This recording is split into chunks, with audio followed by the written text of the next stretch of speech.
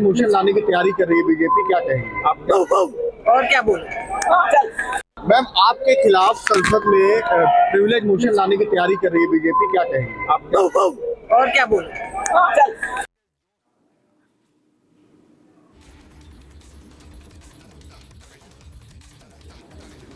All right, viewers. So you heard that right over there. And this is coming in as a leader of opposition and Congress leader Rahul Gandhi has stood by Renuka Chaudhary on the recent controversy of bringing a stray dog. And the matter has created a huge controversy. Let's go straight across to my colleague Rakshita. Rakshita, in a later statement, she says, if a privilege motion is moved against her remarks, she will give a befitting reply to that. Yes, Rakshita. Well, it's comical the way she has responded with a bow that's going really viral, and she's grabbing the headlines for the wrong reasons day in and day out. It's day 3, and on day 1 she brought in a stray puppy, and she said that there's no violation. However, of course there is a breach of security. There are rules in the parliament to bring any object or unauthorized person or even an animal, and this is the motion that will be moved on the security, which we understand the centre has been even if you see the BJP MP Jagdambika Pal had on day 1 said that this is compromising with security. There should be no tamasha. And remember, Prime Minister had set the tone for this winter session, saying that there will be no room for tamasha, no room for drama in this session. But Renuka Chaudhary, from her comments on the MPs, the remarks, the insulting remark on the parliamentarians, because she had in fact compared the dog to the parliamentarians, saying that those sitting inside, they in fact bark. They are the ones who bite, not this one. This one is a harmless creature. Yesterday, the leader of opposition and Congress leader, Congress MP Rahul Gandhi also backed her comments. In fact, he said that this is what people are discussing today in the country, and pets are not allowed, I know, but inside pets are allowed. So he was in fact referring, we do know what he was insinuating, and that is what has completely has not gone down at all with the centre, especially by the enter. Just take a listen into the reaction that has come in first, viewers. क्या बोलूं? यही है, pollution में लोग मर रहे हैं, वो किसी की फिक्र की बात नहीं है। बीएलओ आत्महत्या कर ले रहे, वो उनके परिवार नाश हो गए, उसका कोई फिक्र नहीं है। ये लेबर लॉ जबरदस्ती हमारे सर पे थोप रहे हैं, उसका कोई परेशानी नहीं है। और ये आज के दिन ये जो टेलीफोन पे जबरदस्ती ऐप लगा रहे हैं, उसका कोई सवाल नहीं है। मगर रेणुका चौधरी का कुत्ता तो बवाल कर दिया है, तो मैं क्या बोलूं इसका। मैं जानवरों को मैं देखभाल करती हूँ, मैं करूंगी, आगे भी बढ़ाऊंगी और करूंगा। और यहाँ ऐसा कोई कानून नहीं है कि कुत्ता हाउस में नहीं आएगा, क्योंकि मैं आपको वीडियो दिखाऊंगी। वाजपेयी जी बैलगाड़ी लेके आए थे, बैल लेके आए थे, और ये अपने आप को बड़ा हिंदू बोलते हैं। ये मालूम नहीं कि कुत्ता इतना वफादार है कि वो ऊपर तक गई, युधिष्ठ से वही दिखाई कि वफादारी। खैर, वफादारी के बारे में ये क्या जाने। जी ने एक ट्वीट भी किया है कि किस तरह से विरोधी जो अपोजिशन के एमपीज हैं उनका बिहेवियर अच्छा नहीं है, क्योंकि जब जॉर्जिया का डेलीगेशन बात करने के लिए तैयार हुआ तो उन्होंने बात नहीं करने दी। तो रिजिजू हमको कैरेक्टर सर्टिफिकेट दे रहा है। अपने गलेबान में झांक के देख लीजिए, आपके मंत्री लोग जो किसानों को गाड़ी लेके जानबूझ के पीछे कमर में टकरा के उनको मरवा दिए, और जो हरियाणा महिलाओं के साथ जो बेइज्जती हुई, वो अपना मेडल तो फेंक देने तैयार थे। रिजिजू जी, हमको कैरेक्टर सर्टिफिकेट देने के पहले अपना पार्टी का ठीक कर लीजिए। कौन लेके आ रहे प्रिविलेज मोशन आपके अगेंस्ट? मैं क्या जानूं, अगर उनके पास उतना टाइम है तो करे, मुझे क्या फिक्र है। This goes to my colleague Rakshita. Rakshita, we heard that statement of Renuka Chaudhary. But what is more surprising is that Rahul Gandhi has stood by Renuka Chaudhary and he has defended her getting that stray dog inside. Yes, he was speaking to the media just yesterday, and he said that something happened yesterday, and he seemed he of course very visibly backed her comments, and the motion of course will be focusing on how she has insulted, of course, motion on security and how she has insulted the parliamentarians. So that will be the focus. And as Renuka Chaudhary's reaction was coming in, she has countered. She's not ready to budge. She's not ready to apologize, because BJP had also sought an apology. Remember when this controversy broke. Renuka Chaudhary says that there is nothing wrong in what she does. She continues to defend herself. She goes on in the past and cites incidents from history. She talks about Vajpayee when he came in a bullock cart and other such incidents. She's citing all the reasons. But the fact remains that this is a security issue primarily, and of course also how she has referenced how she has tried to draw parallels with the dog and those who sit inside the parliament, that is the seat of democracy, those who have been voted by the people of the country. I mean, that is, of course, once again, viewers, in the meantime, we will be getting you reaction that is coming in, because a privileged motion likely to be moved against Renuka Chaudhary. Listen in to her latest statement. Right, Rakshit are getting us all these top updates coming in on Republic TV, where we see that the LOP, Rahul Gandhi, has stood by Renuka Chaudhary on a recent controversy of bringing a stray dog into the parliament, and it's created a huge controversy. Gandhi has asked whether dogs are disallowed inside the parliament premises. So this is what we see right now, viewers. Back-to-back updates coming in on Republic TV with a new controversy. क्या बोलूं, यही है, pollution में लोग मर रहे हैं, वो किसी की फिक्र की बात नहीं है। बीएलओ आत्महत्या कर ले रहे, वो उनके परिवार नाश हो गए, उसका कोई फिक्र नहीं है। ये लेबर लॉ जबरदस्ती हमारे सर पे थोप रहे हैं, उसका कोई परेशानी नहीं है।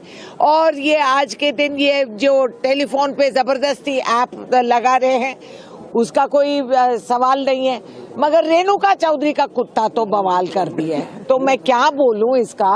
मैं जानवरों को मैं देखभाल करती हूँ, मैं करूंगी, आगे भी बढ़ाऊंगी और करूंगा। और यहाँ ऐसा कोई कानून नहीं है कि कुत्ता हाउस में नहीं आएगा, क्योंकि मैं आपको वीडियो दिखाऊंगी। वाजपेयी जी बैलगाड़ी लेके आए थे, बैल लेके आए थे, और ये अपने आप को बड़ा हिंदू बोलते हैं। ये मालूम नहीं कि कुत्ता इतना वफादार है कि वो ऊपर तक गई दृष्टि से वही दिखाई कि वफादारी। खैर, वफादारी के बारे में ये क्या जाने। रिजिजू जी ने एक ट्वीट भी किया है कि किस तरह से विरोधी जो अपोजिशन के एमपीज हैं उनका बिहेवियर अच्छा नहीं है, क्योंकि जब जॉर्जिया का डेलीगेशन बात करने के लिए तैयार हुआ तो उन्होंने बात नहीं करने दी।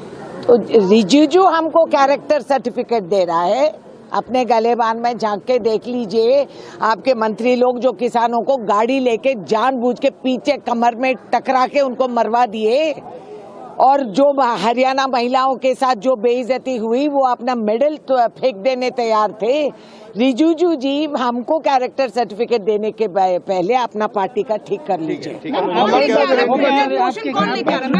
आ रहा है प्रिविलेज मोशन आपके अगेंस्ट? मैं क्या जानूँ, अगर उनके पास उतना टाइम है तो करे, मुझे क्या फिक्र है। मैम, आपके खिलाफ संसद में प्रिविलेज मोशन लाने की तैयारी कर रही है बीजेपी, क्या कहेंगे आप? और क्या बोलूं? मैम, आपके खिलाफ संसद में प्रिविलेज मोशन लाने की तैयारी कर रही है बीजेपी, क्या कहेंगे आप? और क्या बोलूं? Crossing all limits of parliamentary decency, decorum, now Renuka Chaudhary has gone from sublime to absurd to ridiculous.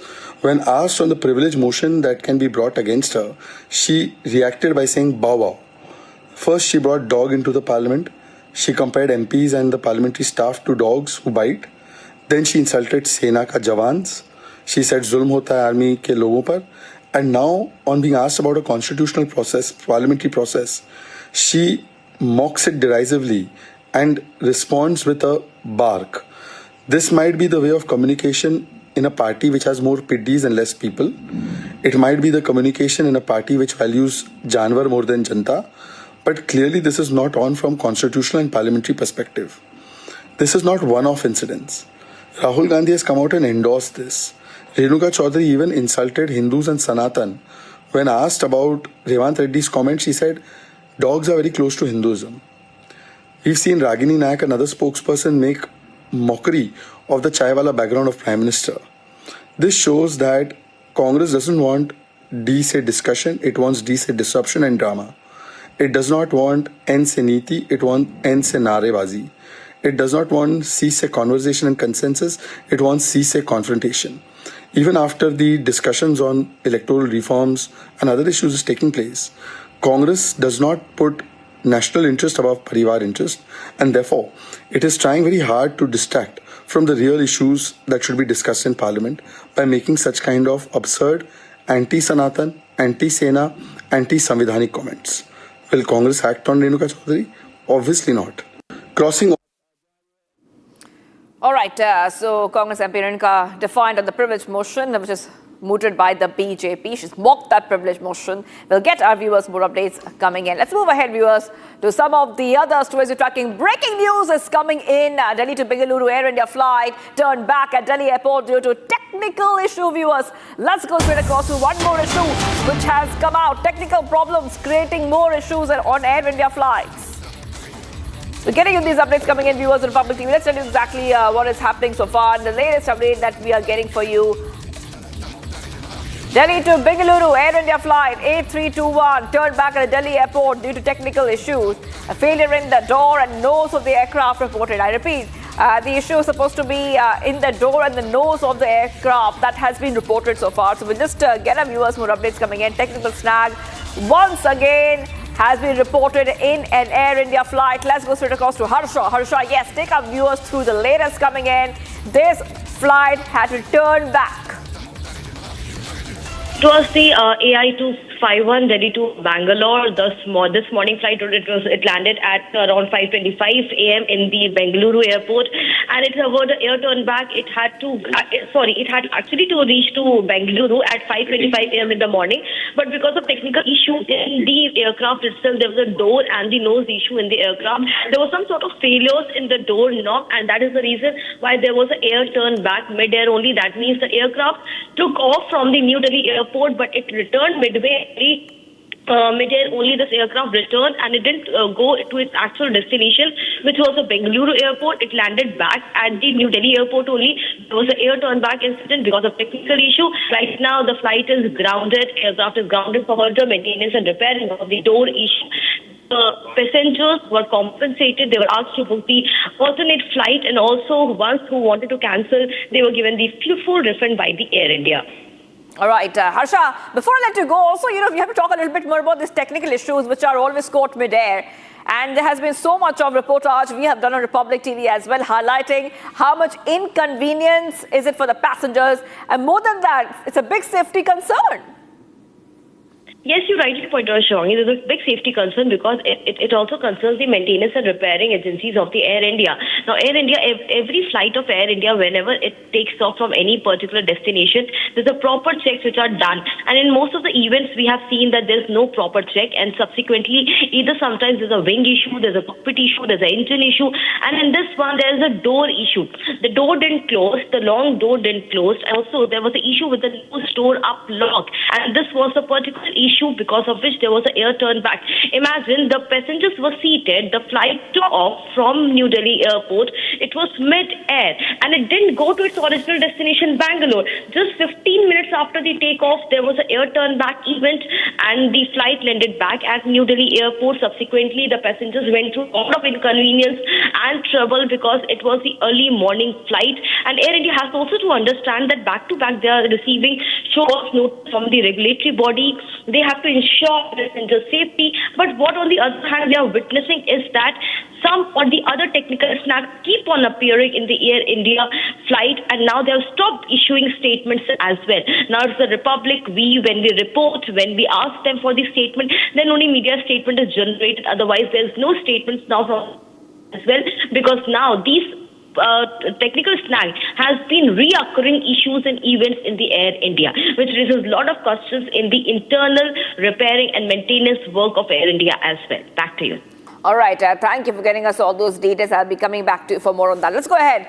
Getting some more breaking news coming in. Let's go straight across to Hyderabad. Chaos erupts at Rajiv Gandhi International Airport after delayed flights due to operational issues. Chaos at the Rajiv Gandhi International Airport. We'll try to go across to Ashwarya in a short while from now to understand what is happening on the ground. Wednesday morning, seeing a lot of chaos, and this is due to some operational issues. We see that a lot of issues are there. Passengers extremely worried, standing in line, getting you these pictures. Furious passengers trying to check in. Airport staff struggling to address their grievances because there's so many of them. Ashwarya, what is happening right now? Are these problems sorted? Are the operational issues solved?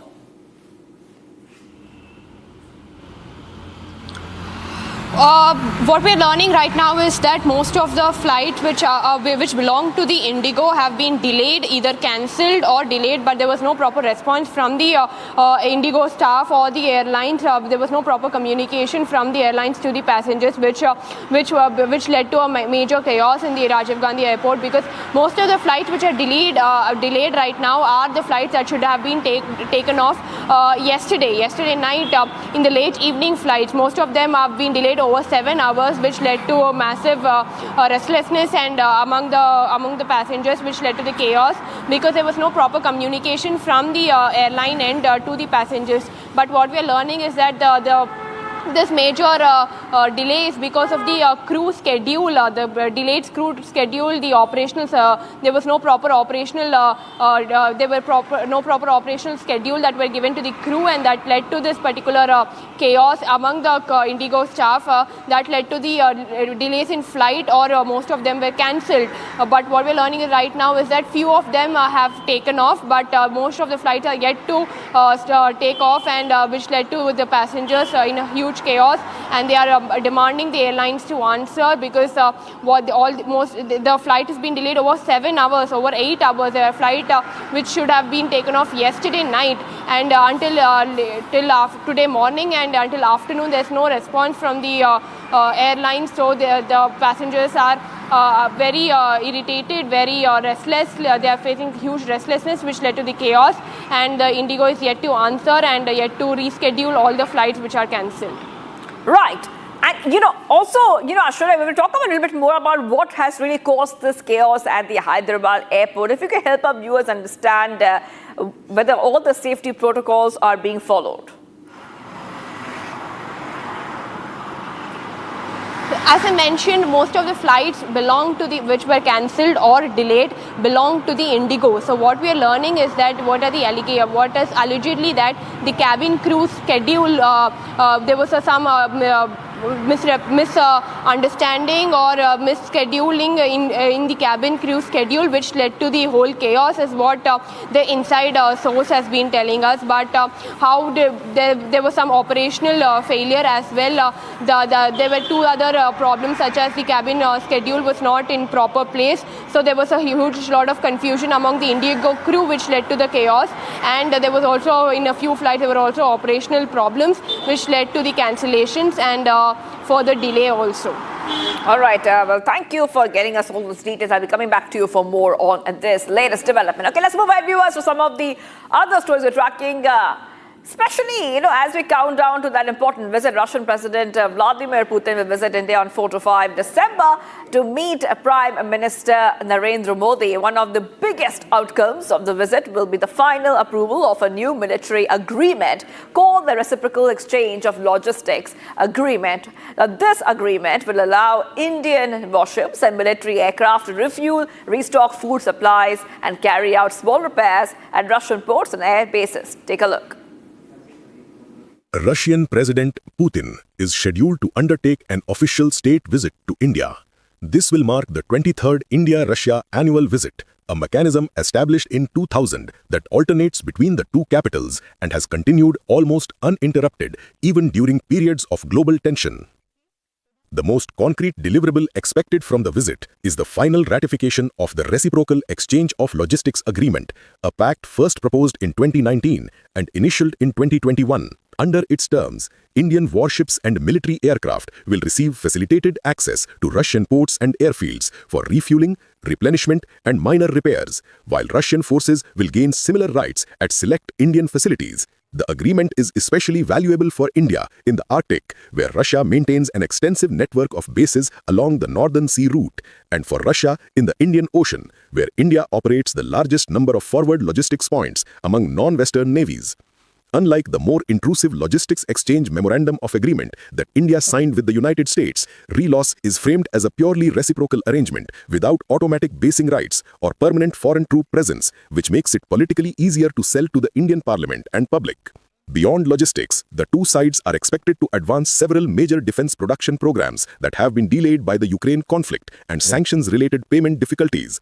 India is seeking additional licensed production of the 11356 M-class guided missile frigates for its navy, with 2 ships already built in Russia and 4 more to be constructed at Goa shipyard with extensive Russian components. Progress is also anticipated on the joint manufacture of Ka-2260 light utility helicopters, where 60 units are to be assembled in India under the Make in India initiative, and on the long-pending acquisition of an additional batch of upgraded Mi-17V5 medium-lift helicopters. The BrahMos supersonic cruise missile, already in service with all the 3 Indian services and now being exported to countries such as the Philippines, is likely to see new orders for its extended range and air-launched variants. Nuclear energy cooperation, another traditional pillar, will move forward with the detailed project report for Units 5 and 6 of the Kudankulam nuclear power plant in Tamil Nadu, built with Russian VVER-1000 reactors. Perhaps most importantly, the visit will serve as a public demonstration that the India-Russia strategic partnership remains resilient despite the transformed global landscape. For Moscow, India represents one of the few major economies still willing to engage in large-scale defense and energy transactions without succumbing to secondary sanctions threats. For New Delhi, Russia remains a reliable supplier capable of transferring sensitive technologies that Western partners continue to withhold, and a crucial hedge against over-dependence on any single source of military equipment. The visit therefore underscores India's determination to preserve strategic autonomy in an increasingly polarized world, while allowing Russia to show that its diplomatic and economic isolation is far from complete. The timing of this visit is particularly significant because it takes place against the backdrop of Russia's ongoing military operation in Ukraine, now in its 4th year, and the sweeping Western sanctions that have isolated Moscow from most traditional supply chains and financial systems. Despite intense pressure from the United States and the European Union, India has refused to join the sanctions regime, continued to purchase discounted Russian crude oil in large volumes, and maintained defense cooperation at pre-2022 levels. This stance has allowed Russia to keep critical hard currency revenues flowing, while giving India access to military hardware and energy at prices lower than those available on the open market. The joint statement and the list of agreements signed during the visit will be closely passed in Western capitals, Beijing and other global centers of power, as an indicator of how far 2 of the world's largest nations are prepared to go in sustaining a relationship that has endured longer than most contemporary alliances. And viewers, let's move right now to some of the other stories we're tracking. Next is Bharat in 2 minutes, where we get you what's happening from all across the nation.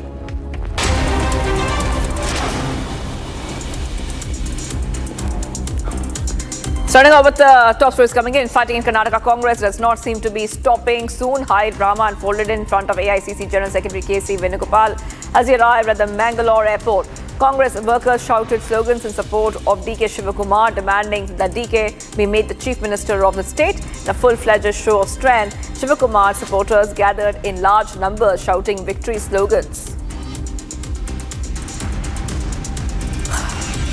Counting of votes is underway for the 12 seats of all the MCD by polls. As per the latest, BJP took an early lead as Sumar Kumar Gupta and Anita Jain won the Chandni Chowk and Shalimar Bagh seats. Aam Aadmi Party also opened its account with Ram Swaroop Kanojia winning the Dakshinipuri seat.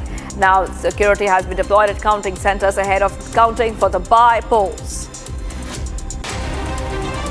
In response to the Ministry of Home Affairs' order of renaming the governor's offices in the state, Telangana renames its Raj Bhavan. Raj Bhavan will now be officially called Raj Bhavan. Ladakh, Jammu and Kashmir, West Bengal and Gujarat, among other states and union territories, have already been brought in the centre's order in effect, renaming the governor and lieutenant governor's offices.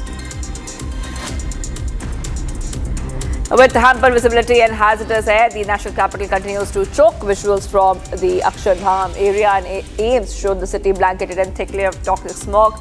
Air quality index around both the areas crossed 400 this morning, categorized as severe by the CPCB, hampering visibility. And cold wave continues to grip the Kashmir Valley as the temperature was again recorded below freezing point. Dense fog could be seen over the Dal Lake, hampering visibility. However, the Met Department has predicted no major rainfall in Kashmir till mid-December as La Nina is expected to weaken.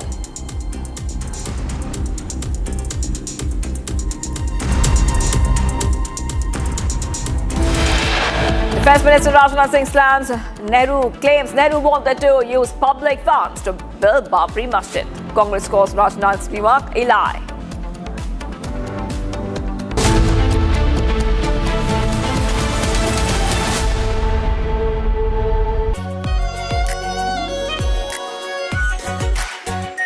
Our Pure Shahi Paneer Masala. Delicious, healthy, every day.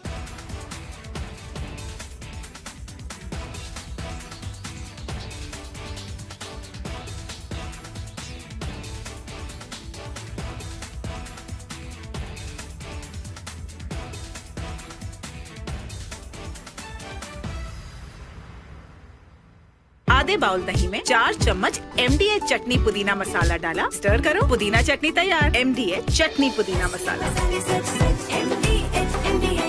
The Indian Army has rarely spoken so loudly without uttering a word. And in exercise Ram Prahar, it delivered perhaps its clearest message from the Western Front in recent years. India's most watched news network now partners with global giant Sputnik for the high-stake visit of President Vladimir Putin. All eyes on New Delhi as major defense deals and strategic agreements take center stage. Stay tuned for the fastest and the most accurate coverage of President Putin's India visit only on Republic TV.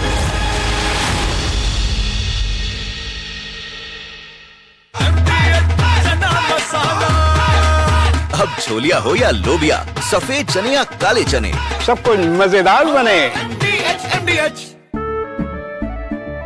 केसरिया से मन जोगी हुआ रे, दिल झूमे देखो मतवारा हुआ रे।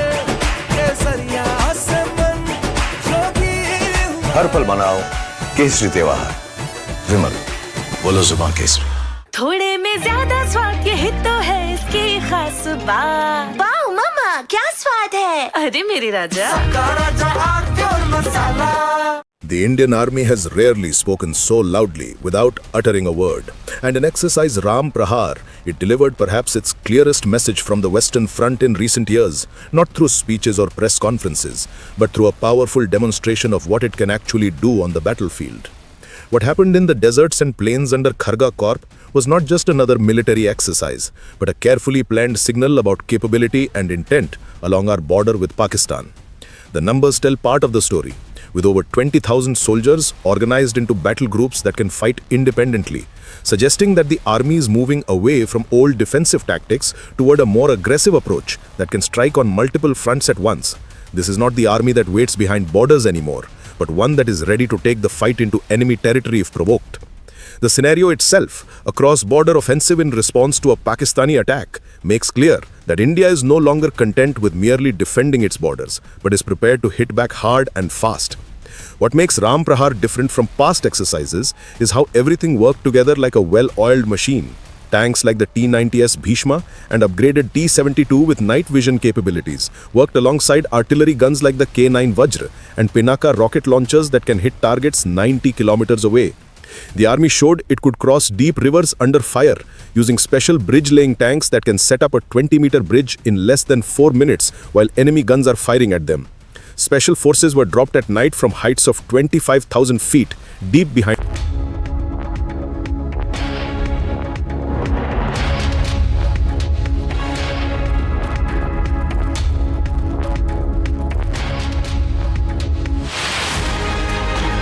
India's most watched news network now partners with global giant Sputnik for the high-stake visit of President Vladimir Putin. All eyes on New Delhi as major defense deals and strategic agreements take center stage. Stay tuned for the fastest and the most accurate coverage of President Putin's India visit only on Republic TV.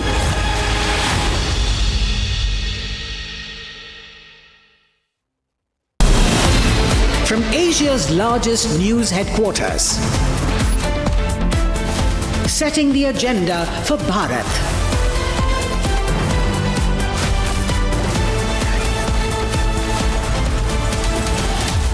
You're watching Republic.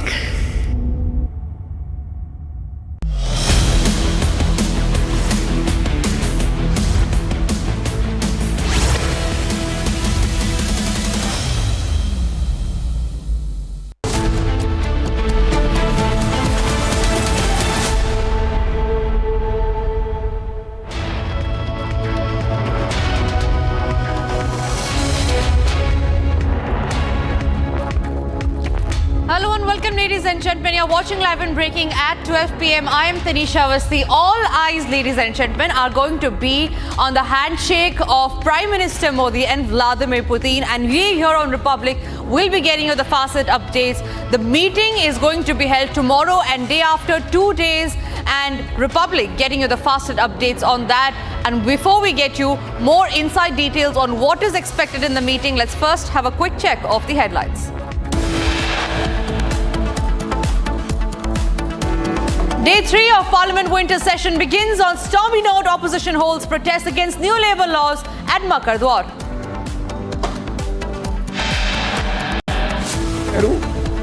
Babri Masjid के मुद्दे पर सरकारी खजाने से पैसा खर्च करने की बात जब उन्होंने छेड़ी थी, उसका भी विरोध यदि किसी ने किया था तो गुजराती मां की कोख से पैदा हुए सरदार वल्लभ भाई पटेल ने ही किया था, मेरे बहन भाई। Defence Minister Rajnath Singh slams Jawaharlal Nehru, claims Nehru wanted to use public funds to build Babri Masjid. Congress calls Rajnath's remarks a lie. Row over Congress's AI video on Prime Minister Modi. BJP calls out opposition, claiming it a cheap tactic.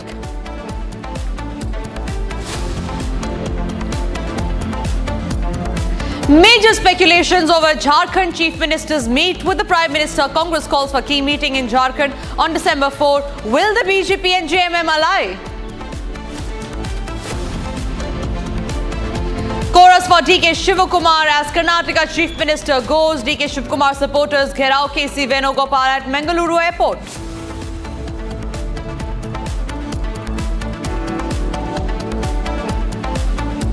Chief Minister Revanth Reddy's remarks on Hindu deities spark outrage. BJP now hits back.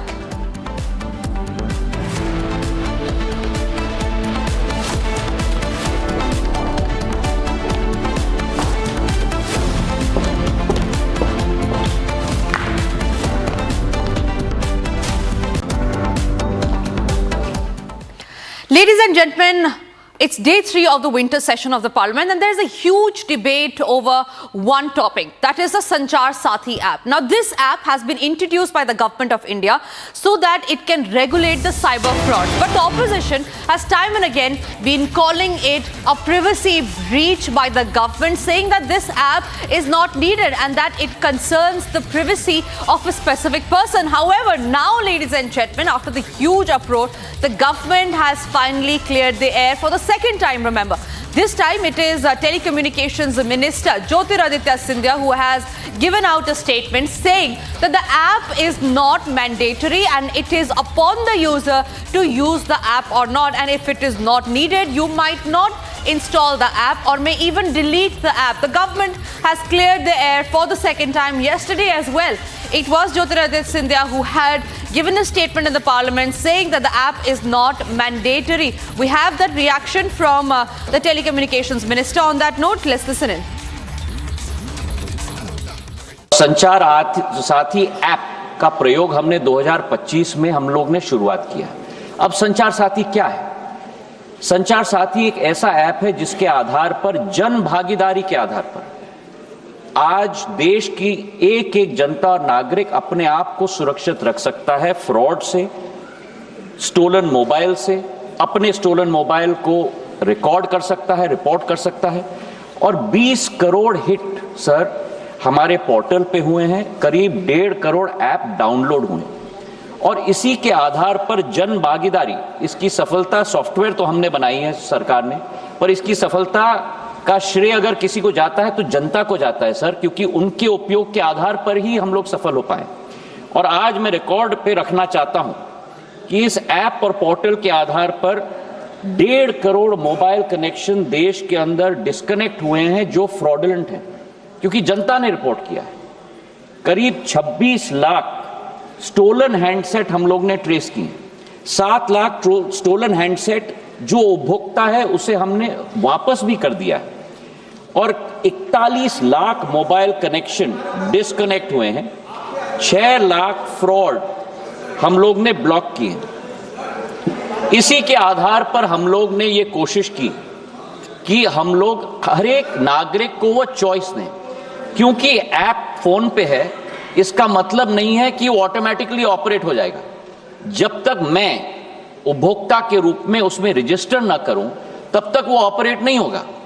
और मैं उपभोक्ता के आधार पर, जैसे मेरे phone पर sir ढेर सारे ऐप्स होते हैं, मैं उस ऐप को भी दबा के मैं डिलीट कर सकता हूं। तो ये लोकतंत्र में पूर्ण हक और अधिकार नागरिक का है सर। हम लोग ने केवल ये ऐप सभी को उपलब्ध कराने के लिए कदम लिया है। लेकिन फिर भी मैं सदन के पटल पे भी कहना चाहता हूं, हमारा कोई हट नहीं। इसकी सफलता का प्रयोग जनता के आधार पर हुआ है।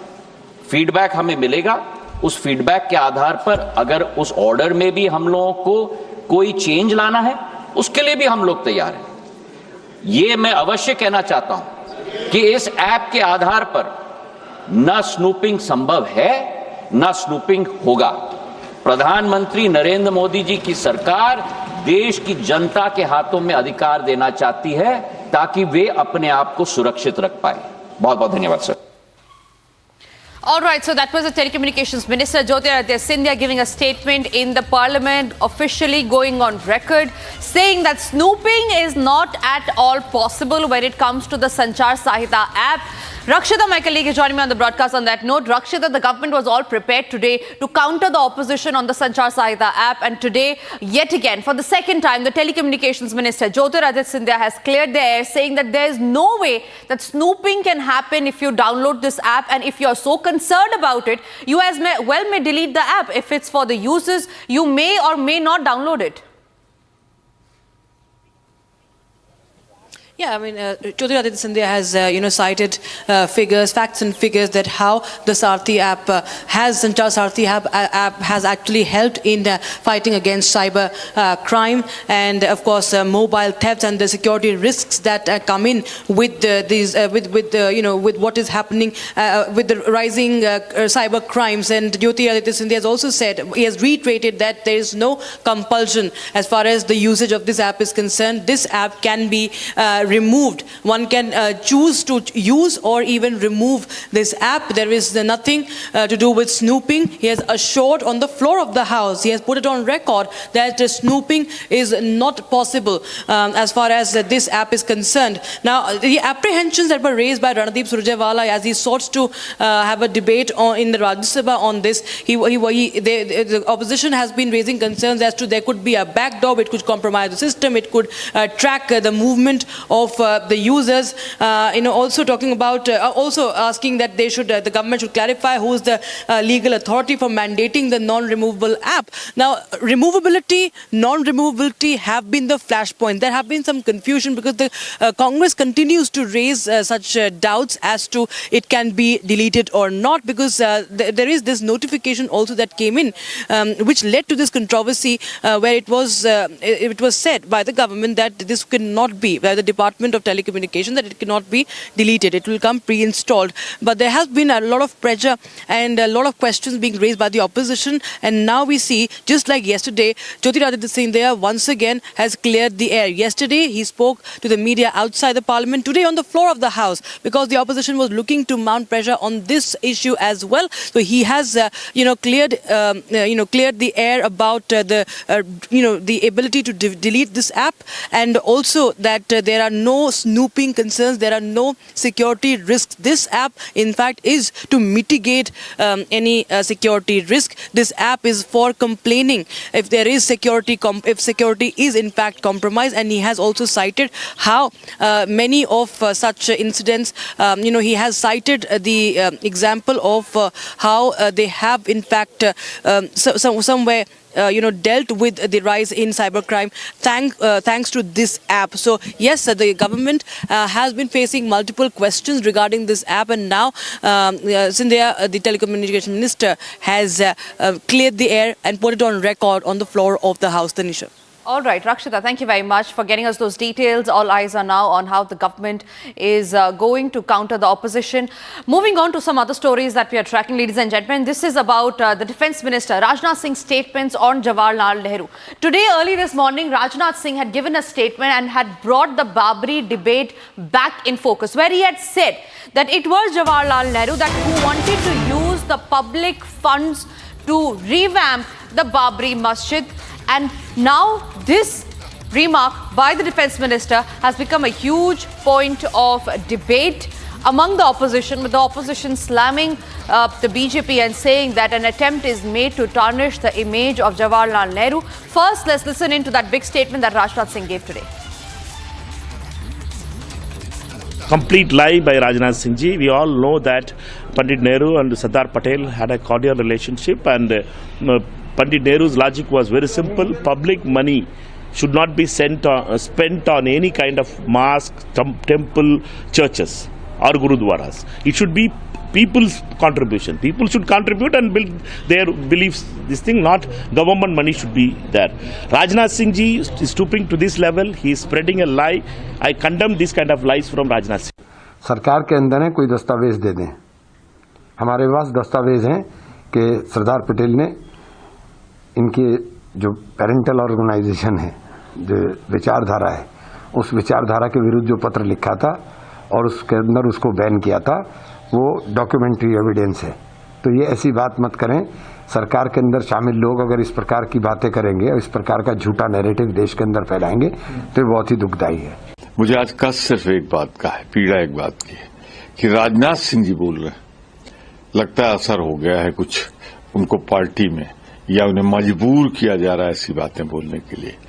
सबको मालूम है नेहरू ने उन्हें उप प्रधानमंत्री बनाया, अपना गृह मंत्री बनाया, और दोनों में इतना सामंजस्य था. जब अंग्रेजों के खिलाफ लड़ते थे ना, तब जब आपकी पार्टी भाजपा का मात्र संगठन अंग्रेजों के साथ खड़ा था, तो राजनाथ जी न आपके इतिहास के साथ, न आपके व्यक्तित्व के साथ ये बात नहीं जाती है. हम इतना कहना चाहते हैं कि आज दोनों इस दुनिया में नहीं, कम से कम उनका नाम लेकर झूठ बोलने का पाप मत करिए. Rakshita continues to stay with us on the broadcast. Rakshita, this is a big statement that Defence Minister of India has given, hitting out at Jawaharlal Nehru, saying that he wanted to rebuild Babri Masjid. Congress, of course, has hit back at him. What are the other reactions that you're picking up from the Parliament? All right, we have dropped that line with Rakshita, but we'll try connecting back to her. Meanwhile, ladies and gentlemen, listen in to what Rajnath Singh had to say, after which it ignited a huge political storm. Vallabh भाई पटेल उदार व्यक्ति भी थे. वे सच्चे अर्थों में secular थे, पंथ निरपेक्ष थे. वे तुष्टीकरण में विश्वास नहीं करते थे. जब पंडित जवाहरलाल नेहरू बाबरी मस्जिद के मुद्दे पर सरकारी खजाने से पैसा खर्च करने की बात जब उन्होंने छेड़ी थी, सरकारी खजाने से पैसा खर्च करके बाबरी मस्जिद बनवाई जानी चाहिए, उसका भी विरोध यदि किसी ने किया था तो गुजराती मां की कोख से पैदा हुए सरदार वल्लभ भाई पटेल ने ही किया था. मेरे बहन भाई, वल्लभ भाई पटेल उदार व्यक्ति भी थे. वे सच्चे अर्थों में सेकुलर थे, पंथ निरपेक्ष थे. वे तुष्टीकरण में विश्वास नहीं करते थे.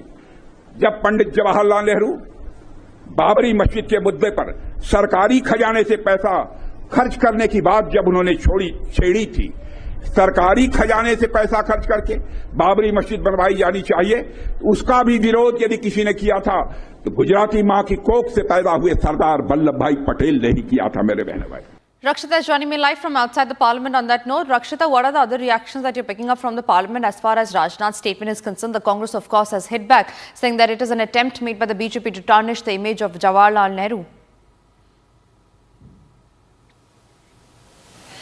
Yes, there's a war of words that has now broken out on Rajnath Singh, the defense minister's statement on Babri Masjid. He was speaking on the birth anniversary of Sardar Vallabhbhai Patel. He was talking about how Sardar Vallabhbhai Patel was going to be the Congress president, but because Mahatma Gandhi had intervened, it was Nehru who got to become the first prime minister. Also, he went on to become the first prime minister, and very importantly, how he was the one who was looking for public funds to be used, raising public funds for the construction of Babri Masjid. However, it was Sardar Vallabhbhai Patel, as per Rajnath Singh, that who in fact stopped him from doing so. This is the matter of contention now between the two blocs. Opposition says, Congress says that there is no archival evidence of any such thing that has happened in the past. There is no evidence, and that Rajnath Singh, he is the defense minister, and it does not behoove him. He should not be speaking like this, and he is forced to say such words. He is forced to say such things. This is what the Congress has said today in the Parliament when Rajnath Singh was just entering. He was asked by the media about the war of words that has now broken out, but he refused to comment on it. He remained silent. All right, Rakshita, thank you very much for joining us on the broadcast and sharing those details. Ladies and gentlemen, let's quickly move across to other stories that are making international headlines. The United States President Donald Trump has declared that all documents signed by his predecessor, Joe Biden, using an auto pen, including pardons, orders and contracts, are now null and void. What does this mean for the United States politics? Take a look. US President Donald Trump has issued a sweeping declaration. Any and all documents signed under Joe Biden via auto pen are hereby cancelled. This includes executive orders, memorandums, contracts, even pardons and commutations. The auto pen is a mechanical device that replicates a person's signature automatically. Long used by presidents from both parties for high volume or ceremonial paperwork. Trump argues the use of auto pen shows that the decisions lacked real oversight. Experts warn there is no clear legal basis for Donald Trump to unilaterally revoke such actions, as auto pen signed documents have been widely accepted as valid under US law for decades. Whether courts will uphold Trump's declaration remains uncertain. For now, the move deepens political divisions and sets up a major confrontation over the legacy of Biden administration. Shifting our focus to more national breaking news that's coming in. Supporters of Karnataka Deputy Chief Minister D.K. Shivkumar have created a high drama at Mangalore airport as they gathered in large numbers and shouted victory slogans in front of the AICC General Secretary K.C. Venugopal. In a full-fledged show of strength, the workers repeatedly demanded that the party high command make D.K. Shivkumar the next chief minister. That's the latest breaking news, ladies and gentlemen, that's coming in as far as the power tussle in Karnataka is concerned. Yesterday was the second quote-unquote friendly breakfast meet, the truce meet that was held at D.K. Shivkumar's residence in Bengaluru, where D.K. Shivkumar had invited Siddaramaiah for a meeting. It was called the truce meeting after the power tussle in Karnataka. And amid all of this, today at a time when Siddaramaiah is meeting K.C. Venugopal, we see right at the moment at the Mangalore airport, there were supporters of D.K. Shivkumar who stormed the airport, who screamed slogans and shouted slogans of D.K. Shivkumar, wanting him to become the chief minister. And look at the visual on your screen, ladies and gentlemen. Those are the Congress leader almost gherawing K.C. Venugopal, the AICC General Secretary, and telling him and asking him, demanding him rather, to make D.K. Shivkumar the chief minister of Karnataka. Let's listen into that full sequence.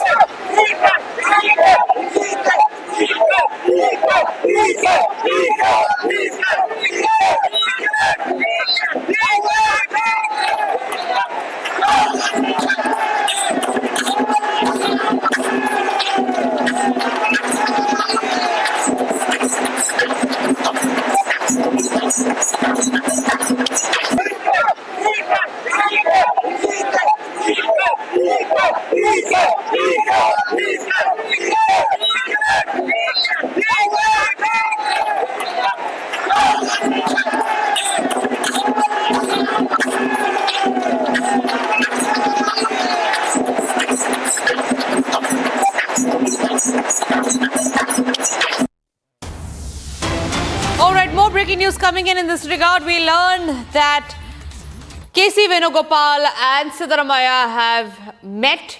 This comes after the truce meeting that was held at DK Shivakumar's residence.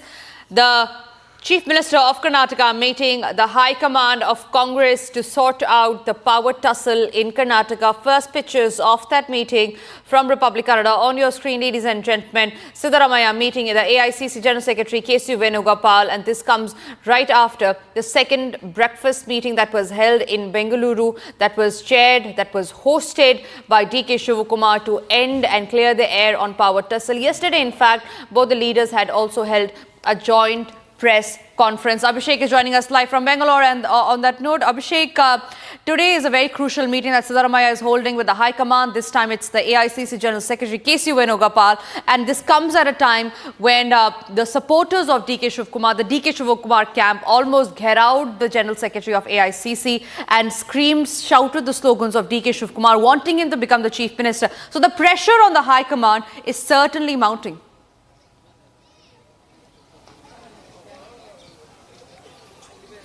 Tanisha, two breakfast meetings where CM and DCM had shared breakfast together to mention the fact that they are united in the party and the leadership will continue like how the leadership is ongoing in the state of Karnataka, and both of them claim that they would abide by the rules and regulations laid down by the High Command. After which we have seen a clear visual of the supporters of DK shouting the name of DK in front of KC Venugopal when he landed in Mangaluru airport, which clearly shows the fact that the supporters of DK aren't happy with the High Command until date because they want DK Shivakumar to be the Chief Minister of the state. On the other hand, we've also been informed that CM Siddaramaiah and KC Venugopal, the AICC General Secretary, have had a closed-door conversation in Mangaluru. This might be a very clear notation that the High Command has passed on the message to the CM Siddaramaiah and DK Shivakumar's camp as well. BK Hari Prasad, who is a senior congressman, is already in Mangaluru. It is believed that BK Hari Prasad had met Rahul Gandhi when he was in Delhi. On the other hand, we've also seen Mallikarjuna Kharge, Priyanka Kharge have had their discussions with Rahul Gandhi. After which we've also seen camps from DK Shivakumar had been stationed in Delhi for a couple of days to have a conversation with the High Command to reiterate on the importance of elevating DK Shivakumar as the next Chief Minister. After all these hangama in the state politics, the High Command had telephoned Siddaramaiah and DK Shivakumar to make sure that they show the unity within the party so that in the upcoming assembly, which is supposed to be starting on December 8th, there is no agenda that BJP could take in against the Congress government. After which both these leaders shared the breakfast in both of their houses, and they also mentioned that Siddaramaiah will continue as the Chief Minister. However, CM Siddaramaiah mentioned that he would abide by the rules and regulations of the High Command, and also mentioned that DK Shivakumar will be the Chief Minister when the High Command wishes DK Shivakumar to be the Chief Minister. Sooner or later, Siddaramaiah very clearly mentioned his politics is not eternal. He will not have to. He very clearly said that it is not the politics that is eternal. So indirectly mentioning that he is ready to step down from the position of Chief Minister. After which all the eyes of the people in the state of Karnataka was on Mangaluru because KC Venugopal, who is also a major person in the High Command of the Congress, was supposed to visit Mangaluru, and as per the plan, he is in Mangaluru. Soon after he landed, DK supporters shouted the slogan DK in front of KC Venugopal, which clearly shows that people are for DK Shivakumar. People want DK Shivakumar to be the Chief Minister, whereas KC Venugopal didn't respond on this yet. However, Siddaramaiah and KC Venugopal have had a closed-door conversation, which is probably giving out another message about the High Command interfering in the state politics and informing Siddaramaiah what the next steps have to be taken in the next couple of days. All right, Abhishek, yes, thank you very much for getting us those details. Ladies and gentlemen, meanwhile, we're also getting in a response from Karnataka leader Satish Jharkioli, who has reiterated the final decision lies within the party high command. Listen in.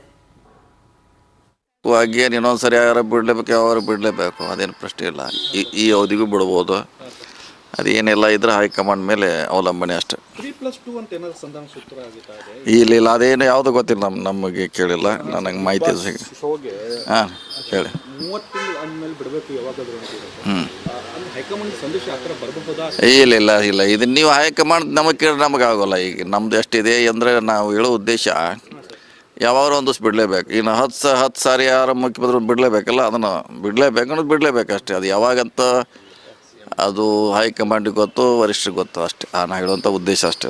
ಗೊಂದಲ ಆಗದೆ ಸುಗಮವಾಗಿ ಆಗಲಿ ಅನ್ನುವಂಥದ್ದು. ಇಲ್ಲ, ಅದು ನೋಡೋಣ, ಅದು ಯಾವ ರೀತಿ ಬಗೆಹರಿಸ್ತಾರೆ, ಏನು ಮಾಡ್ತಾರೆ ನಮ್ಗೆ ಗೊತ್ತಿಲ್ಲ.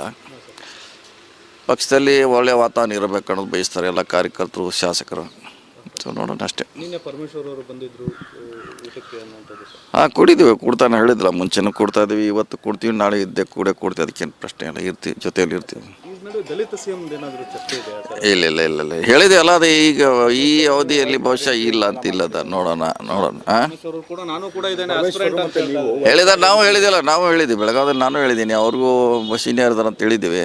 ಸೊ ಈಗ ಮುಗಿದಿದೆ, ಈಗ ಮತ್ತೆ ಯಾಕೆ ಈಗ CM ಮುಗಿದು ಹೋಗಿದೆ, ಮತ್ತೆ ಸ್ಟಾರ್ಟ್ ಮಾಡೋದು ಬೇಡ ಪ್ಲೀಸ್. ಕ್ಲೋಸ್ ಆಗಿದೆ, ನಿನ್ನೆ ಕ್ಲೋಸ್ ಮಾಡೋಣ, ಮತ್ತೆ ಪದೇ ಅದೇ ಮಾಡೋದು ಬೇಡ, ಬೇರೆ ಕೆಲಸ ಅದೇ ಮಾಡೋಣ. ಇಲ್ಲ, ಅದ್ರ ಬಗ್ಗೆ ನಮ್ಗೆ ಏನೂ ಗೊತ್ತಿಲ್ಲ, ಕೇಳಿ ವರಿಷ್ಠರಿಗೆ ಕೇಳಿ, ನಮ್ಮ CM DCM ಕೇಳಿ ಹೇಳ್ತಾರೆ. Thank you. And like the Congress minister said, the final decision lies within the party high command. It will be most awaited decision to watch on whether there will be a change in chief minister position or not. Meanwhile, ladies and gentlemen, let's also have a quick check of all the other stories that we are tracking. This is Bharat in 2 minutes.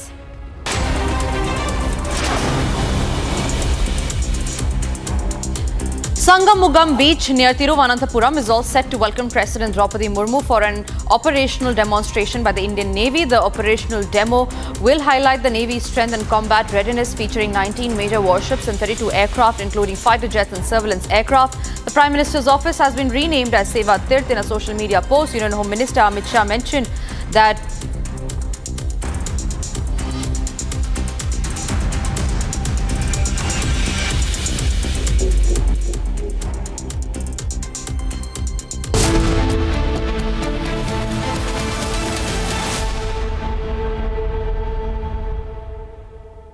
MDH की हल्दी मिर्ची धनिया करे कमाल, ये रंग दे, ये खुशबू दे, ये तीखा, ये कम पड़े, क्या निराला MDH masala. 13,000 placements last year. At Amity, we are committed to nurturing passionate, hardworking and proactive professionals. थोड़े में ज्यादा स्वाद, ये तो है इसकी खास बात. वाओ मम्मा, क्या स्वाद है. अरे मेरी राजा, राजा और मसाला.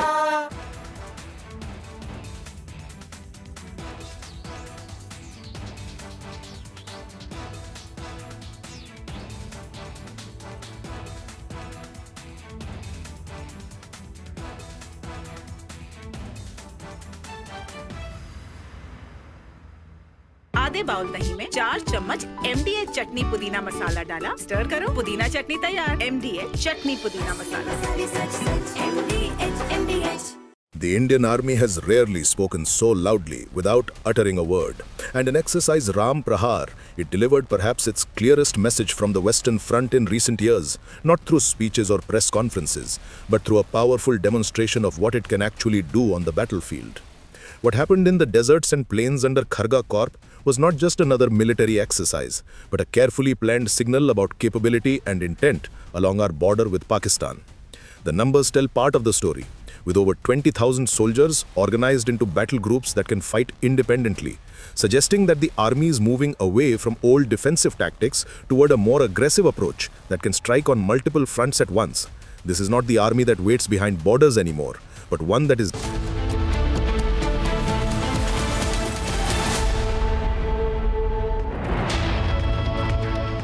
Welcome back, ladies and gentlemen. It's day 3 of the winter session in Parliament, and the debates are about to begin on various issues now that a ceasefire-like situation has emerged between the opposition and the government. What are going to be the top agendas ahead of that big debate on electoral reforms coming in next week?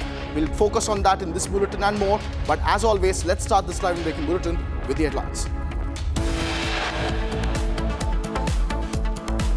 Day 3 of the winter session of the Parliament begins on a stormy note. Opposition holds protest against the new labour laws at Makardwar.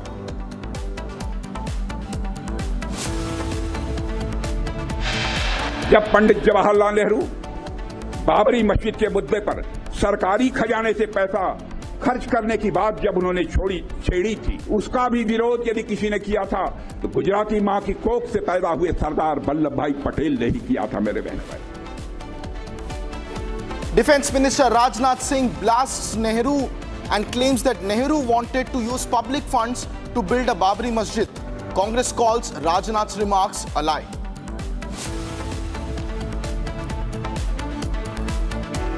Row over Congress's AI video on Prime Minister Modi. BJP calls out opposition, claiming it as a cheap tactic.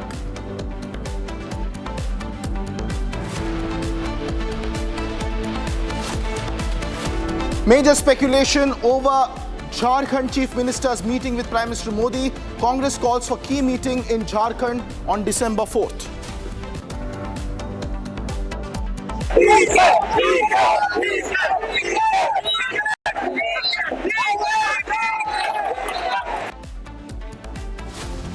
Chorus for DK Shiv Kumar as Karnataka Chief Minister glows. DK's supporters घेराव KC Venugopal at Mangaluru Airport.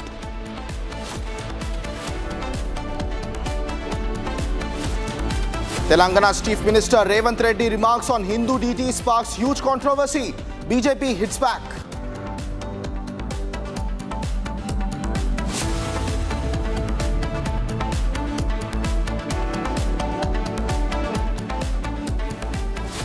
Welcome back, ladies and gentlemen. We are starting this bulletin with our top focus being on Telangana's Chief Minister Revanth Reddy, who landed himself in a controversy after his insult to Hindu gods, wherein he said that since Hindu gods worship so many gods, Hindus, beg your pardon, worship so many gods, there is no consensus, and the BJP has now responded sharply, saying that the Congress will have to pay for its repeated insults at Hindu sentiments. That's the big controversy, ladies and gentlemen, that is coming in on Telangana's Chief Minister Revanth Reddy's numerous gods for Hindus remarks, further questioning the consensus within the Hindu fold. The BJP is now attacking the Congress Chief Minister of Telangana for attempting to divide yet again and insulting Hindu deities.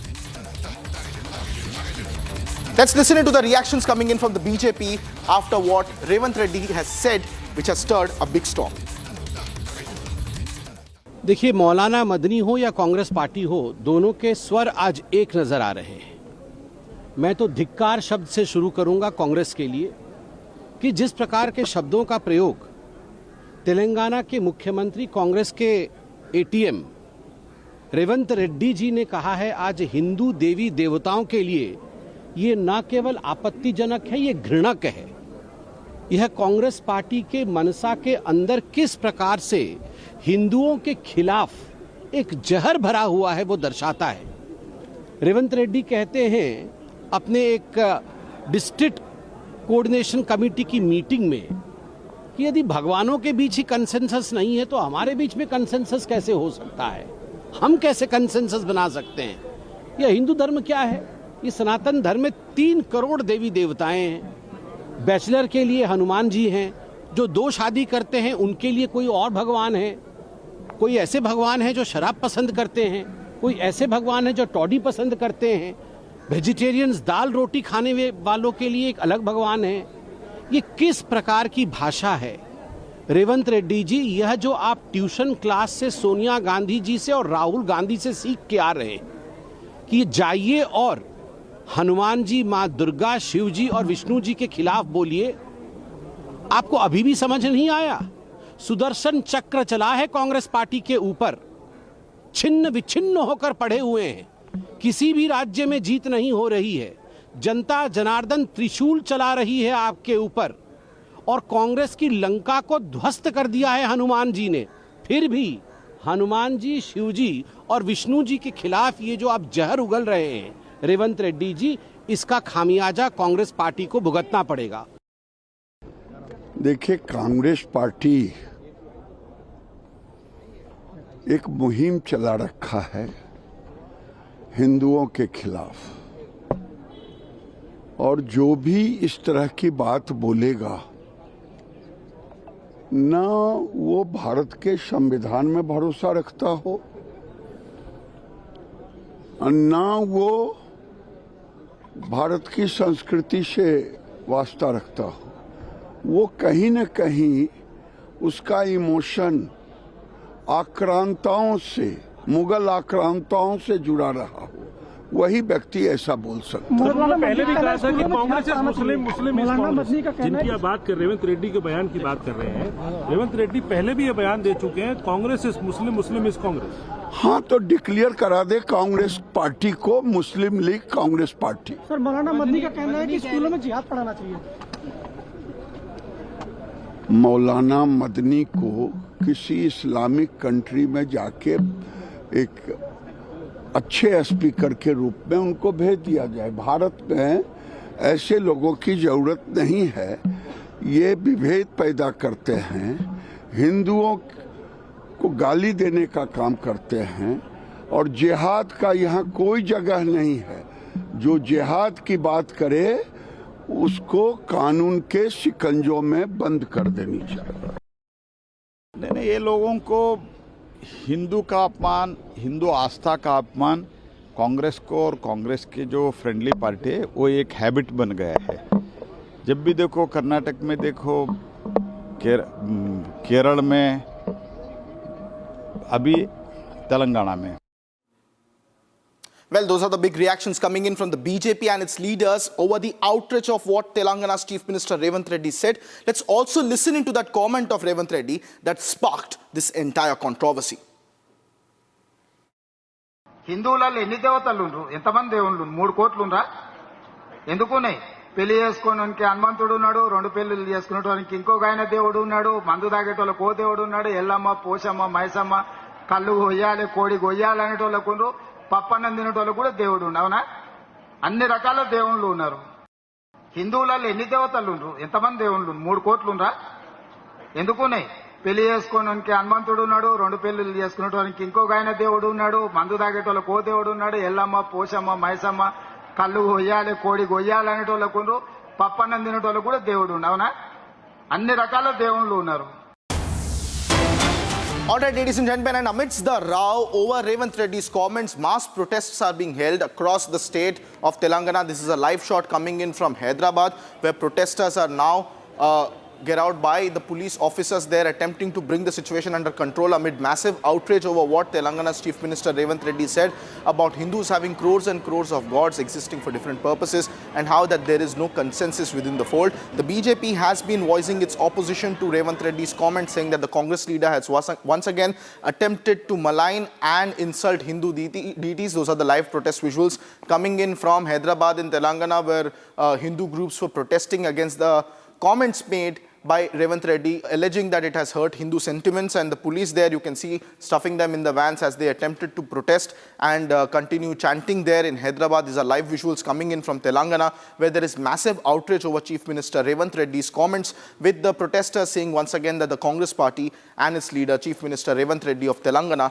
has insulted Hindu sentiments and Hindu deities by his insensitive remarks about Hindus not having consensus and having crores of gods. Ladies and gentlemen, that's the big controversy that is brewing. Just moments ago, we also saw the reactions coming in from the BJP on this entire controversy, where they have said that time and again it has been a pattern with the Congress party in this sense, where disrespect towards Hindu deities has been a consistent pattern. Earlier, we also had DMK, Indie Ally, which had earlier compared Sanatan Dharma to various diseases and the likes, and subsequently even refused to retract those comments or apologize for them. And now the Chief Minister of Telangana is in a controversy over hurting Hindu sentiments after he made a very objectionable comment regarding Hindu deities. And the protests now are breaking out across the state of Telangana, particularly in Hyderabad, where these visuals are from, where Chief Minister Revanth Reddy's insulting remarks towards Hindu gods and deities has been now questioned on the streets of Hyderabad. Those are the live visuals, ladies and gentlemen, that we're tracking in this developing story, as the Congress party is yet to reply. Chief Minister Revanth Reddy also yet to retract his statement or offer an apology, and the protests now continue in the interim. That's the big story coming in from Telangana, ladies and gentlemen. In the interim, the BJP is gearing up for the election season in the year 2026. In fact, Prime Minister Narendra Modi today held a meeting with the Bharatiya Janata Party members of parliaments to discuss the preparations for the upcoming state assembly elections in 2026, namely in West Bengal, Tamil Nadu, Kerala, Puducherry and Assam.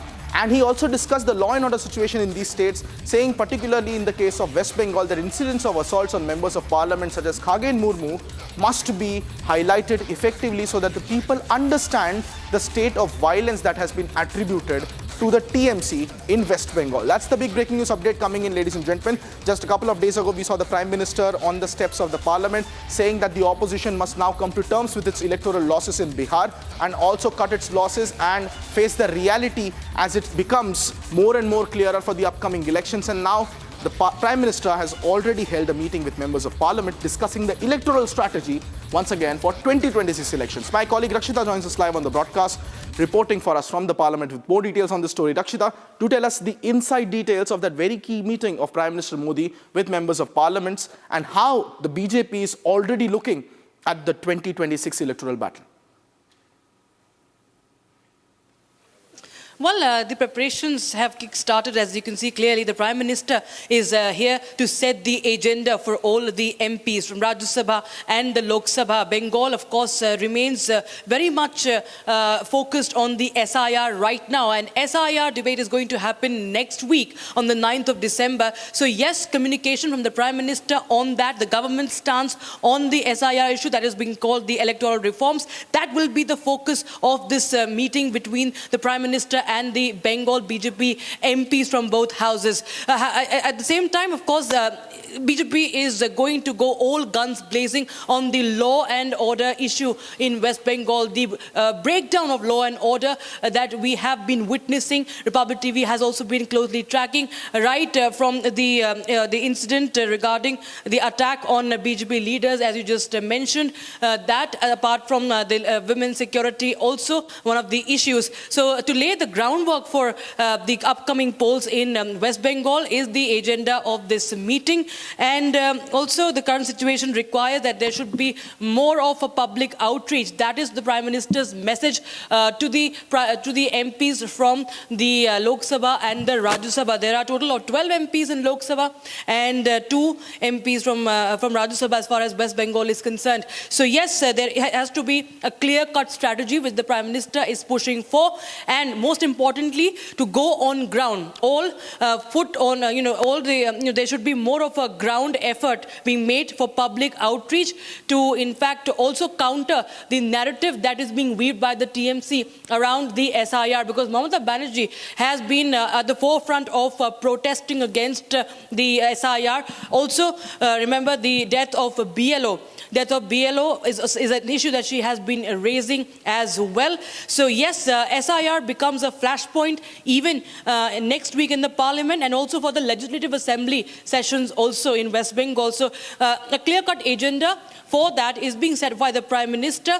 How to go about it, what should be the focus points of the BJP for the upcoming elections also, and of course this Legislative Assembly and the Parliament session as well. All right, thank you so much, Rakshita, for tracking those details. Ladies and gentlemen, the BJP is already on a war path for the 2026 electoral cycle, and that was the key meeting of the Prime Minister taking place at the Parliament with members of Parliament. Moving on to more details that we are tracking for you this afternoon. At the India World Annual Conclave 2025 in Delhi, External Affairs Minister Dr. S. Jaishankar spotlighted India's emergence as a global hub, a preferred hub for high-value global work, declaring that in the era of mobile capital and immobile borders, underscoring India's demographic dividends, Jaishankar said and noted that India has already been one of the 1/6 nations of the global's population and is also closer to becoming the 4th of the world's young working age force. Let's listen into what Dr. Jaishankar said. So far, I have spoken about the mobility of people, but I also want to highlight that work can also be mobile. That, if the talent doesn't go out, the out comes to the talent.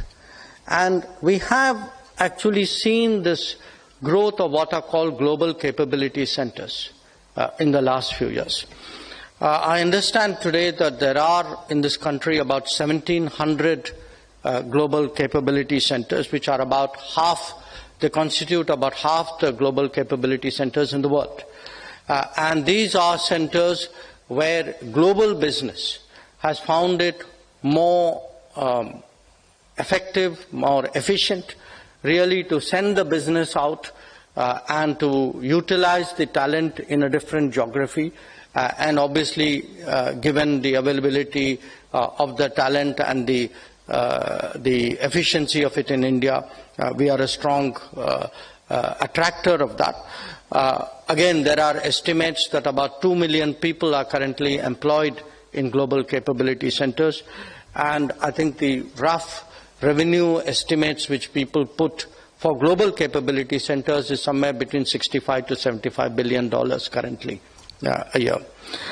And looking ahead, I mean, certainly as we are moving to an era of AI, of higher skills, of advanced manufacturing, and also of, as I said, of social services of various kinds, we do anticipate a world which will put a greater premium on mobility. And we see ourselves, we are 1/6 of the world's population. But I think if you look in terms of the younger working age population, we would be somewhere between 1/6 and 1/4, would be closer to 1/4 actually of the global workforce of a certain demography. In the interim, ladies and gentlemen, the political theatre in Karnataka is bringing up more exciting details. Republic Kannada has some inside details on the visit of KC Venugopal and his meeting with Chief Minister Siddaramaiah. Details suggest that Chief Minister Siddaramaiah has allegedly told KC Venugopal that he's ready to continue as Chief Minister, but if Rahul Gandhi indicates otherwise, then he's willing to step down. That's the inside scoop that Republic Kannada is bringing for us this afternoon in the Karnataka political theatre for the Chief Minister's chair. Sources say the Chief Minister Siddaramaiah has indicated to KC Venugopal, who is believed to be a very key aide of Rahul Gandhi, that he wants to continue as the Chief Minister, but he's willing to step down if Rahul indicates that it's perhaps time for DKS to take over. Interestingly, this comment comes just a day after yesterday Chief Minister Siddaramaiah, during a press conference when he was asked point blank on when will DKS become the Chief Minister, he said that when the High Command decides. So this is in continuance to what Siddaramaiah said yesterday. My colleague Abhishek joins us live on the broadcast with more details on that story.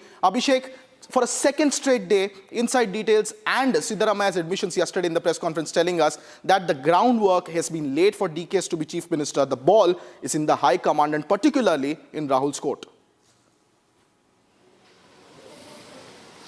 Some of the major submissions made by CM Siddaramaiah in front of KC Venugopal in a closed-door meeting is that there are no ED or IT cases against the CM Siddaramaiah. There is no disturbance within the party. The entire MLAs in the party are in support of Siddaramaiah. Not also that Siddaramaiah has always been a leader who supports the minority communities, and the entire minority community is with the support of CM Siddaramaiah. These are the submissions kept in front of KC Venugopal. CM Siddaramaiah himself mentioned that if at all the High Command wishes to change the Chief Minister, he will abide by the conditions laid down by the High Command. However, he also mentioned that after the telephonic conversation between KC Venugopal, who mentioned Siddaramaiah and DK Shivkumar to have breakfast and sort out things between them and easen up things within the Karnataka Congress, Siddaramaiah mentioned that they have discussed on the guidance of KC Venugopal.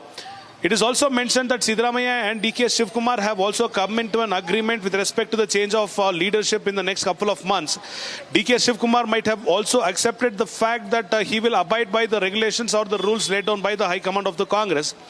KC Venugopal demanded or questioned Siddaramaiah if he has to say anything other than this, and he also congratulated Siddaramaiah for hosting breakfast for DK Shivkumar, and also he had the mutual feeling towards DK Shivkumar as well. So this is the inside scoop of what happened between KC Venugopal and Siddaramaiah when they met at Mangaluru even today.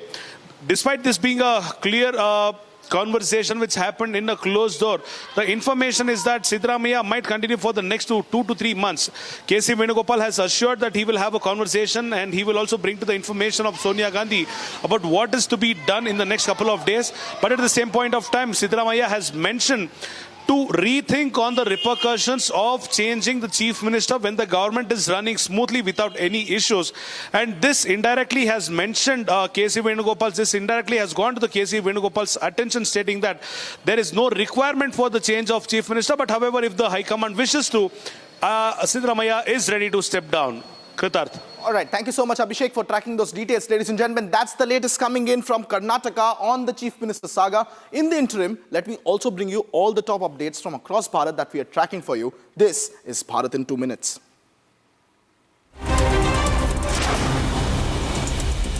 A big revelation was made in Nathdwara, Rajasthan, where police achieved a big success by seizing pickup loaded with explosives. Reportedly, these explosives could have caused a havoc in a 10-kilometer area radius. During the investigation, it was found that the explosives were being transported from Amit to Nathdwara. Further investigation into the matter is underway. Wednesday morning at Hyderabad's Rajiv Gandhi International Airport was full of chaos as operational issues caused flight delays. As furious passengers tried to check in, the airport staff struggled to address their grievances. This comes a day after RGIA received a threat email warning of certain antisocial elements who are planning to carry out an attack using remote-controlled explosive devices on board the flight once it landed in Hyderabad. In a recent video going viral, Rewa Congress youth leader Avnish Singh Gaharwar was caught selling drugs on camera. Following this, the party has expelled him for 6 years. In the video, it can be seen that Gaharwar was selling Corex syrup and brown sugar, which has raised concerns and questions about how this activity went unnoticed by the police and who are actively campaigning against the drugs. Clashes broke out between students and security personnel at Banaras Hindu University late at night, leaving about 100 people injured. The violence involved stone pelting and vandalism. The vehicles, flower pots and chairs were damaged in the process. The trouble began ahead of the Kashi Tamil Sangamam event, scheduled to welcome 216 students to the campus. Further investigation in the matter is still ongoing.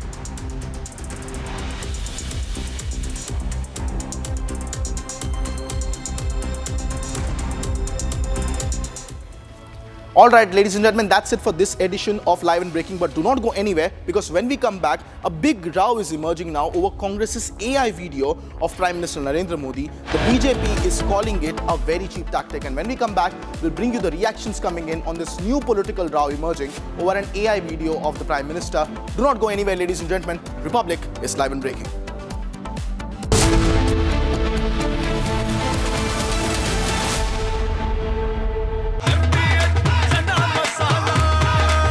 अब छोलिया हो या लोबिया, सफेद चने या काले चने, सब कुछ मजेदार बने। केसरिया से मन जोगी हुआ रे, दिल झूमे देखो मतवारा हुआ रे।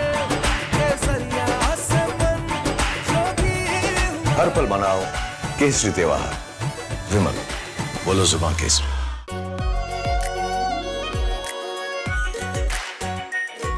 Pure Shahi Paneer Masala. Delicious, healthy, every day. The Indian Army has rarely spoken so loudly without uttering a word. And in exercise Ram Prahar, it delivered perhaps its clearest message from the Western Front in recent years.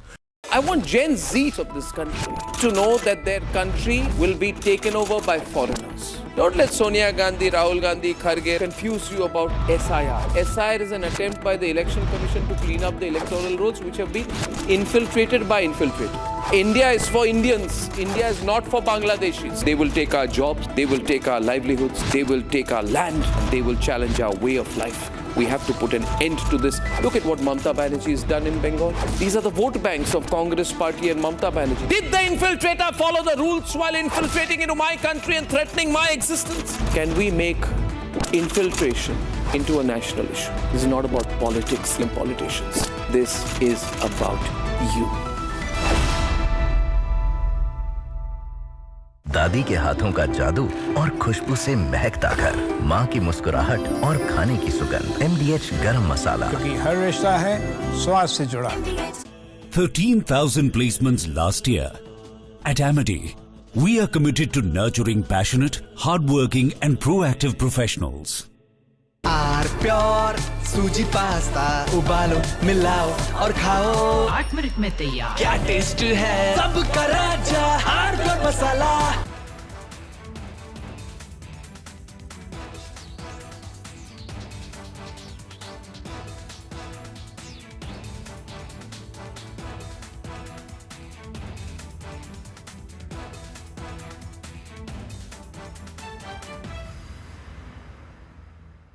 The Indian Army has rarely spoken so loudly without uttering a word.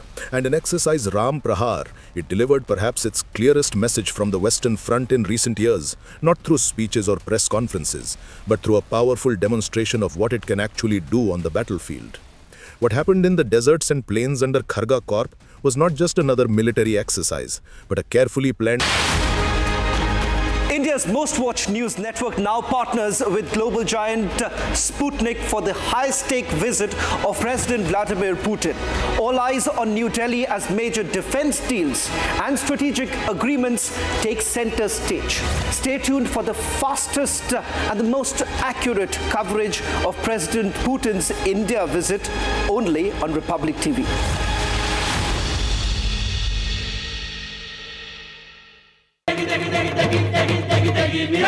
MDH की देगी मिर्च, देगी मिर्च का तड़का, अंग अंग फड़का। MDH की देगी मिर्च।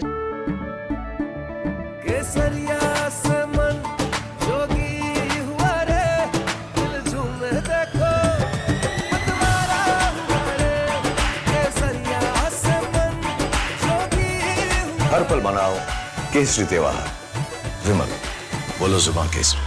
थोड़े में ज्यादा स्वाद, यही तो है इसकी खास बात। वाओ मामा, क्या स्वाद है? अरे मेरे राजा।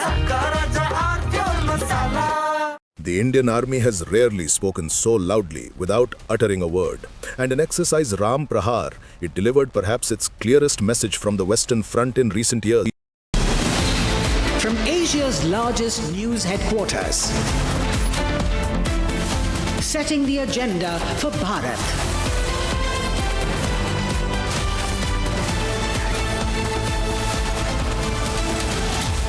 You're watching Republic.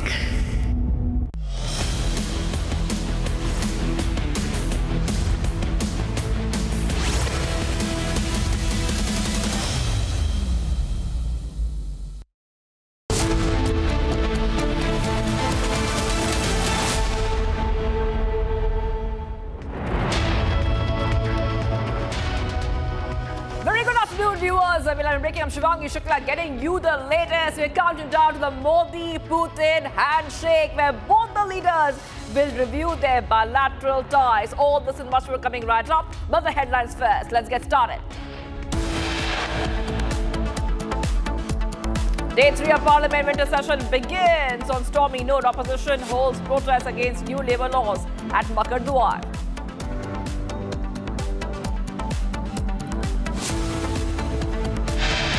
जब पंडित जवाहरलाल नेहरू बाबरी मस्जिद के मुद्दे पर सरकारी खजाने से पैसा खर्च करने की बात जब उन्होंने छेड़ी थी, उसका भी विरोध यदि किसी ने किया था तो गुजराती मां की कोख से पैदा हुए सरदार वल्लभ भाई पटेल ने ही किया था मेरे बहन भाई।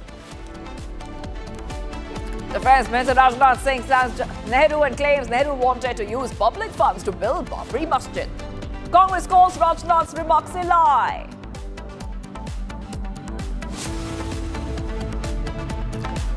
Big row over Congress's AI video and PM Modi. BJP calls out opposition, claiming it as a cheap tactic.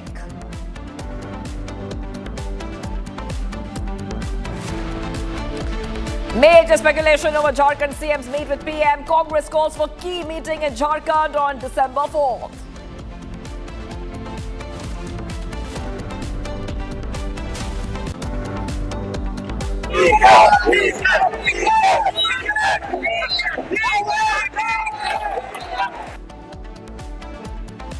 Chorus for DK Shivakumar as Karnataka CM grows DKS supporters Gherao, KC, Venugopal and Mangaluru Airport.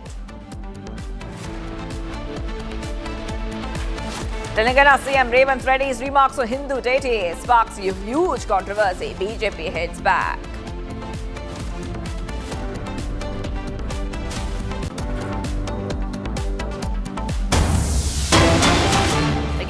Big updates coming in, viewers of Republic TV, and let's go straight across to what is happening. Court sends Rahul Ishwar to police custody, accepting the custody application filed by the police.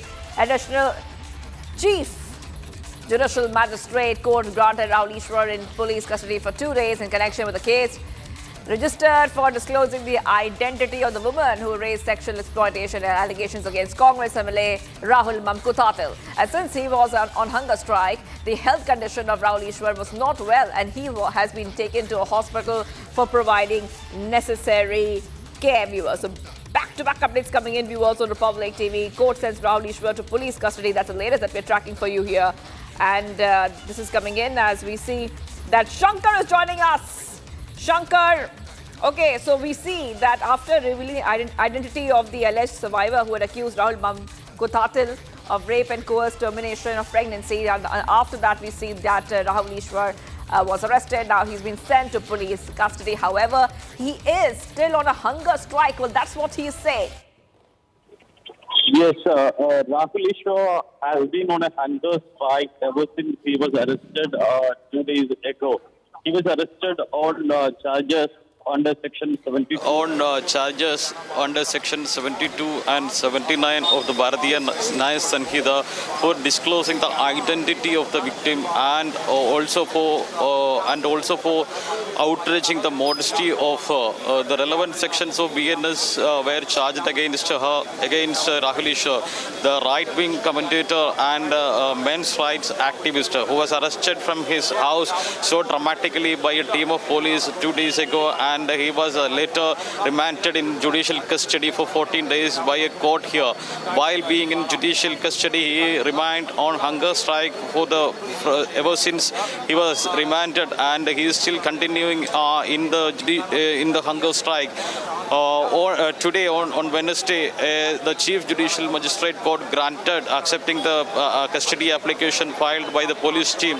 The Chief Judicial Magistrate Court granted him 2 days of accepted the custody application and granted him in police custody for 2 days. However, when he was produced before a hospital for medical examination, the doctors opined that his health condition remained critical because of his continuous fasting as he is on a hunger strike. So the doctors recommended him treatment, and he is being treated at a private hospital here.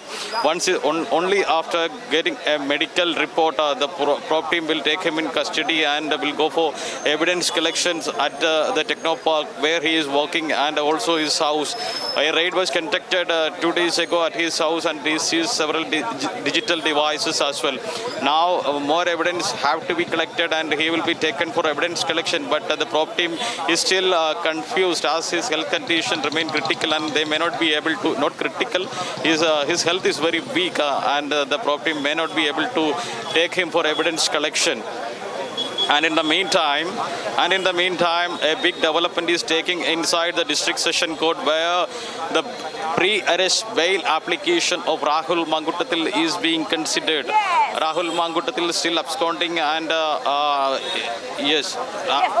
Mamkutatil is. Yes, Shankar, I will be coming back to you for more developing story that you are tracking, but I have to really move ahead right now to some of the other stories we're getting here on Republic TV. All right, let's move ahead. Union Minister Jyotiraditya Scindia has cleared the air on the Sanchar Sathi app, and he said it's designed to protect its user from cyber fraud. He also said that if they wanted to delete the app, they're more than welcome to delete it. The app has, in fact, successfully cut off a significant number of fraudulent mobile connections, aiming to ensure the safety and security of telecom users. However, the government clarified that using the app is optional. It's ultimately up to the phone owner to decide whether to install and use that app. Yes! Sanchar Sathi is to protect from cyber fraud. That is what Jyotiraditya Scindia has said. Let's go and play that for you, viewers. संचार साथी app का प्रयोग हमने 2025 में हम लोग ने शुरुआत किया। अब संचार साथी क्या है?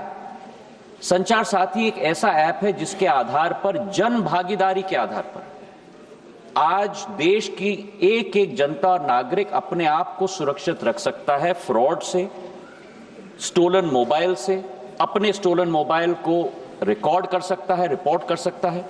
और 20 करोड़ हिट सर हमारे पोर्टल पे हुए हैं, करीब 1.5 करोड़ ऐप डाउनलोड हुए, और इसी के आधार पर जन भागीदारी, इसकी सफलता, सॉफ्टवेयर तो हमने बनाई है सरकार ने, पर इसकी सफलता का श्रेय अगर किसी को जाता है तो जनता को जाता है सर, क्योंकि उनके उपयोग के आधार पर ही हम लोग सफल हो पाए। और आज मैं रिकॉर्ड पे रखना चाहता हूं कि इस ऐप और पोर्टल के आधार पर 1.5 करोड़ मोबाइल कनेक्शन देश के अंदर डिस्कनेक्ट हुए हैं जो फ्रॉडुलेंट हैं, क्योंकि जनता ने रिपोर्ट किया है। करीब 26 लाख स्टोलन हैंडसेट हम लोग ने ट्रेस किए, 7 लाख स्टोलन हैंडसेट जो उपभोक्ता है उसे हमने वापस भी कर दिया है, और 41 लाख मोबाइल कनेक्शन डिस्कनेक्ट हुए हैं, 6 लाख फ्रॉड हम लोग ने ब्लॉक किए। इसी के आधार पर हम लोग ने ये कोशिश की कि हम लोग हर एक नागरिक को वो चॉइस दें, क्योंकि ऐप फोन पे है इसका मतलब नहीं है कि वो ऑटोमेटिकली ऑपरेट हो जाएगा। जब तक मैं उपभोक्ता के रूप में उसमें रजिस्टर ना करूं तब तक वो ऑपरेट नहीं होगा। और मैं उपभोक्ता के आधार पर, जैसे मेरे फोन पर सर ढेर सारे ऐप्स होते हैं, मैं उस ऐप को भी दबा के मैं डिलीट कर सकता हूं। तो ये लोकतंत्र में पूर्ण हक और अधिकार नागरिक का है सर। हम लोग ने केवल ये ऐप सभी को उपलब्ध कराने के लिए कदम लिया है। लेकिन फिर भी मैं सदन के पटल पे भी कहना चाहता हूं, हमारा कोई हट नहीं, इसकी सफलता का प्रयोग जनता के आधार पर हुआ है। फीडबैक हमें मिलेगा, उस फीडबैक के आधार पर अगर उस ऑर्डर में भी हम लोगों को कोई चेंज लाना है उसके लिए भी हम लोग तैयार हैं। ये मैं अवश्य कहना चाहता हूं कि इस ऐप के आधार पर न स्नूपिंग संभव है न स्नूपिंग होगा। प्रधानमंत्री नरेंद्र मोदी जी की सरकार देश की जनता के हाथों में अधिकार देना चाहती है ताकि वे अपने आप को सुरक्षित रख पाए। बहुत बहुत धन्यवाद sir. Yes. Okay, let's go across to my colleague who's joining us. We have with us Rakshita joining us live. Rakshita, you know, first we saw huge furor which erupted over this app, and now we see that Scindia has made some clarifications on it. Yes, over to you. For a second straight day, Shivangi, well, Jyotiraditya Scindia, the telecom minister, has made clarifications. Yesterday it was outside the parliament, today on the floor of the house. He has put it on record, and that, of course, is a very, very important point to know, that he has put it on record and assured that there is no snooping, first of all, that can take place or will take place via this app. It is for the benefit, it is for the security of those people who have signed up for this app. It is for the protection of the mobile phone users. They are the primary beneficiaries of that. Now, the important objections that were made by the opposition was that this app cannot be deleted and it comes pre-installed. Today, Jyotiraditya Scindia has clarified that, first of all, to get this, app activated, one has to register. If someone has a handset which has this app pre-installed, one has to first register. Unless you register, it cannot be activated. So it is all voluntary. There's no compulsion for that. Secondly, if someone wants to delete this, just like any other app, this app can also be deleted, like in Apple, iOS, or in Android. So what he has said is that these two concerns raised by you see what Randeep Surjewala in the Rajya Sabha had also sought a discussion on it, raising concerns that it could track and it could also work as a kill switch, it could compromise the security. All that has been countered by Jyotiraditya Scindia. We're getting some breaking news coming in. Rakshita, hold on. Amit Shah is chairing a high-level meeting with Nanda in the parliament. Big update coming in, viewers on Republic TV. Let's go ahead and see what is happening. Lot of updates. Third day of the winter parliament session is leading to a lot of meetings that we have been speaking about since the morning today. Amit Shah is meeting JP Nadda in the parliament as we speak. This is coming in as a key meet between JP Nadda and Home Minister Amit Shah. Okay, I want to go back to my colleague. We are being joined once again by Rakshita. Rakshita, high-level meet over election of BJP president underway. This is what we are learning of. Rakshita. Yes, there has been, of course, a lot of meetings for the past 6 months. If you see, or at least the past 3 months, we've seen that back in August also you had a parliamentary meeting of the BJP also. That, of course, continues to focus on the election of the next president of the BJP. Now, sources tell us that right now, as we speak, Home Minister Amit Shah is holding a meeting with JP Nadda for the same. It's a high-level meeting that is right now going on between the two leaders. And this, of course, we understand is, as per sources, is in connection with who will be the next BJP president of, who will be the next president of the Bharatiya Janata Party, because JP Nadda's term has, of course, been completed. There were, of course, a lot of, back-to-back state elections also, and given the fact that there was a national election that JP Nadda had oversaw, and now we see that he continues to lead the party after back-to-back wins. In Bihar, we've seen that he was again very much active, and now, as per sources, that there is some brainstorming going on. The BJP is in a huddle regarding who will be the next president of the BJP, and of course the other issues regarding the parliament winter session. That's right. So we see that after the Bihar polls, Rajnath Singh had indicated there will be a new BJP president. But he also said there is no dispute in the party over who the new BJP president would be, Rakshita. So that's very important for us to point out. However, the announcement is still awaited. Yes, absolutely. There has been, of course, a growing, curiosity as to why there has been no name settled yet. There were many names that had come in, a few months back, if you remember. Will it be somebody from the south? Will it be somebody from north? RSS roots, so on and so forth. There were a lot of questions being raised. Many names were doing the rounds just a few months ago. But right now, there is no, clarity as to who is one of the contenders, who are the contenders. There's no clarity yet. And yes, as talking about the dispute factor, the dispute part, reports have been quashed. Such claims have been quashed by BJP itself. And what we understand is that it will be taking this process will be carried out in the way the BJP, the way it happens in the BJP. Whenever a president has been elected, the due process will be followed. But yes, who are the candidates, the contenders for that top job? That is something that they will be brainstorming about, and how to initiate that process. All right, well, thank you for getting us all those details, Rakshita. I'll be coming back to you for more. We have to move ahead right now. Getting some breaks coming in, viewers. Let's go straight across and make a break amidst the charge exchange that has further fueled national debates on religious education and semantics. The Jamaat Ulama-e-Hind, the President Maulana Mahmood Madani, during a confrontation with Republic Bharat, evaded direct responses to probing questions about incorporating jihad into school curricula. Okay, despite his earlier emphatic endorsement, let's go and play out that entire statement. Sir आप कह रहे हैं sir स्कूलों में जो है जिहाद पढ़ाना चाहिए सर, आप कह रहे हैं सर स्कूलों में जिहाद पढ़ाना चाहिए सर, आपसे स्टेटमेंट सर आपकी जो राय है उसी पर बात करना चाह रहे हैं सर आपकी जो राय है आप कह रहे हैं सर स्कूलों में एक second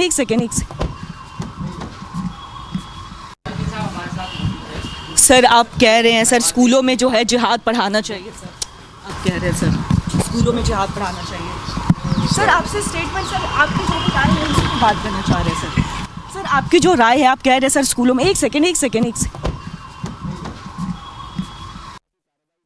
Komal is joining us. Komal, there was a confrontation there, and this is coming after we see Madani had asserted that the concept of jihad is sacred and should be included in school education to help children understand its true meaning. However, when Republic tried to confront Madani on this, he did not have much to say. He's evading the question.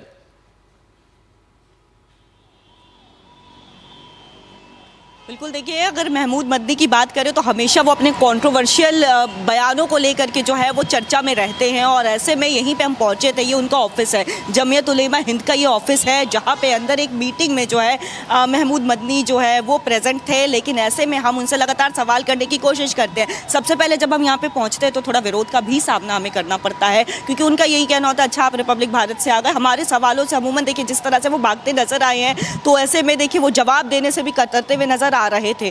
और उनका साफ तौर पर यही कहना था, देखिए जब उनसे सवाल कर रहे थे कि इसके पहले जो आप बयान दे रहे थे उसमें आपने एक एजेंडा फिक्स किया, यानी महमूद मदनी ने एक एजेंडा फिक्स कर दिया कि जो जिहाद है उसको स्कूलों में है पढ़ाना चाहिए। साफ तौर पर कई बार जो है एक विशेष समुदाय की अगर हम बात करें, कट्टरपंथियों की तरफ से जो है नापाक मंसूबों को जब अंजाम दिया जाता है तो जिहाद शब्द का इस्तेमाल उसमें कई बार देखने को मिला है। लेकिन ऐसे में उसी जिहाद शब्द को ये पवित्र बताते हैं, उसके बाद कहते हैं स्कूलों में भी बच्चों को पढ़ाना देना चाहिए। और ये वही महमूद मदनी है जिन्हें कुछ दिन पहले तक जो है वंदे मातरम बोलने से जो है उस पर वो आपत्ति जता रहे थे। वो कह रहे थे कि हम वंदे मातरम नहीं बोलेंगे, वंदे मातरम बोलने में इनका दर्द जो है वो छलकता है। लेकिन अब वही कह रहे हैं कि जिहाद शब्द जो है पवित्र है, उसको स्कूलों में पढ़ाना चाहिए। और यही सवाल जब हम किए कि भाई जिहाद शब्द स्कूलों में उसका क्या कुछ मतलब है, कई बार नापाक इरादों को अंजाम देते हुए जब लोग नजर आते हैं जिहाद शब्द का इस्तेमाल होता है, तो ऐसे में आप उस शब्द को पवित्र बता रहे हैं, आप स्कूलों में पढ़ाने की बात कर रहे हैं, शिक्षा के मंदिर में पढ़ाने की बात कर रहे हैं।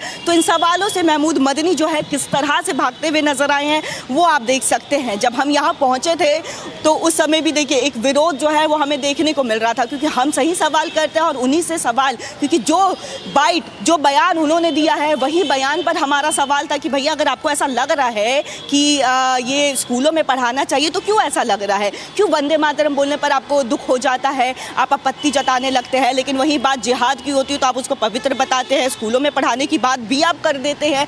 तो ऐसे में इतना विरोधाभास, इतना दोहरा चेहरा कैसे हो सकता है। तो इसी सवालों के जवाब से देखिए किस तरह से महमूद मदनी जो है वो भागते हुए नजर आए हैं।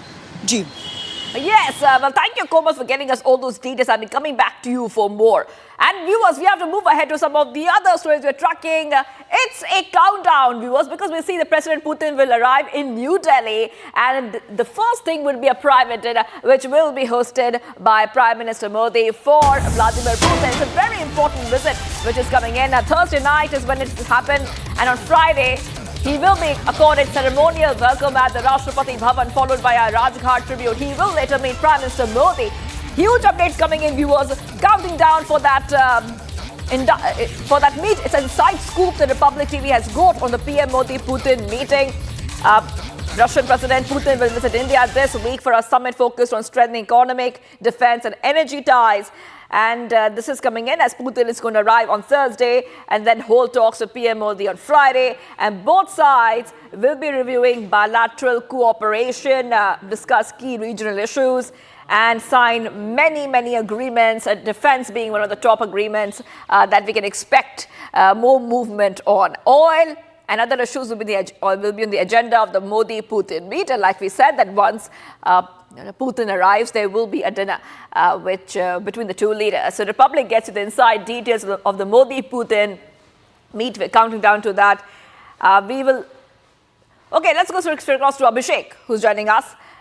All right, senior executive editor Abhishek Kapoor is joining us. Abhishek, this is a very big meet that we're counting down to, and the special coverage right here on Republic TV. But there's so much on the agenda. If you could help our viewers understand, what can we expect from this much anticipated meet? Well, this is one geopolitical event that's going to be closely watched around the world capitals. This is, remember, a global geopolitical event, a geostrategic event that's really panning out over the next 2 days, beginning tomorrow when President Putin arrives in the evening. And he's going to be there. We are told that he's going to be beginning or hit the ground running, meeting Prime Minister Modi at 7 LKM tomorrow evening itself. And then because it's a state visit, the day after tomorrow, beginning with the ceremonial welcome at the forecourts of the Rashtrapati Bhavan, to going to the Rajghat, to the Hyderabad House, delegation talks, restricted format talks, and then there is a business summit that the two leaders are going to jointly address at Bharat Mandapam in the afternoon. President Putin is also going to inaugurate the Russia Today operations in India, and then of course the state banquet, and before that meeting President Draupadi Murmu, and then of course he flies out late in the evening of 5th of December, which is day after tomorrow. That's how the engagements look like as of now. But what is important is that what's really on the table. And that is a complete appraisal of the India-Russia relationship.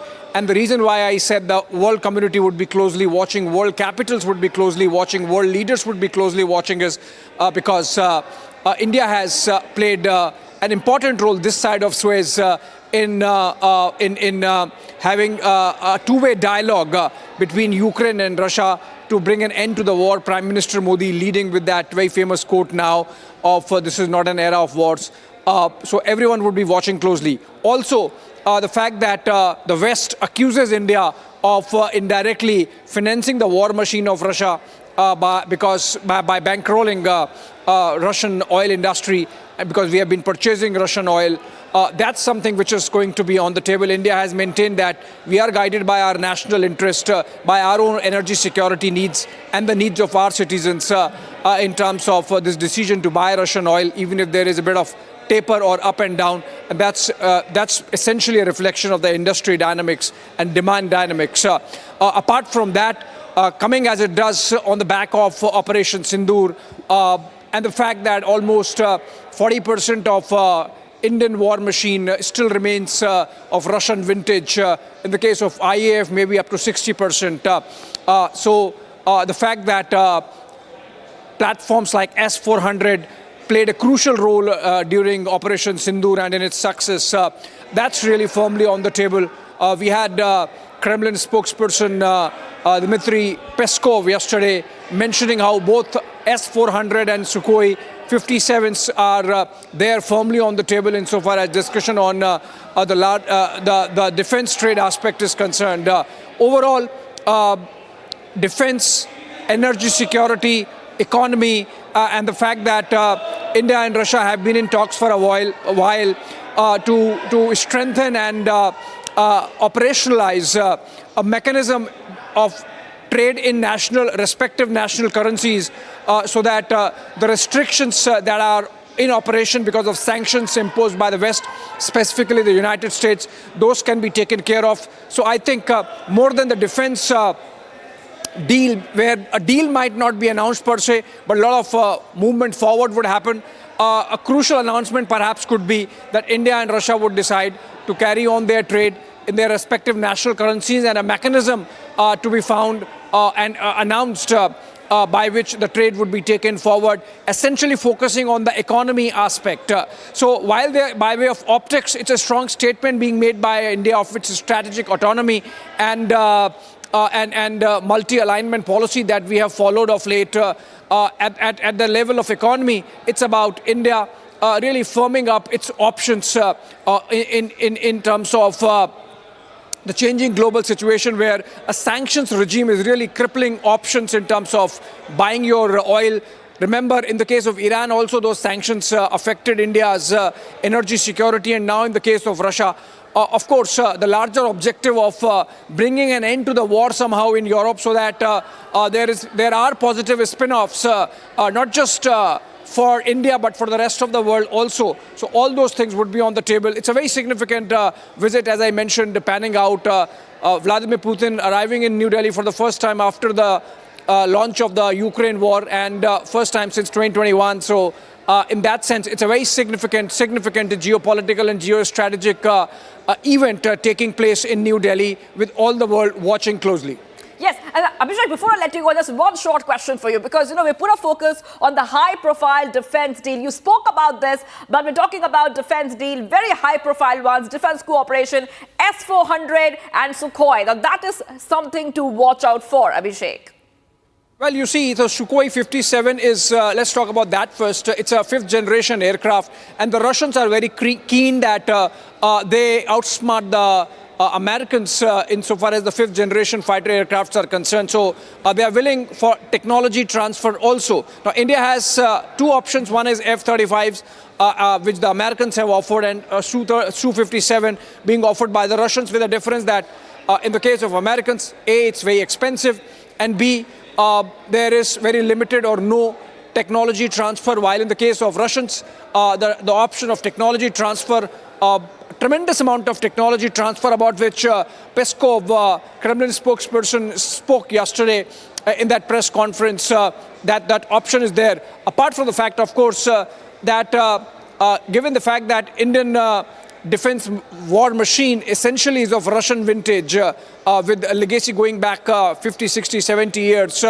In that sense, most of our manpower is trained on Russian war machine, from the MiGs to Sukhois. So it would essentially amount just an upgrade, not only in terms of manufacturing, but also in terms of training, maintenance, etc. So that smooth glide path is there in case a decision is taken on Sukhoi 57s. Similarly, in the case of S-400, the platform really proved its tremendous utility and success in Operation Sindoor, and more of it is an order for more of it is in the pipeline, but obviously it depends on whether the Russians can really deliver and meet the timelines, because the earlier order still is pending. Of the five batteries that were ordered, two still remain undelivered. So in that sense, I think it's going to be very important on the defense side, but the larger relationship, we should not lose sight of that. And all eyes, as I said, over the next 2 days on President Putin arriving in New Delhi and spending 1.5 days in meetings with Prime Minister Modi and delegation level talks, and of course the state banquet and meeting the president also. Yeah, that is right, Abhishek. Well, thank you for getting us all those details. And like Abhishek told us, all eyes on that meet. The entire world will be watching as Modi and Putin shake hands. A handshake will be something to watch out for. Big deals on the table. Taking a short break. Do not go anywhere. Vladimir Putin to be in India by tomorrow. All eyes on that meet. Guard of honor to be accorded to Vladimir Putin. Stay tuned.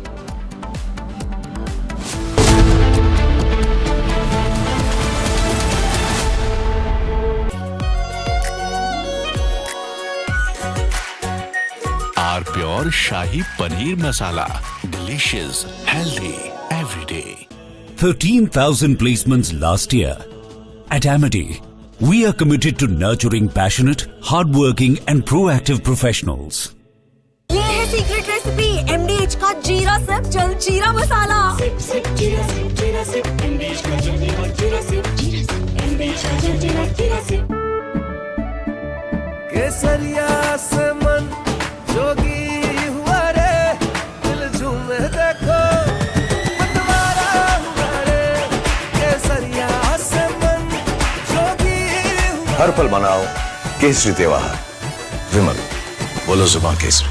Are pure सूजी pasta उबालो मिलाओ और खाओ 8 minute में तैयार। क्या taste है सबका राजा R pure masala.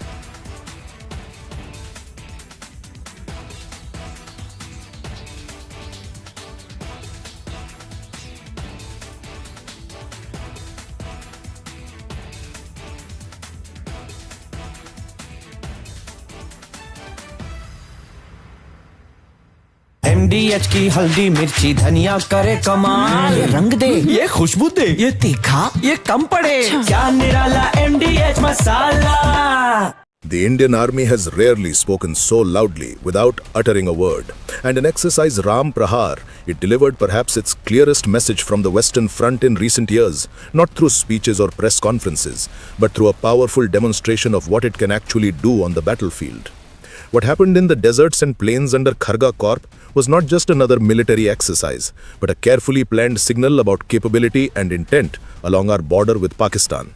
The numbers tell part of the story, with over 20,000 soldiers organized into battle groups that can fight independently, suggesting that the army is moving away from old defensive tactics toward a more aggressive approach that can strike on multiple fronts at once. This is not the army that waits behind borders anymore, but one that is ready to take the fight into enemy territory if provoked. The scenario itself, a cross-border offensive in response to a Pakistani attack, makes clear that India is no longer content with merely defending its borders, but is prepared to hit back hard and fast. What makes Ram Prahar different from past exercises is how everything worked together like a well-oiled machine. Tanks like the T-90S Bhishma and upgraded T-72 with night vision capabilities worked alongside artillery guns like the K-9 Vajra and Pinaka rocket launchers that can hit targets 90 kilometers away. The army showed it could cross deep rivers under fire using special bridge-laying tanks that can set up a 20-meter bridge in less than 4 minutes while enemy guns are firing at them. Special forces were dropped at night from heights of 25,000 feet deep behind enemy lines, showing that Indian forces can strike anywhere, not just at the border. But the real story is not about tanks and guns alone, but about how technology has changed warfare itself. The exercise used drones by the dozens, from surveillance platforms to swarms of 50 kamikaze drones that can attack targets on their own, alongside systems that can jam enemy drones and shoot them down. The time between spotting an enemy target and firing at it was reduced to just 5 minutes using computers and artificial intelligence that help commanders make faster decisions.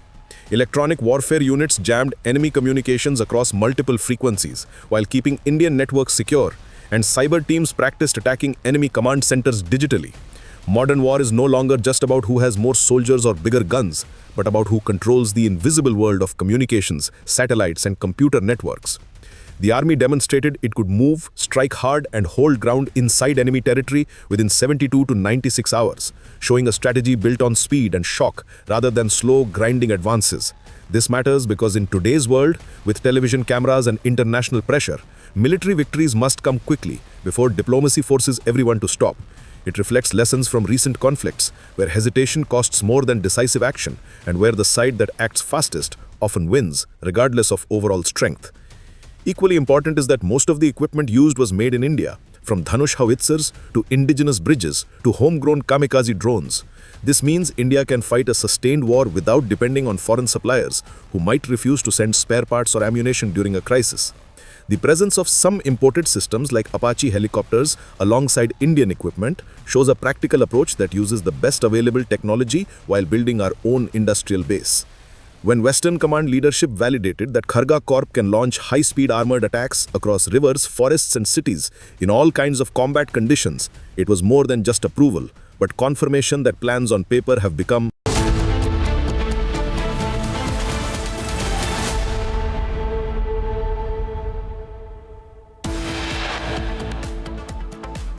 Day 3 of Parliament winter session begins on stormy note. Opposition holds protests against new labour laws at Bakardwar.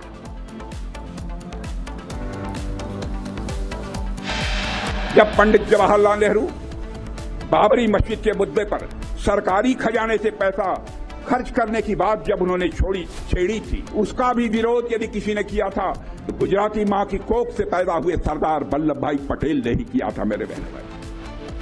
Defense Minister Rajnath Singh slams Nehru claims Nehru wanted to use public funds to build Babri Masjid. Congress calls Rajnath's remarks a lie. Row over Congress's AI video on Prime Minister Modi. BJP calls out opposition, claiming it as a cheap tactic.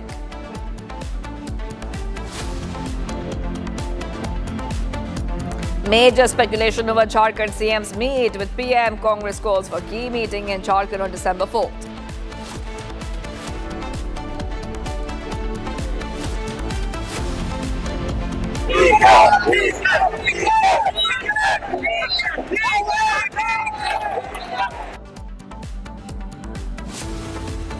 Chorus for DK Shivakumar as Karnataka CM grows. DKS supporters Gherao KC Venugopal at Mangaluru Airport.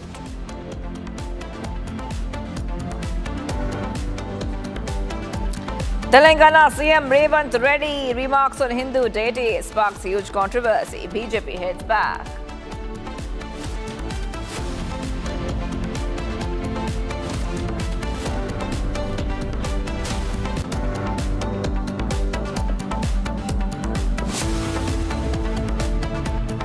Hello viewers, a very good afternoon. We're live and breaking. I'm Shivangi Shukla getting you the latest. Okay, getting some big updates coming in. BJP Organization General Secretary B.R. Santosh has arrived at the Parliament House, viewers.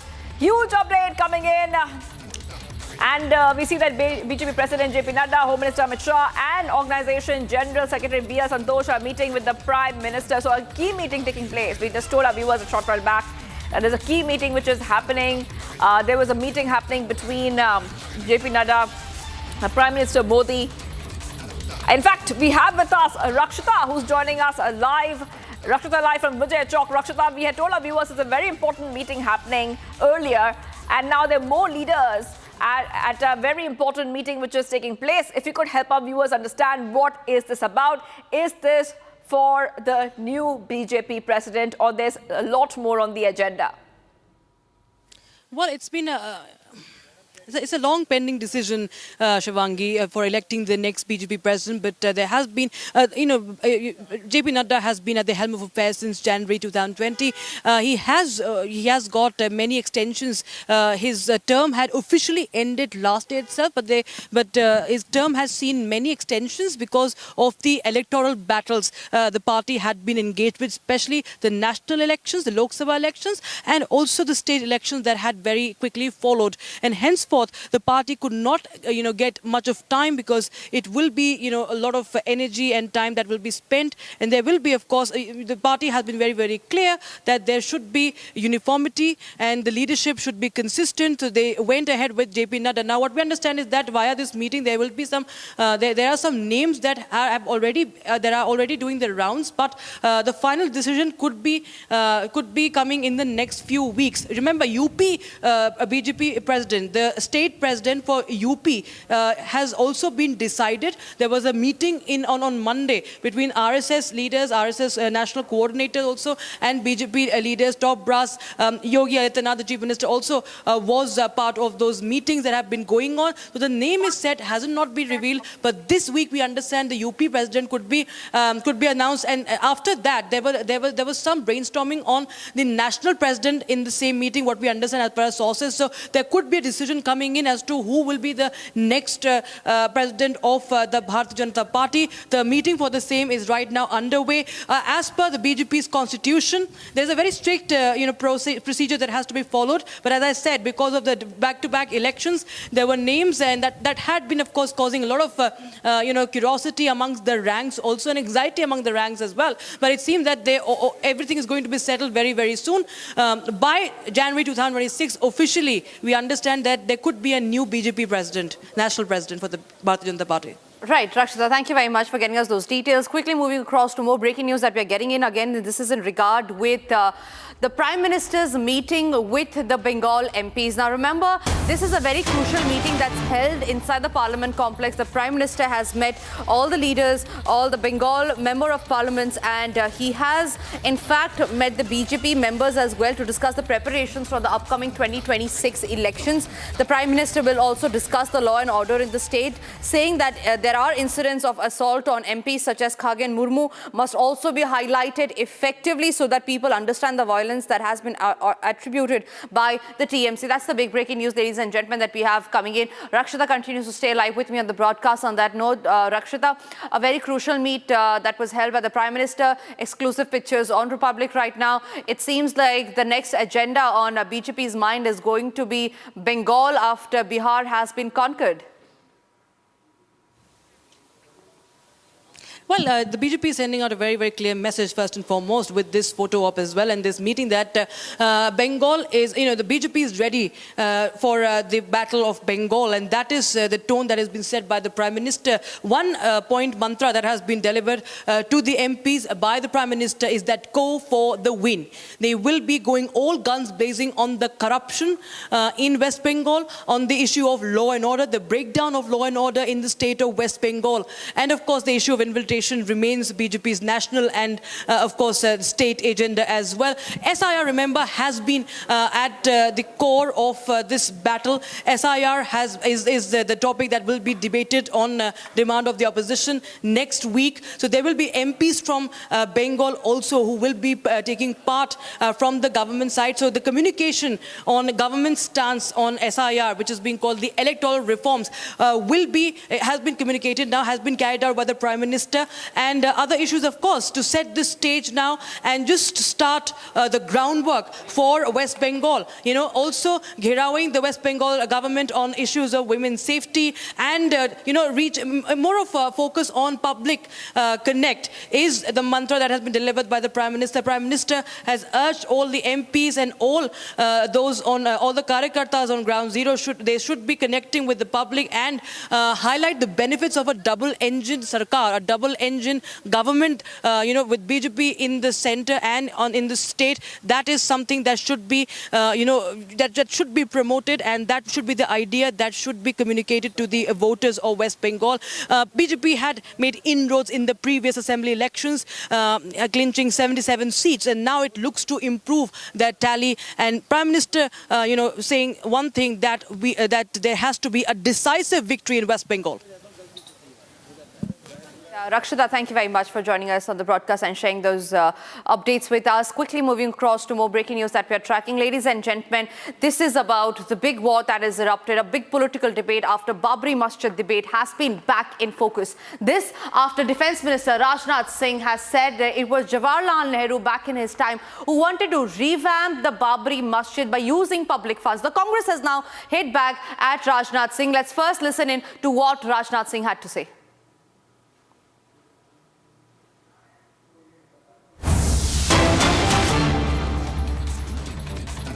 Congress मतलब मुसलमान, मुसलमान मतलब कांग्रेस।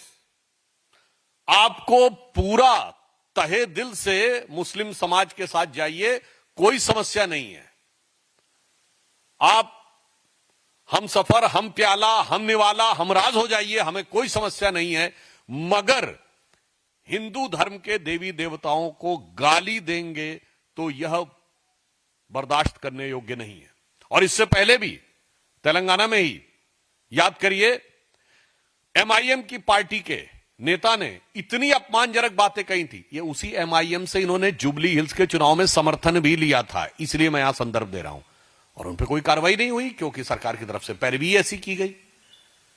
ये और फिर दक्षिण से उत्तर में आ जाइए तो हिमाचल के मुख्यमंत्री सुक्खू साहब का एक वीडियो वायरल हो रहा है जिसमें बच्चे उनसे राधे राधे कह रहे हैं। तो कह रहे हैं राधे राधे कहने की क्या आवश्यकता है। अब मुझे समझ में नहीं आता है कि कांग्रेस पार्टी का एक मुख्यमंत्री हिंदू देवी देवताओं का अपमान करता है और दूसरा मुख्यमंत्री छोटे छोटे स्कूली बच्चों को राधे राधे बोलने से रोकने की कोशिश करता है।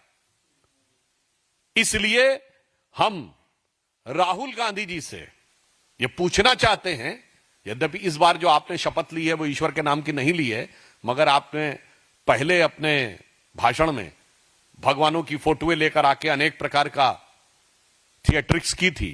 तो मैं कांग्रेस पार्टी और राहुल गांधी से पूछना चाहता हूं कि आपका एक एलआई यानी गठबंधन सहयोगी डीएमके बाकायदा एक स्ट्रक्चर्ड कॉन्फ्रेंस करता है इरेडिकेशन ऑफ सनातन धर्म। यह कोई बयान नहीं था, यह एक विधिवत सुविचारित जिसे कहते हैं एकेडमिक कॉन्फ्रेंस थी। हिंदी में कहें तो हिंदू धर्म का समूल नाश।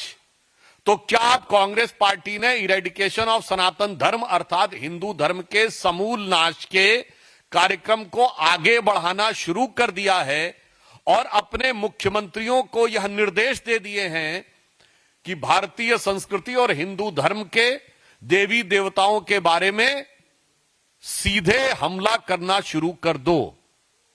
ये मेरा सीधा सवाल कांग्रेस पार्टी से है।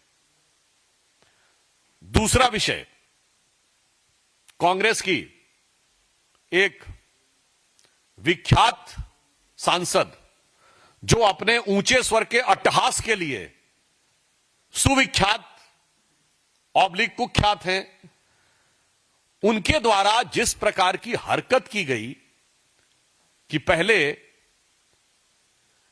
एक श्वान को लेकर गाड़ी में आना और श्वान की संवेदना का एक नाटकीय प्रस्तुतिकरण करना।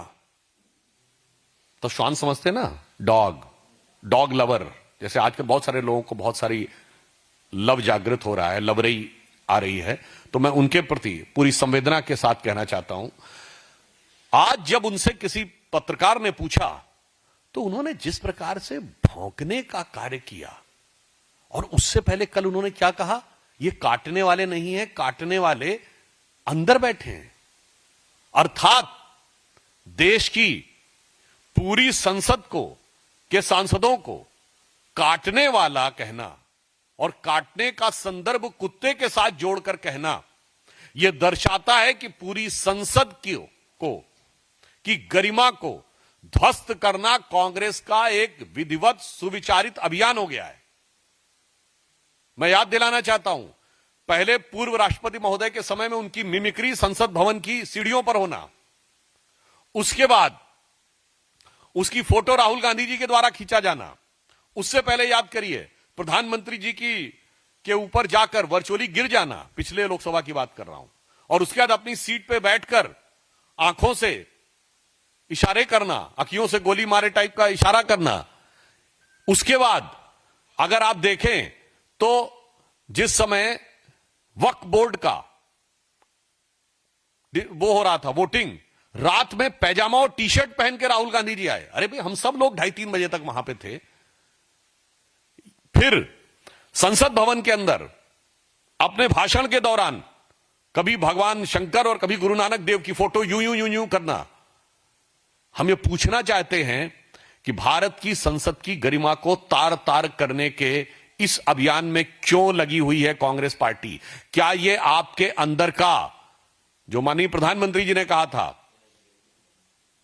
कि मुस्लिम लीगी माओवादी कांग्रेस बनती जा रही है, ये दोनों उदाहरण इस बात को प्रमाणित करते हैं कि अर्बन नक्सल माइंडसेट की तरह पूरे के पूरे कॉन्स्टिट्यूशनल एपरेटस को डिमीन करना, यानी समस्त संवैधानिक व्यवस्थाओं और संस्थाओं को के प्रति अपमान और तिरस्कार करना, जो एक माओवादी एजेंडा होता है, और हिंदू धर्म के प्रति घृणा फैलाना, जो एक मुस्लिम लीगी एजेंडा होता है।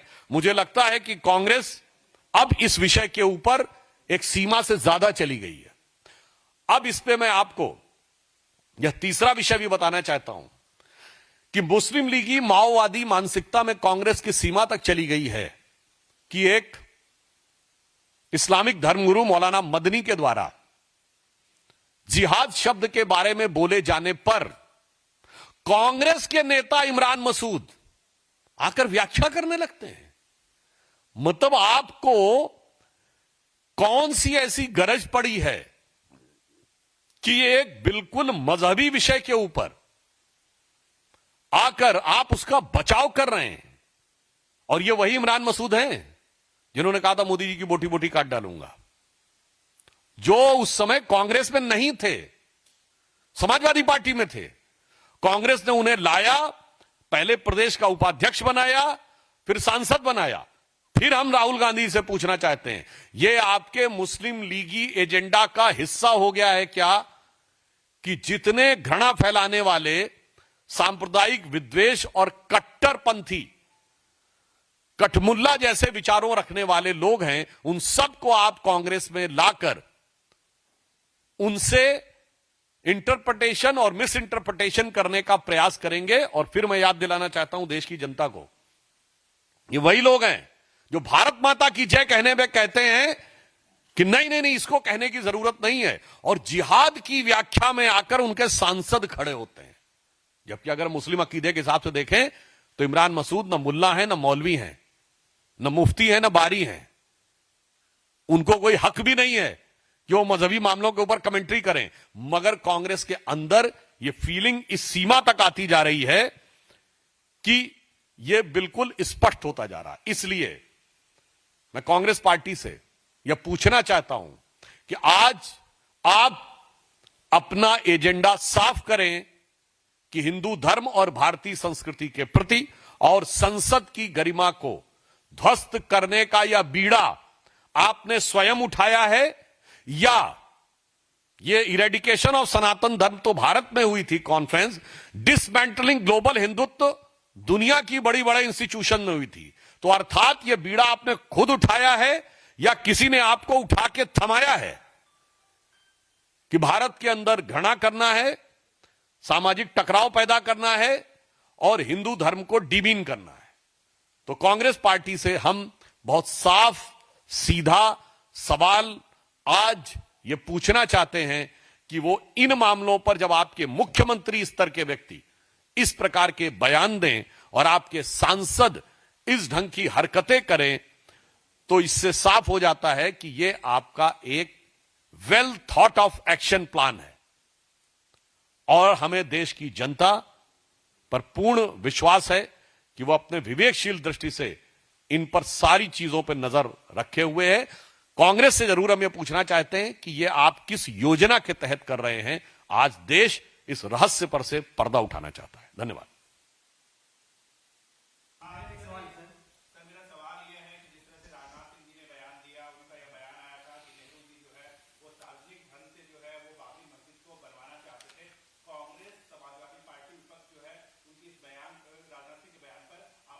BJP's news conference, and they were hitting Sambit Patra there, hitting out at the Congress party over the anti-Hindu remarks.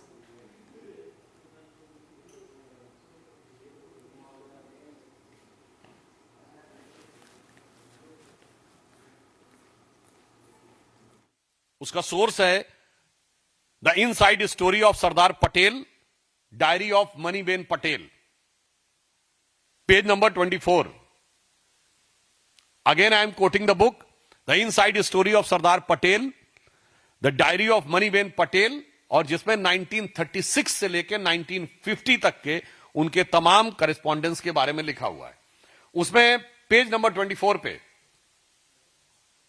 यह लिखा हुआ है, Nehru also raised the question of Babri Masjid, but Sardar made it clear that the government could not spend any money for building a mosque. He told Nehru that the question of reconstruction of Somnath temple was quite different, as the trust has been created for the purpose and about 30 lakhs rupees has been collected. Patel told Nehru that it was a trust of which Jam Sahib was the chairman and Munshi was just a member, and no government money was going to be used for the purpose. This silenced Nehru. 20th September 1950. अर्थात बहुत स्पष्ट है, मैं हिंदी में इसका सार संक्षेप कर देता हूं कि नेहरू ने बाबरी मस्जिद का विषय उठाया, सरदार पटेल ने उसका प्रतिरोध किया और उन्होंने कहा कि सोमनाथ के पुनर्निर्माण का विषय इससे बिल्कुल भिन्न है. वो एक प्राइवेट ट्रस्ट जिसकी अध्यक्षता जाम साहब ऑफ नवनगर, जो उस समय राज प्रमुख थे, उन्होंने किया है और मुंशी जी उसमें एक सदस्य हैं. सरकारी धन का कोई उपयोग नहीं हुआ है. 30 लाख रुपए प्राइवेट ट्रस्ट के द्वारा करे गए हैं. 20 सितंबर 1950. इसके बाद नेहरू जी शांत हो गए. मगर कांग्रेस के लोगों के मन में जो खुजली होती है, उनके लिए भी मैं एक बात बताना चाहता हूं कि साहब, नेहरू जी के मन में सिर्फ इतना ही नहीं था. सोमनाथ मंदिर के उद्घाटन के समय उन्होंने जाम साहब को लेटर लिखा 24 अप्रैल 1951. यह selected words of Jawaharlal Nehru series 2 volume 47 में है. कोई जाके चेक कर ले. वो कह रहे हैं कि मैं तो बहुत स्पष्ट करना चाहता हूं, आपको उसमें नहीं जाना चाहिए. सोमनाथ मंदिर के निर्माण में कोई भूमिका नहीं निभानी करिए, आपको वो अटेंड भी नहीं करना चाहिए. गजब है साहब, सोमनाथ मंदिर का तो कार्यक्रम भी अटेंड नहीं करना चाहिए जाम साहब को, जो कि राजा थे. मगर बाबरी मस्जिद बनवानी चाहिए. और फिर इतना ही नहीं है, मैं नेहरू जी का एक कोट करता हूं जो उन्होंने दिल्ली में 1959 में नेशनल गैलरी में ये speeches at the inauguration of seminar and exhibition and architecture organized by Lalit Kala Akademi and All India Fine Arts and Craft, New Delhi, 17 March 1959. 17 March 1959 को नेहरू क्या बोलते हैं एक कार्यक्रम में, some of the temples of South India however repel me in spite of beauty. I just can't stand. Why? I do not know. Cannot explain that. But they are oppressive. They suppress my spirit. They do not allow me to rise and keep me down in the dark corridors. I like the sun and air. In contrast, he found Taj Mahal as astoundingly beautiful. 17 March 1959 को जवाहरलाल नेहरू क्या लिख रहे हैं? वो कह रहे हैं, दक्षिण भारत के मंदिर कितने भी उससे मैं डिप्रेस्ड फील करता हूं. मुझे समझ में नहीं आता है कि मुझे डिप्रेशन क्यों लगता है उन कॉरिडोर्स में मूव करते समय. तो इसका अर्थ हुआ कि वहां से लेके और आज तक राम मंदिर के शिलान्यास में न जाना, राम मंदिर की ध्वजा का विरोध करना, बाबरी मस्जिद बनाने का संकल्प लेना. वो एक पुराना गाना था ना, ये रईसी है खानदानी, वो रईसी नहीं, ये कहानी है खानदानी. तो इसलिए मैं यह स्पष्ट रूप से कांग्रेस के नेताओं को मैंने कोर्ट के साथ बता दिया है. तो अब कांग्रेस वालों को सोच समझकर अपने नेताओं को पढ़कर बताना चाहिए और यह भी बताना चाहिए कि यह भारत वो था कि सोमनाथ मंदिर के उद्घाटन के समय तत्कालीन हमारे राष्ट्रपति राजेंद्र प्रसाद जी गए थे, उनको जाने से रोकने का प्रयास किया था। पुरुषोत्तम दास टंडन जी राजस्थान के गवर्नर थे, उनको भी रोकने का प्रयास किया था। श्री राम लला विराजमान जब प्रकट हुए 1949 22-23 दिसंबर की रात को, तो जो गोविंद बल्लभ पंत को पत्र लिखा है कि आप सख्ती नहीं कर रहे हैं, मुझे लगता है हम और कुछ नहीं कर रहे हैं। इतिहास में गड़े मुर्दे उखाड़ने का हमारा कोई प्रयास नहीं है, पर कांग्रेस को अपने मुर्दों का डीएनए जरूर चेक कर लेना चाहिए। मैं किसी के प्रति व्यक्तिगत अपमान नहीं करना चाहता हूं, यहां डीएनए का अर्थ राजनैतिक डीएनए से, कि आपके मन में जिस प्रकार की तिरस्कार की भावना थी वो पहले भी थी, आज भी है और कल भी रहेगी। जो पुराना गीत था ना, कई साल पहले, मुझे तुमसे प्यार था, जिया बेकरार था, आज भी है कल भी रहेगा। मगर कांग्रेस के लिए होना चाहिए, कई साल पहले मुझे हिंदुओं से नफरत का ज्वार था, जिया बेकरार था, कट्टरपंथी वोटों के लिए बेकरार था, आज भी है और कल भी रहेगा। धन्यवाद।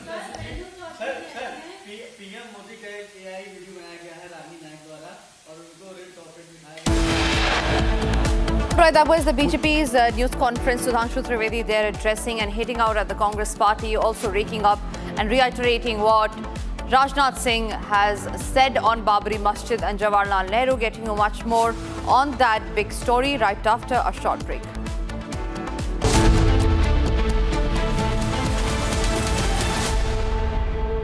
आधे बाउल दही में 4 चम्मच MDH चटनी पुदीना मसाला डाला, स्टर करो, पुदीना चटनी तैयार। MDH चटनी पुदीना मसाला। इसको घर पे लगाओगे तो शादी का तो पता नहीं, पर घर पक्का नहीं टूटेगा।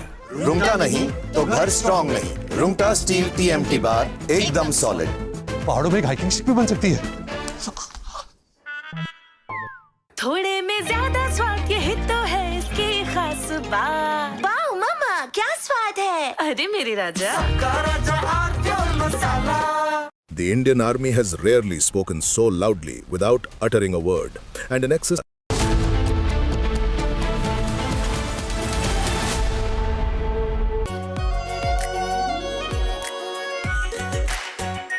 Are pure shahi paneer masala, delicious, healthy every day.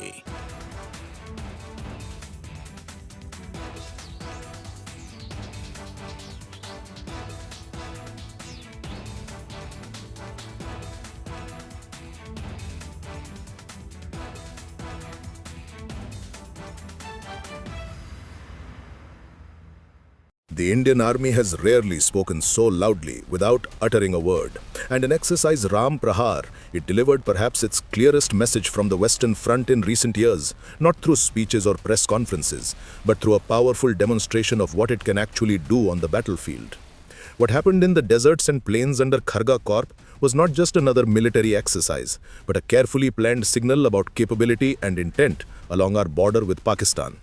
The numbers tell part of the story, with over 20,000 soldiers organized into battle groups that can fight independently, suggesting that the army is moving away from old defensive tactics toward a more aggressive approach that can strike on multiple fronts at once. This is not the army that waits behind borders anymore, but one that is ready to take the fight into enemy territory if provoked. The scenario itself, a cross-border offensive in response to a Pakistani attack, makes clear that India is no longer content with merely defending its borders, but is prepared to hit back hard and fast. What makes Ram Prahar different from past exercises is how everything worked together like a well-oiled machine.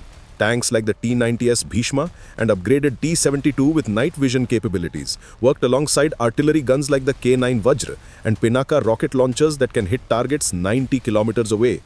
The army showed it could cross deep rivers under fire using special bridge-laying tanks that can set up a 20-meter bridge in less than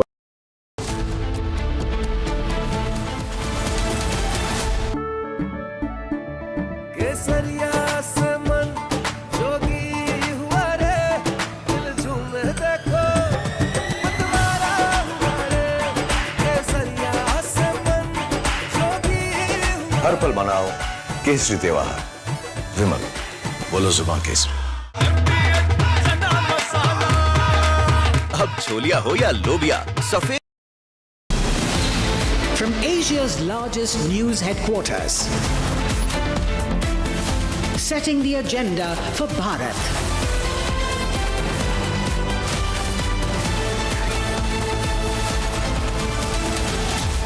You're watching Republic.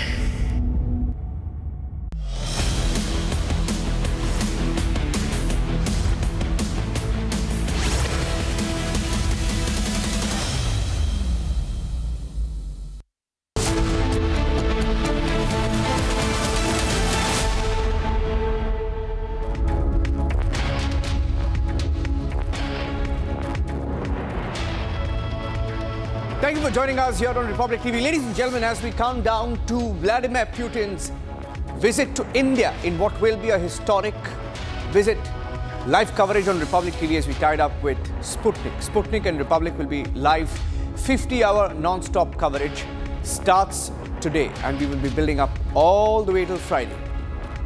And you'll have unmatched analysis on Republic. And let's look at the headlines. First up, top controversy as Rajnath Singh questions Nehru on Babri. That and more on the show. Here are the headlines. जब पंडित जवाहरलाल नेहरू बाबरी मस्जिद के मुद्दे पर सरकारी खजाने से पैसा खर्च करने की बात जब उन्होंने छेड़ी थी, उसका भी विरोध यदि किसी ने किया था तो गुजराती मां की कोख से पैदा हुए सरदार वल्लभ भाई पटेल ने ही किया था, मेरे बहन भाई। Rajnath Singh slams Nehru, claims he wanted to use public funds to build Babri Masjid. Congress calls Rajnath's remark a lie.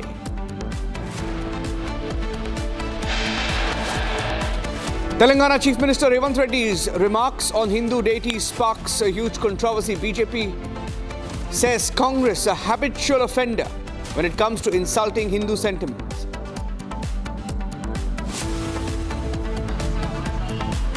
Sir आप कह रहे हैं सर स्कूलों में जो है जिहाद पढ़ाना चाहिए, आप कह रहे हैं सर स्कूलों में जिहाद पढ़ाना चाहिए।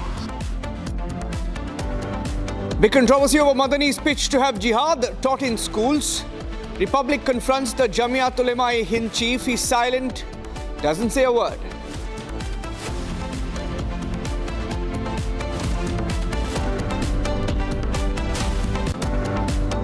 Speculation over Jharkhand Chief Minister's meeting with the Prime Minister and Jharkhand Governor meeting Amit Shah. Congress calls key meeting in Jharkhand on the 4th of December. Is a breakup between Hemant Soren and Congress on the cards?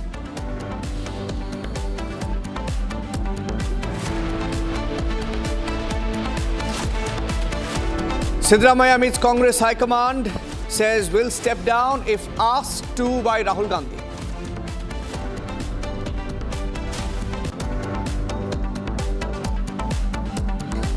It's the most extensive coverage of the Modi-Putin handshake in Delhi. Republic Sputnik will keep you ahead on live updates.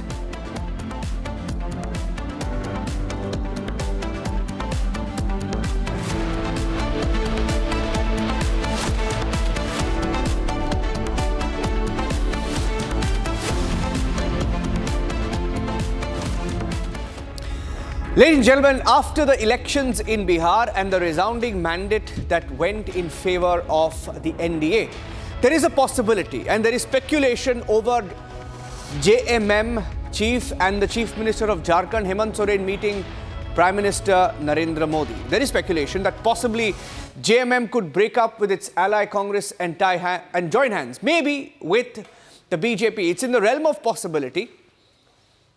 And key meetings have taken place. The Jharkhand governor was in Delhi and met the Union Home Minister. Now, is there a possibility? Can it happen? There is a big buzz over it. We'll go across to Prakash joining us on the story, live from Patna. Prakash, what is the possibility of this happening?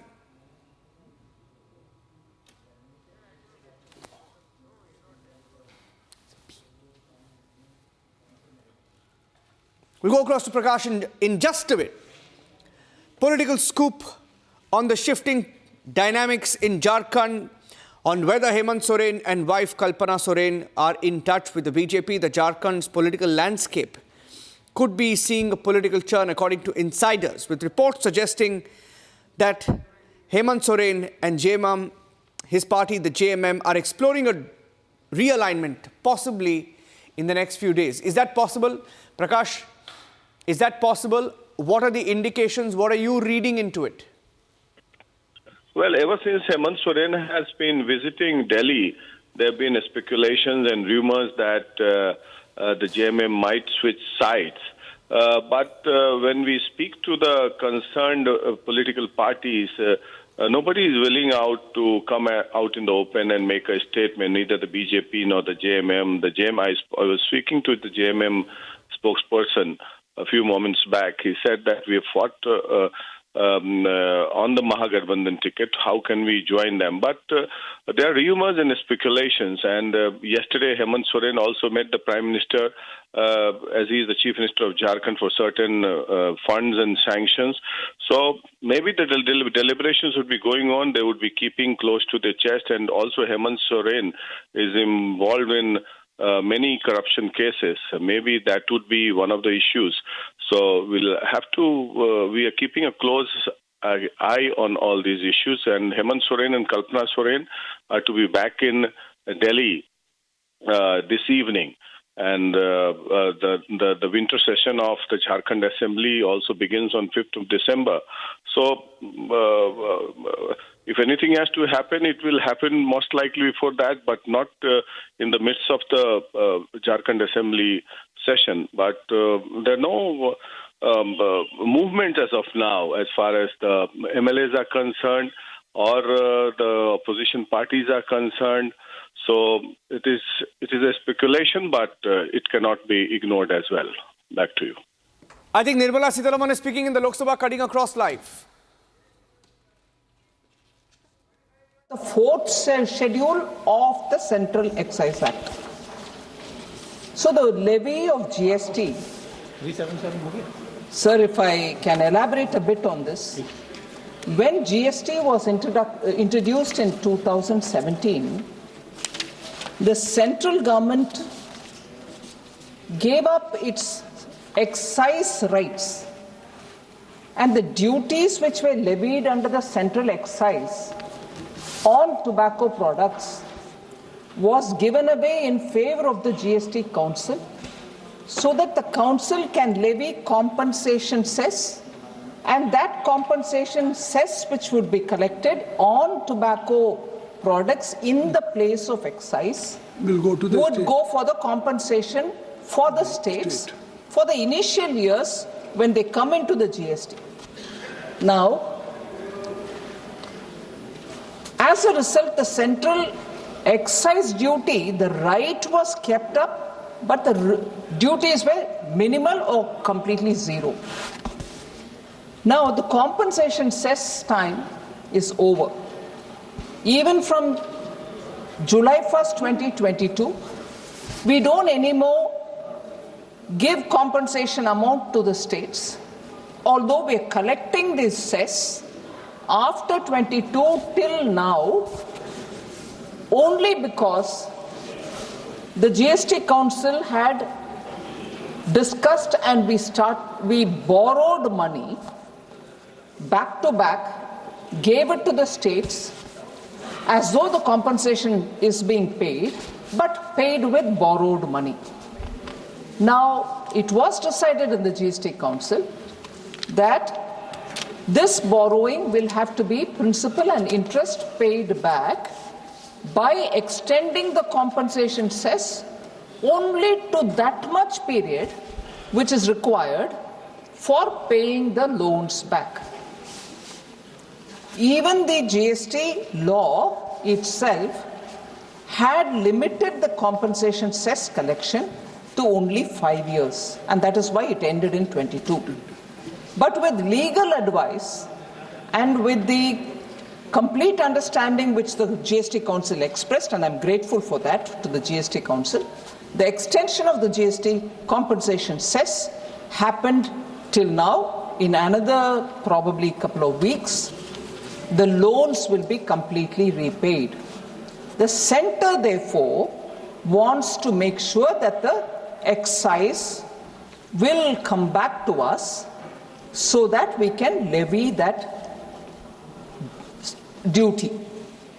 Another argument which is very important for all the members of parliament to know is by the act in GST, you cannot tax any item under the GST.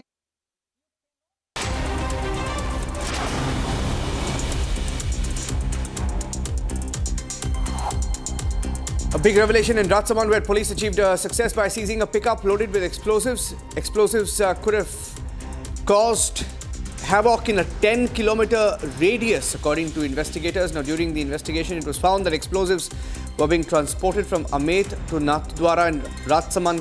Further investigation underway. Wednesday morning at the Hyderabad airport was full of chaos as operational issues caused flight delays. Passengers tried to check in. Airport staff struggled to address grievances.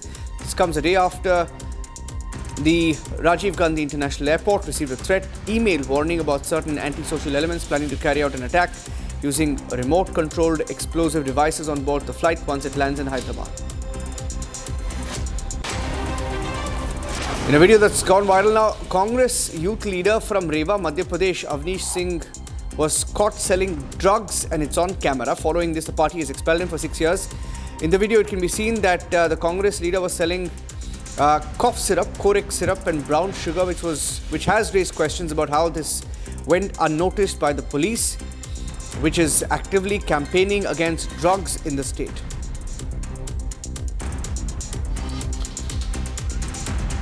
Clashes broke out between students and security personnel at the Banaras Hindu University, leaving over 100 people injured. The violence involved stone pelting, vandalism, with vehicles, flower pots, chairs damaged. The trouble began ahead of the Tamil Sangamam event scheduled to welcome 216 students on campus. Investigation is still ongoing.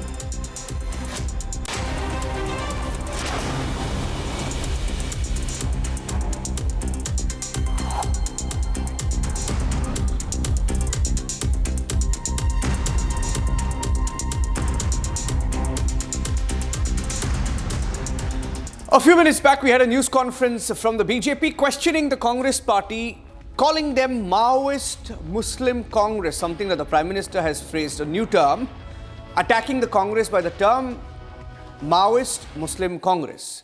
Rajnath Singh, Defence Minister, speaking earlier today, said Sardar Patel opposed Nehru's move to build Babri Masjid with public funds. He alleges that Nehru wanted to build Babri Masjid with public funds. The Congress has questioned Rajnath Singh. It's the big political controversy of the day. Vallabh भाई पटेल उदार व्यक्ति भी थे। वे सच्चे अर्थों में secular थे, पंथ निरपेक्ष थे। वे तुष्टीकरण में विश्वास नहीं करते थे। जब पंडित जवाहरलाल नेहरू बाबरी मस्जिद के मुद्दे पर सरकारी खजाने से पैसा खर्च करने की बात जब उन्होंने छेड़ी थी, सरकारी खजाने से पैसा खर्च करके बाबरी मस्जिद बनवाई जानी चाहिए, उसका भी विरोध यदि किसी ने किया था तो गुजराती मां की कोख से पैदा हुए सरदार वल्लभ भाई पटेल ने ही किया था। मेरे वल्लभ भाई पटेल उदार व्यक्ति भी थे। वे सच्चे अर्थों में सेकुलर थे, पंथ निरपेक्ष थे। वे तुष्टीकरण में विश्वास नहीं करते थे। जब पंडित जवाहरलाल नेहरू बाबरी मस्जिद के मुद्दे पर सरकारी खजाने से पैसा खर्च करने की बात जब उन्होंने छेड़ी थी, सरकारी खजाने से पैसा खर्च करके बाबरी मस्जिद बनवाई जानी चाहिए, उसका भी विरोध यदि किसी ने किया था तो गुजराती मां की कोख से पैदा हुए सरदार वल्लभ भाई पटेल ने ही किया था। मेरे बहन भाई। And the Congress party has responded, claiming that Rajnath, the defense minister, was lying. Huge face-off even outside parliament as some of the Congress leaders getting into parliament countered Rajnath Singh. Here's how the fight is playing out inside and outside parliament. ये सब distraction है, असली मुद्दे हैं, बहुत महत्वपूर्ण मुद्दे हैं जिन पे चर्चा होनी चाहिए, जिन पे बात होनी चाहिए। और ये सब रोज ये कुछ ना कुछ डिस्ट्रैक्शन उठा लेते हैं ताकि हम फिर बयान दें, वो बयान दें, और जो असली मुद्दे हैं पब्लिक के, वो उस पे कोई चर्चा ना हो। ये सब डिस्ट्रैक्शन है, असली मुद्दे हैं, बहुत महत्वपूर्ण मुद्दे हैं जिन पे चर्चा होनी चाहिए, जिन पे बात होनी चाहिए। और ये सब रोज रोज ये कुछ ना कुछ डिस्ट्रैक्शन उठा लेते हैं ताकि हम फिर बयान दें, वो बयान दें, और जो असली मुद्दे हैं पब्लिक के वो कोई उस पर कोई चर्चा ना हो। It's a complete lie by Rajnath Singh ji. We all know that Pandit Nehru and Sardar Patel had a cordial relationship, and Pandit Nehru's logic was very simple. Public money should not be spent on any kind of mosque, temple, churches or gurudwaras. It should be people's contribution. People should contribute and build their beliefs. This thing, not government money should be there. Rajnath Singh ji is stooping to this level. He is spreading a lie. I condemn this kind of lies from Rajnath Singh ji. सरकार के अंदर है कोई दस्तावेज दे दें। हमारे पास दस्तावेज हैं कि सरदार पटेल ने इनके जो पेरेंटल ऑर्गेनाइजेशन है, जो विचारधारा है, उस विचारधारा के विरुद्ध जो पत्र लिखा था और उसके अंदर उसको बैन किया था, वो डॉक्यूमेंट्री एविडेंस है। तो ये ऐसी बात मत करें।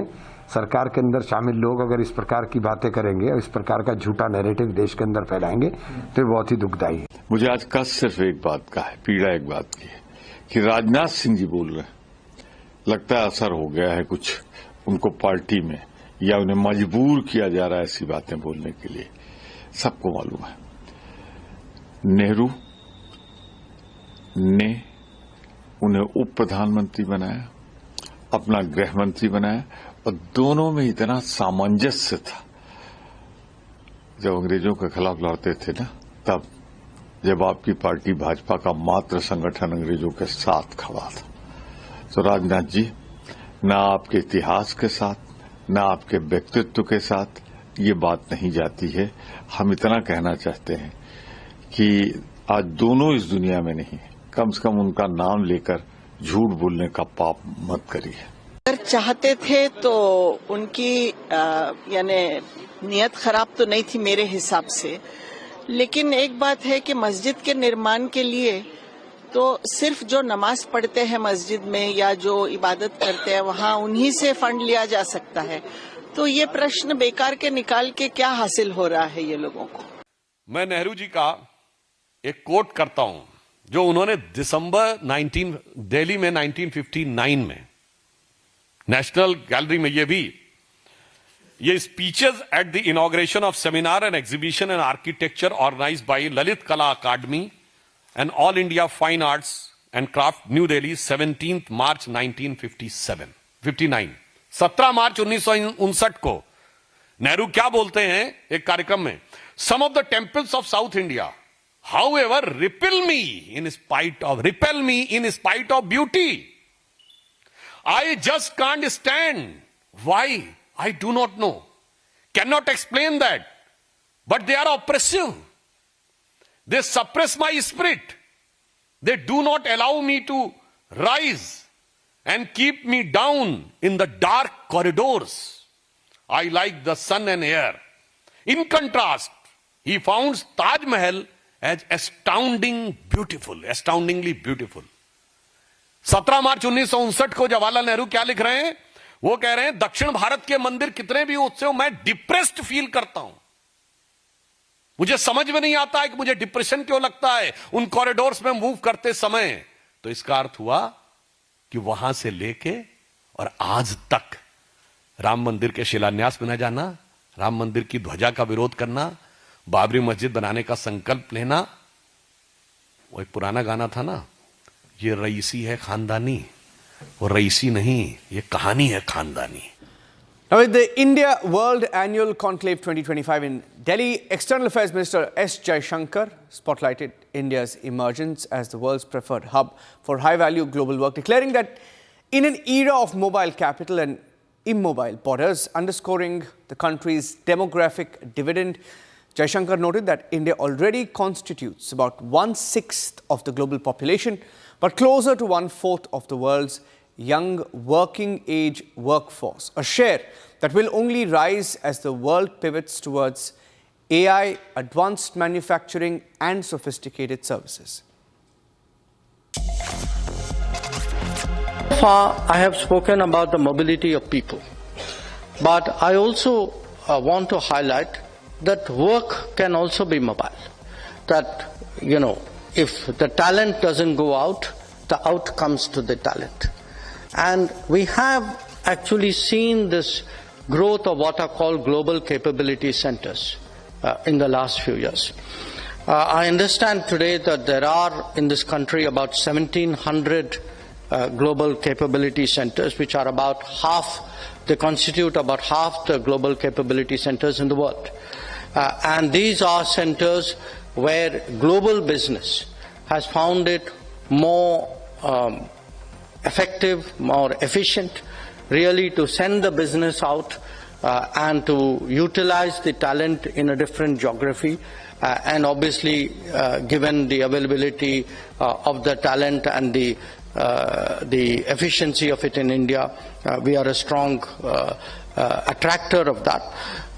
Again, there are estimates that about 2 million people are currently employed in global capability centers, and I think the rough revenue estimates which people put for global capability centers is somewhere between $65 to $75 billion currently a year.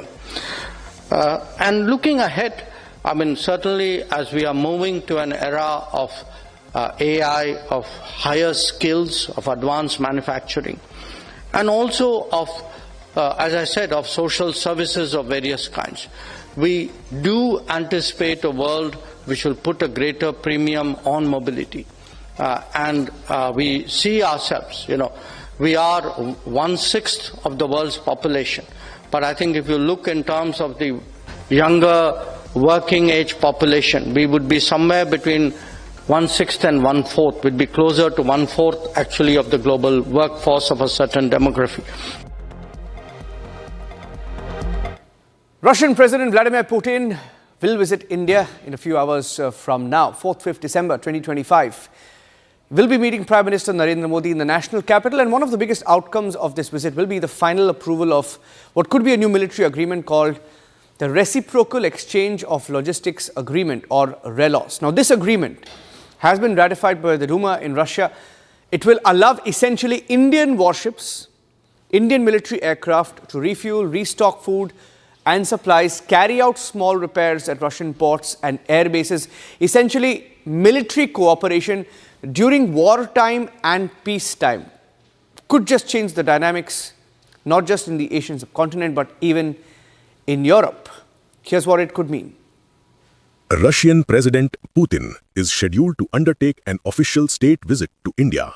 This will mark the 23rd India-Russia annual visit, a mechanism established in 2000 that alternates between the two capitals and has continued almost uninterrupted even during periods of global tension.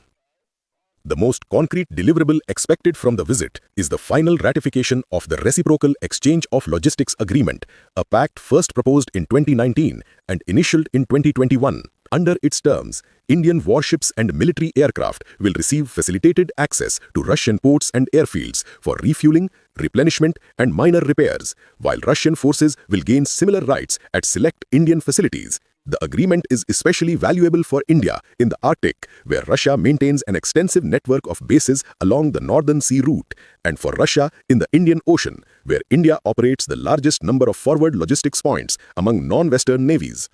Unlike the more intrusive Logistics Exchange Memorandum of Agreement that India signed with the United States, RELOS is framed as a purely reciprocal arrangement without automatic basing rights or permanent foreign troop presence, which makes it politically easier to sell to the Indian Parliament and public.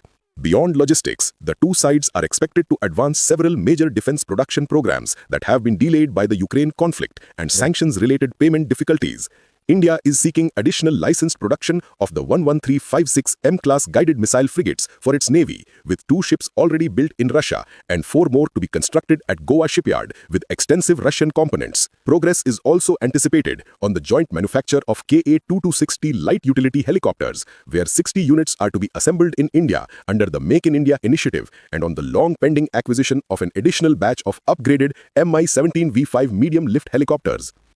The BrahMos supersonic cruise missile, already in service with all the 3 Indian services and now being exported to countries such as the Philippines, is likely to see new orders for its extended range and air-launched variants.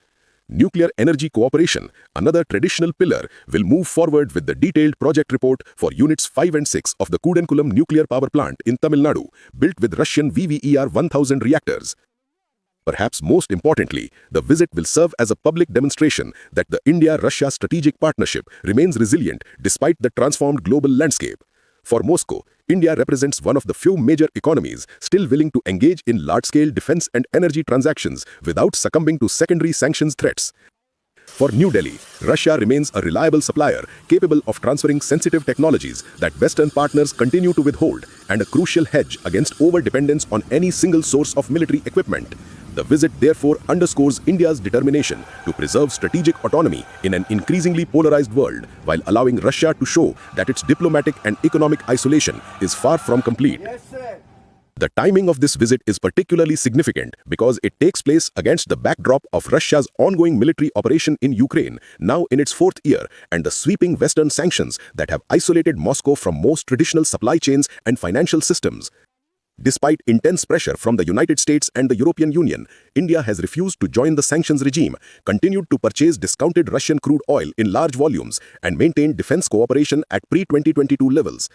This stance has allowed Russia to keep critical hard currency revenues flowing, while giving India access to military hardware and energy at prices lower than those available on the open market. The joint statement and the list of agreements signed during the visit will be closely passed in Western capitals, Beijing and other global centers of power, as an indicator of how far two of the world's largest nations are prepared to go in sustaining a relationship that has endured longer than most contemporary alliances. Taking a short break, ladies and gentlemen, Telangana Chief Minister Revanth Reddy has made a comment on Hindu deities, sparking a huge controversy. There's a political fight over it. The BJP held a news conference a short while back. We'll tell you how that fight is going on, and the comment that caused the controversy also coming up.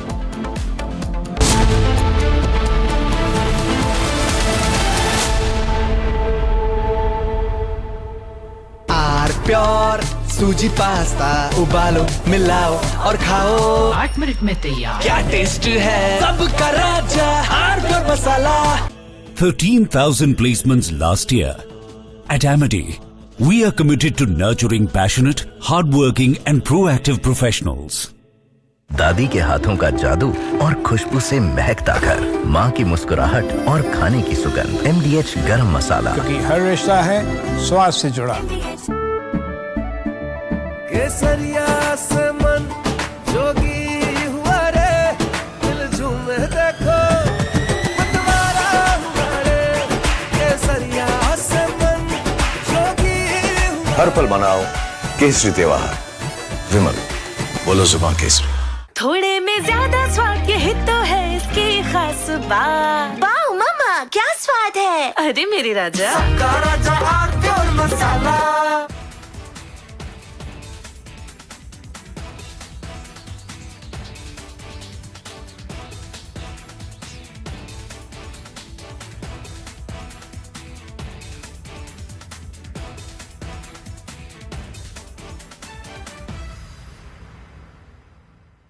Secret recipe MDH का जीरा sip jal jeera masala. Sip sip जीरा sip MDH का jal jeera sip MDH का jal jeera sip. The Indian Army has rarely spoken so loudly without uttering a word, and in exercise Ram Prahar, it delivered perhaps its clearest message from the Western Front in recent years, not through speeches or press conferences, but through a powerful demonstration of what it can actually.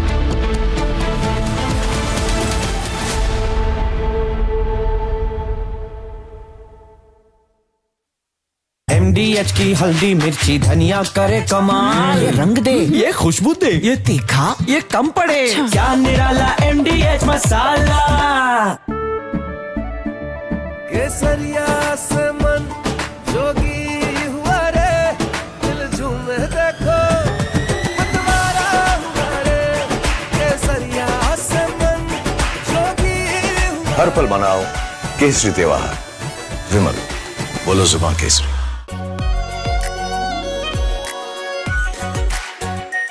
Are pure shahi paneer masala, delicious, healthy everyday.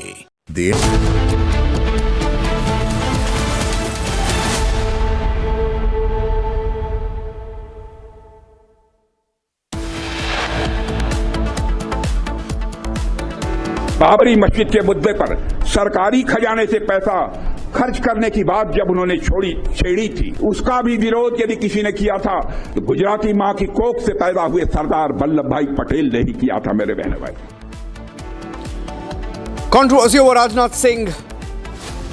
Comment on Nehru claims Nehru wanted to use public funds to build Babri Masjid. Congress calls Rajnath's remark a lie.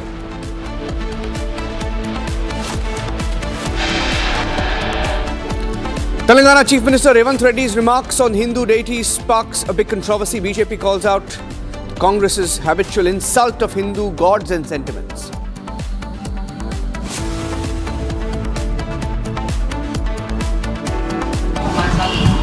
Sir आप कह रहे हैं sir स्कूलों में जो है जिहाद पढ़ाना चाहिए सर, आप कह रहे हैं सर स्कूलों में जिहाद पढ़ाना चाहिए। There's a controversy over Madani's pitch to have jihad taught in schools. Republic confronts the Jamiat Ulema Hind chief.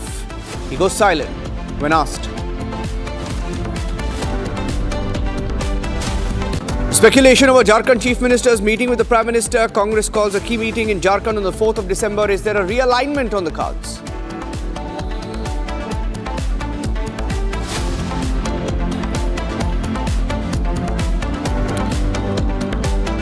As the power tussle continues, Siddaramaiah, the Karnataka Chief Minister, meets the Congress High Command, says will step down if asked to by Rahul Gandhi.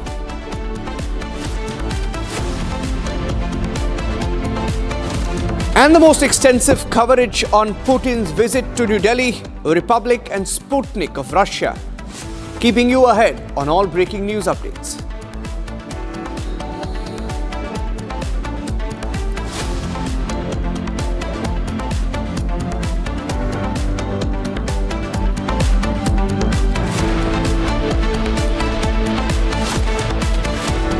And ladies and gentlemen, the big story, largely unreported, the Indian rupee has plummeted to an unprecedented low. Today, it's now breached the significant 90 rupees per dollar mark for the first time in history by depreciating. Fallen 6 paise today to 90.02 in early trade. That means $1 costs 90 rupees. And this was this morning when it crossed the 90 barrier. And the fall comes even as banks keep buying US dollars at higher levels. Some of the factors that have contributed, including higher levels of FII outflows, which continue amid a rush by companies to hedge against weaknesses in the currency. I have Pranav joining us live from the Republic Business Newsroom. Pranav, US trade deal also one of the factors. Why don't you take our viewers through the implications of this now? Pranav. Well, Niranjan, the rupee has fallen 5.3% this year. I mean, this is in fact the steepest annual decline since 2022. Analysts are saying that the various factors include that the central bank has not in fact intervened. If you remember, there is an RBI monetary policy that is slated to begin, and there are expectations that the rate cut is not likely to be revised. So, yes, at a time when, there have been concerns about trade, there have been concerns about, the underperformance of the Indian market over the year that has gone by, the RBI not likely to intervene is being seen as a negative side by some of the traders. That is one of the reasons behind the, so to say, weak demand for rupee. Contrary to the belief that rupee hitting a low always is detrimental, it's not always so, because the Indian services and goods that are offered normally end up becoming cheaper, as a result of which it helps the Indian economy in terms of the inflow of rupee because of the dollar gaining strength. Yes. Now, implications of this, Pranav, what will be impacted in the short term? The implementation is clearly that, the Indian goods and services that are offered abroad, they end up becoming cheaper, as a result of which there is more demand for that, as a result of which there is more inflow. So in the end, it helps the Indian economy because there is more inflow of dollars in this case. So that's the immediate implication. In the longer run, however, we need to definitely look at how it impacts, how the demand supply impacts, and the FII inflow, it definitely will be increased because of the rupee falling. Okay, thank you for joining us with those inputs, Pranav. For the first time, rupee has breached the 90 per dollar mark. It's a record low, the lowest it's fallen so far.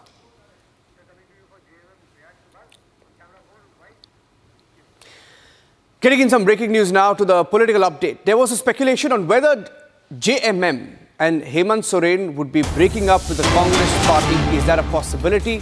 One of the questions being asked as top leaders of the JMM reportedly are in touch with the BJP. A JMM has responded. JMM has called the speculation baseless. There's a breaking news update coming in. A comment coming in from the JMM to the meetings that have taken place. In fact, there was a buzz after Hemant Soren met the Prime Minister along with his wife, and the Jharkhand governor as well was in the national capital meeting Union Home Minister Amit Shah. Here are some of the responses coming in. JMM says it's not happening. जितनी मुंह उतनी बातें, किसी का मुंह तो नहीं रोका जा सकता। चर्चाएं कहां से उठती हैं, क्यों उठती हैं, परंतु कोई कारण ये बता दीजिए कि गठबंधन क्यों टूटेगा और क्यों हम किसी दूसरे दल के साथ जाएंगे। कोई कारण तो होना चाहिए। वैसी कोई दूर दूर तक संभावना नहीं है। सरकार अपना कार्यकाल पूरा करेगी। सरकार को जनादेश इस गठबंधन को मिला है, हम उसका सम्मान करते हैं। मजबूत सरकार है, हमारे लोकप्रिय मुख्यमंत्री। मुझे नहीं लगता है कि कोई जरूरत है गठबंधन तोड़ने की। दिल्ली जाने के तो कई कारण होते हैं, व्यक्तिगत कारणें भी होती हैं, कुछ अपना व्यक्तिगत निजी जीवन भी होता है, साथ ही और भी कई काम होते हैं। माननीय मुख्यमंत्री को बहुत तरह के कार्यों से जाना पड़ता है, तो फिर अटकलबाजियां मुझे लगता है ये बेबुनियाद अटकलबाजियां हैं। कोई इसका आधार नहीं है, निराधार बात है। Now, there is also a meeting lined up of the Congress party.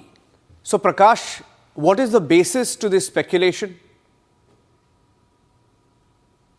Well, as far as basis is concerned, we haven't found anything concrete development as yet if the JMM is joining the NDA or not. But speculation has been rife for the past 2 weeks or so, ever since Hemant Soren has been making a visit to Delhi. And there's been a speculation, but without the smoke, there is no fire. But there would be some back-channel negotiation or last-minute arrangement that would be happening, as it happened in the case of Bihar in 2022, that the BJP was caught unawares about the political realignment between the RJD and the JDU. And despite the last-ditch effort, Nitish Kumar went to the Mahagathbandhan. If that kind of arrangement is being done and the mere posturing is being done by the JMM leaders as well as the BJP, one doesn't know. But yes, Hemant Soren is involved in large number of corruption cases. So that is one of the issues as it happened in Maharashtra, Niranjan, when Ajit Pawar switched sides overnight and he was sworn in as the deputy CM along with Devendra Fadnavis. So if that kind of history is repeated in Jharkhand as well, so we cannot rule out that that has happened in the past in Maharashtra, Madhya Pradesh, and other states as well. And as far as Hemant Soren's alignment with RJD and the Congress is concerned, he was apparently not happy in the Bihar Vidhan Sabha elections, and also there is lack of funds, shortage of funds. So he may want a double-engine government. That would be one of the issues. But as far as the leadership is concerned, all the leadership of respective parties, even the BJP, is denying it. But that has added more to the speculation is the pictures of Hemant Soren and Kalpana Soren, his wife, meeting Prime Minister, as well as Santosh Gangwar, the Jharkhand governor, meeting Union Home Minister Amit Shah. So as far as the majority is concerned, there is no doubt about the majority. Hemant Soren's JMM has 34 MLAs in the 81-member assembly, and BJP has around 24 MLAs. So they come close to around 58 MLAs, whereas the India bloc has 56 MLAs. So we'll wait and watch. We are keeping a track on the development. Hemant Soren is coming back to Ranchi today evening. Maybe thereafter some developments would take place, but in 2 days from now, the winter session of the Jharkhand Assembly is all set to begin, and it is most unlikely that things should move so fast, but we are keeping a track on the development. Thank you for joining us with those inputs.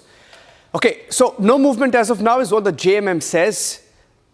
Let's keep a close watch on that. Let's move on now and get you the other big political controversy of the day. Ladies and gentlemen, a comment that was made last evening by the Telangana Chief Minister Ramjas Reddy made a comment, a loose comment, not really loose when you look at how frequently Congress makes such comments about Hindus and Hindu gods.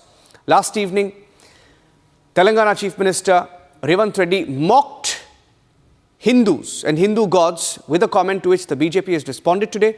Listen in.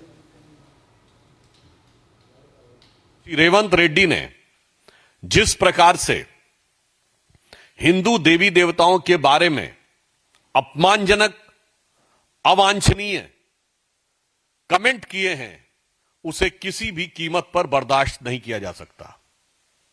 और एक तरफ ये वही मुख्यमंत्री हैं जिन्होंने अभी jubilee हिल के चुनाव में ओपनली बोला था, कांग्रेस मतलब मुसलमान, मुसलमान मतलब कांग्रेस। आपको पूरा तहे दिल से मुस्लिम समाज के साथ जाइए, कोई समस्या नहीं है। आप हम सफर, हम प्याला, हम निवाला, हम राज हो जाइए, हमें कोई समस्या नहीं है। मगर हिंदू धर्म के देवी देवताओं को गाली देंगे तो यह बर्दाश्त करने योग्य नहीं है।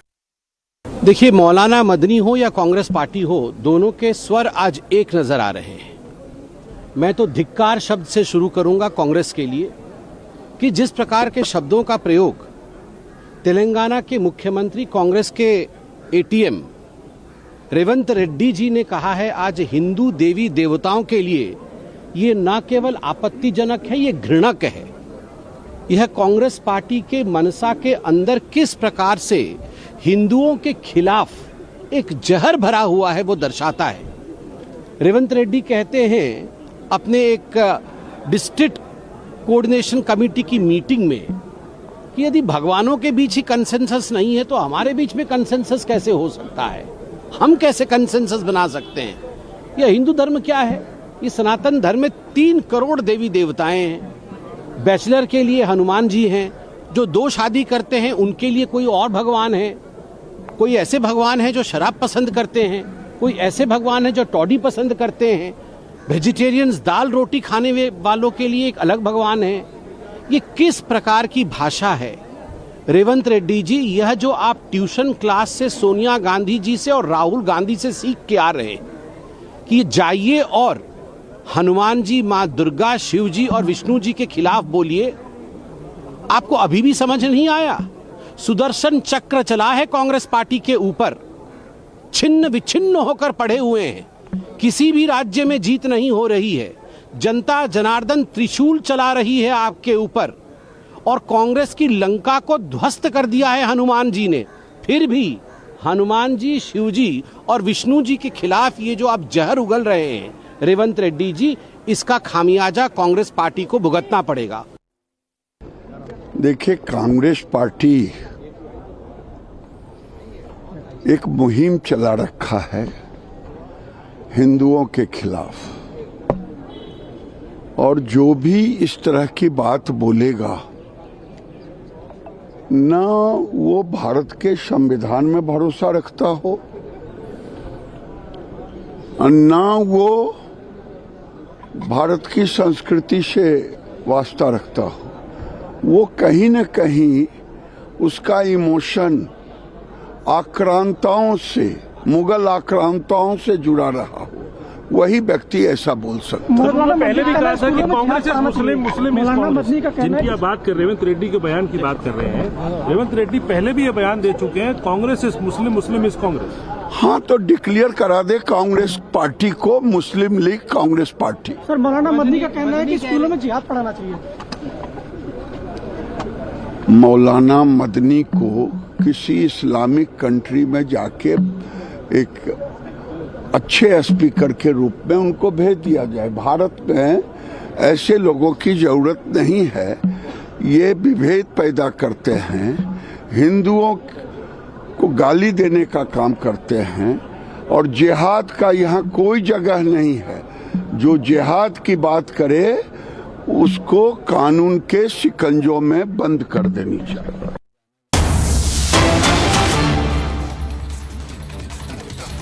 Okay, getting into responses to that comment that was made by Revant Reddy. Union ministers responding, quickly getting in a response from one of the union ministers, Prahalad Joshi, who has responded to what Revant said. Listen in. नहीं, ये लोगों को हिंदू का अपमान, हिंदू आस्था का अपमान कांग्रेस को और कांग्रेस के जो फ्रेंडली पार्टी है वो एक हैबिट बन गया है। जब भी देखो कर्नाटक में देखो, केरल में, अभी तेलंगाना में, नहीं, ये लोगों को हिंदू का अपमान, हिंदू आस्था का अपमान कांग्रेस को और कांग्रेस के जो फ्रेंडली पार्टी है वो एक हैबिट बन गया है। जब भी देखो कर्नाटक में देखो, केरल में, अभी Telangana. Getting in some breaking news now on the Delhi riots case. There's been a hearing underway in the Supreme Court on the bail petition specifically of Umar Khalid, Sharjeel Imam and the others that are now being heard. And as we speak, the arguments are being made inside court. Sharjeel Imam's entire video was played last week inside the courtroom. It was an 8-minute video and hearing is on in Supreme Court. As we speak on the Delhi riots case,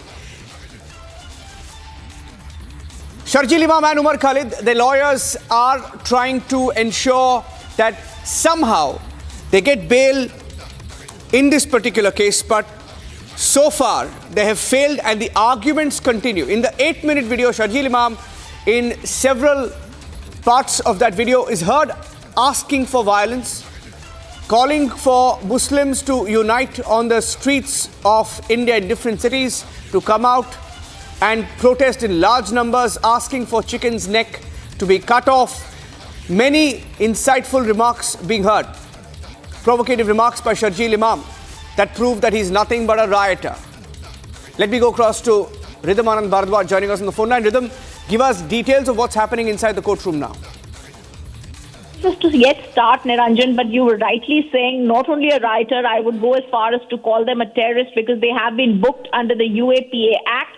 The bench of Justice Aravind Kumar and N.V. Acharya had heard detailed submissions earlier from Kapil Sibal on behalf of Umar Khalid. He had begun his arguments earlier in the case, speaking about how he believed there was nothing inflammatory or communal content in what Umar Khalid's speeches had been. Today we are going to hear what Sharjeel Imam's lawyer is going to be speaking in the Supreme Court in the rejoinder arguments, after which the Delhi police's rebuttal will be there. And I think after that, the court is going to soon quickly pass its order. But like you said, the 8-minute video, the 3-minute video that has been shown in the court is very, very clear. It shows the intent of these people to cause riots. It shows them wanting not only to be anti-national, but a regime change in India. The police claim the regime change operation was there. And this regime change operation that is there in the affidavit is what is so concrete and important to understand, because not only did they want a separate regime change, the Delhi police in its clear and very aggressive stand before the Supreme Court has pointed out time and again in videos, in clear details that they have given, that these people wanted a regime change. Okay. Rhythm, can we expect an order today in the course of the arguments? Are we expecting an order anytime soon? Because the argument has been that, you know, it's been pushed for far too long. But given the severity of the claims and knowing what they can do if they are out, what is your sense of the way the case is proceeding? I have been hearing and seeing this case for the past 4-5 years, Niranjan, in the Delhi High Court. Orders have been passed earlier. Whenever needed, the court has rejected the bail applications of Umar Khalid and Sharjeel Imam. Yet again, I believe it's the top court now that has to see this bail petition that has been filed by Umar Khalid, Sharjeel Imam and others.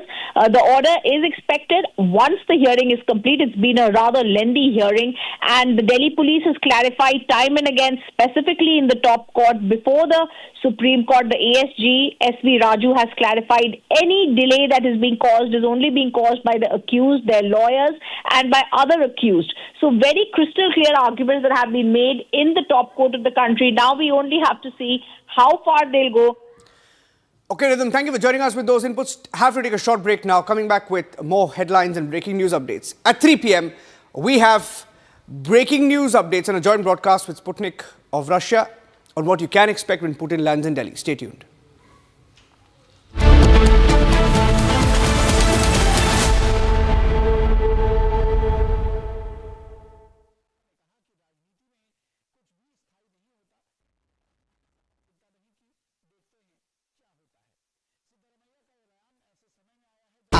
Pure सूजी pasta उबालो मिलाओ और खाओ 8 minute में तैयार क्या taste है सबका राजा pure masala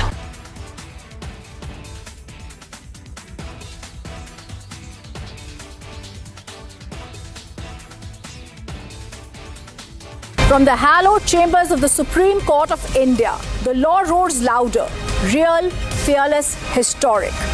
The first Buddhist Chief Justice of India, former Chief Justice of India, Justice B.R. Gavai, unshaken in conviction. This weekend on the legal side of things, only on Republic TV.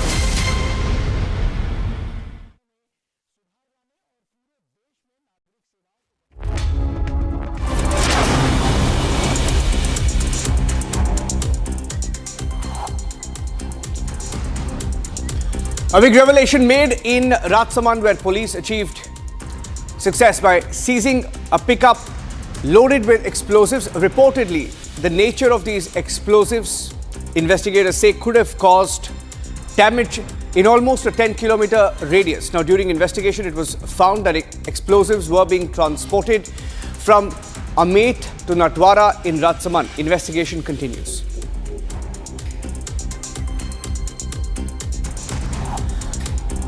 There's complete chaos at Hyderabad's Rajiv Gandhi International Airport this morning as operational issues caused flight delays.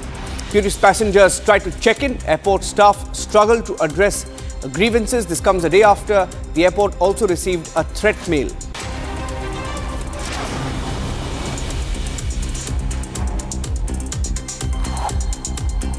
In a video that's now going viral, the Congress youth leader Avnish Singh has been caught selling drugs on camera. This is in Rewa, Madhya Pradesh. Following this, the party has expelled him for 6 years.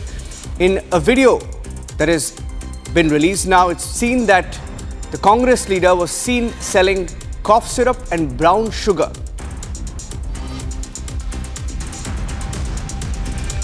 Clashes broke out between students and security personnel at the Banaras Hindu University.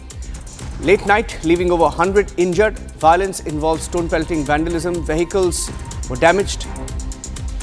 Trouble began ahead of the Tamil Sangamam event scheduled to welcome 216 students to the campus.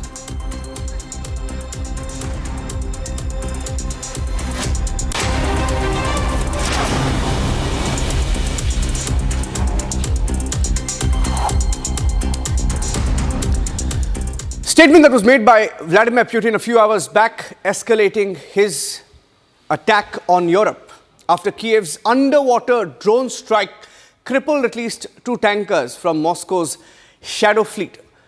Russian President Vladimir Putin now threatening to cut off Ukraine from the sea.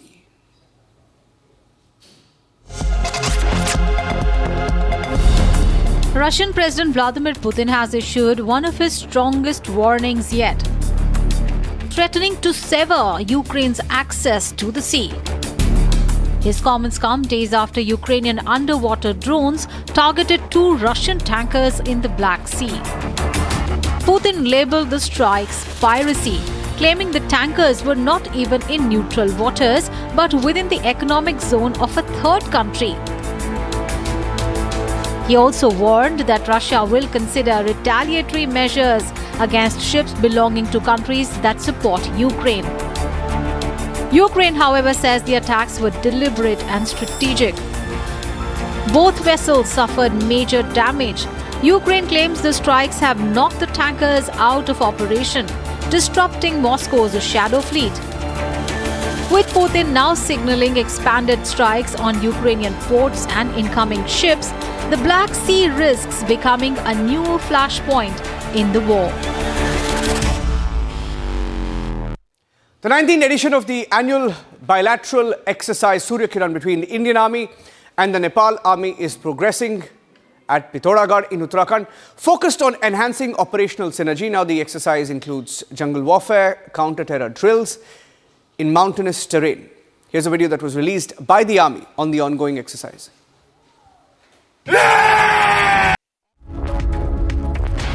Taking a short break, ladies and gentlemen. When we come back, on top of 3 p.m, Republic, along with Sputnik of Russia, will get you the biggest coverage, live coverage.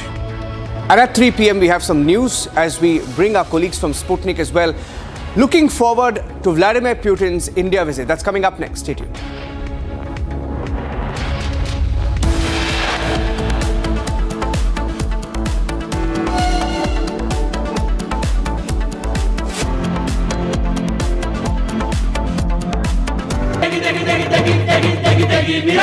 MDH की देगी मीरज, देगी मिर्च का तड़का, अंग अंग फड़का। MDH की देगी Miraj.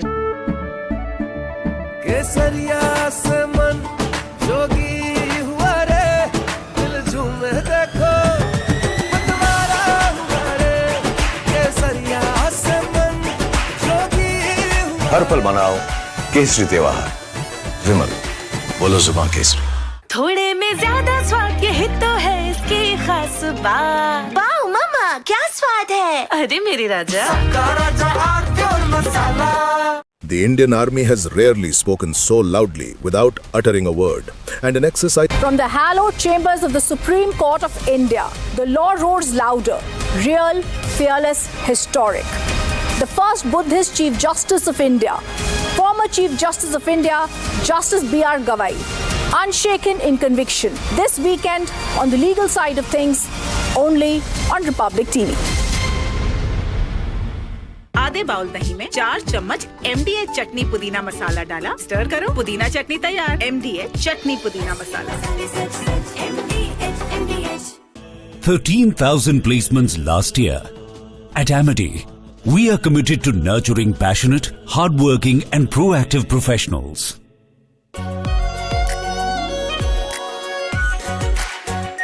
Our pure Shahi Paneer Masala. Delicious, healthy, every day.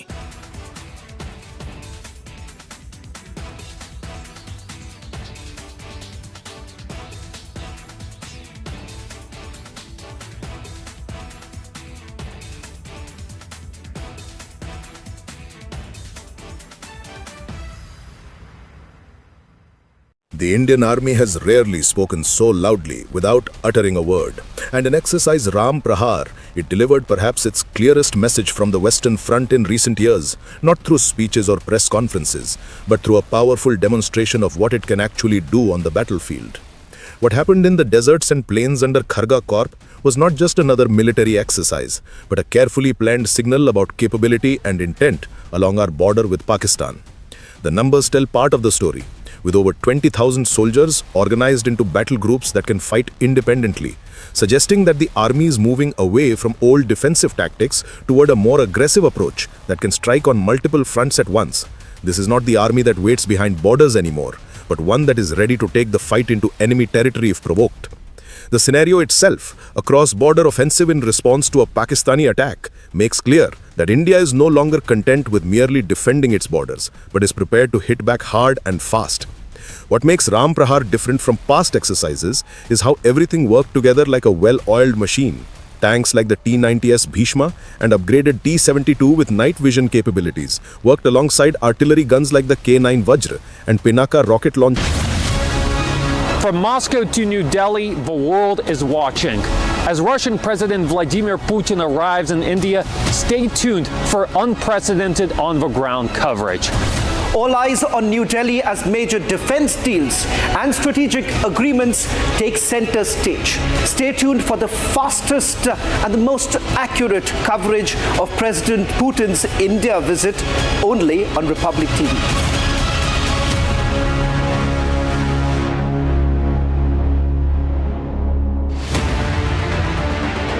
The optics could not have been clearer and louder. By hosting the Russian President Vladimir Putin in New Delhi with all the trappings of a state visit, India is sending a strong message to the West that it's not going to compromise with its strategic autonomy under any geopolitical pressures of sanctions and tariffs. Stay with us as our team of correspondents joins the Republic newsroom to deliver sharp insights, exclusive perspectives and real-time reporting on this groundbreaking visit. The best of India and Russia, Republic and Sputnik get you the most comprehensive coverage of this Modi-Putin summit.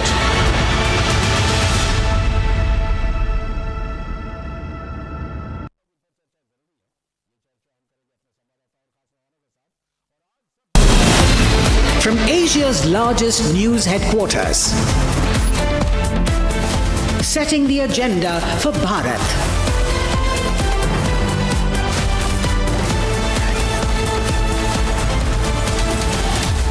You're watching Republic.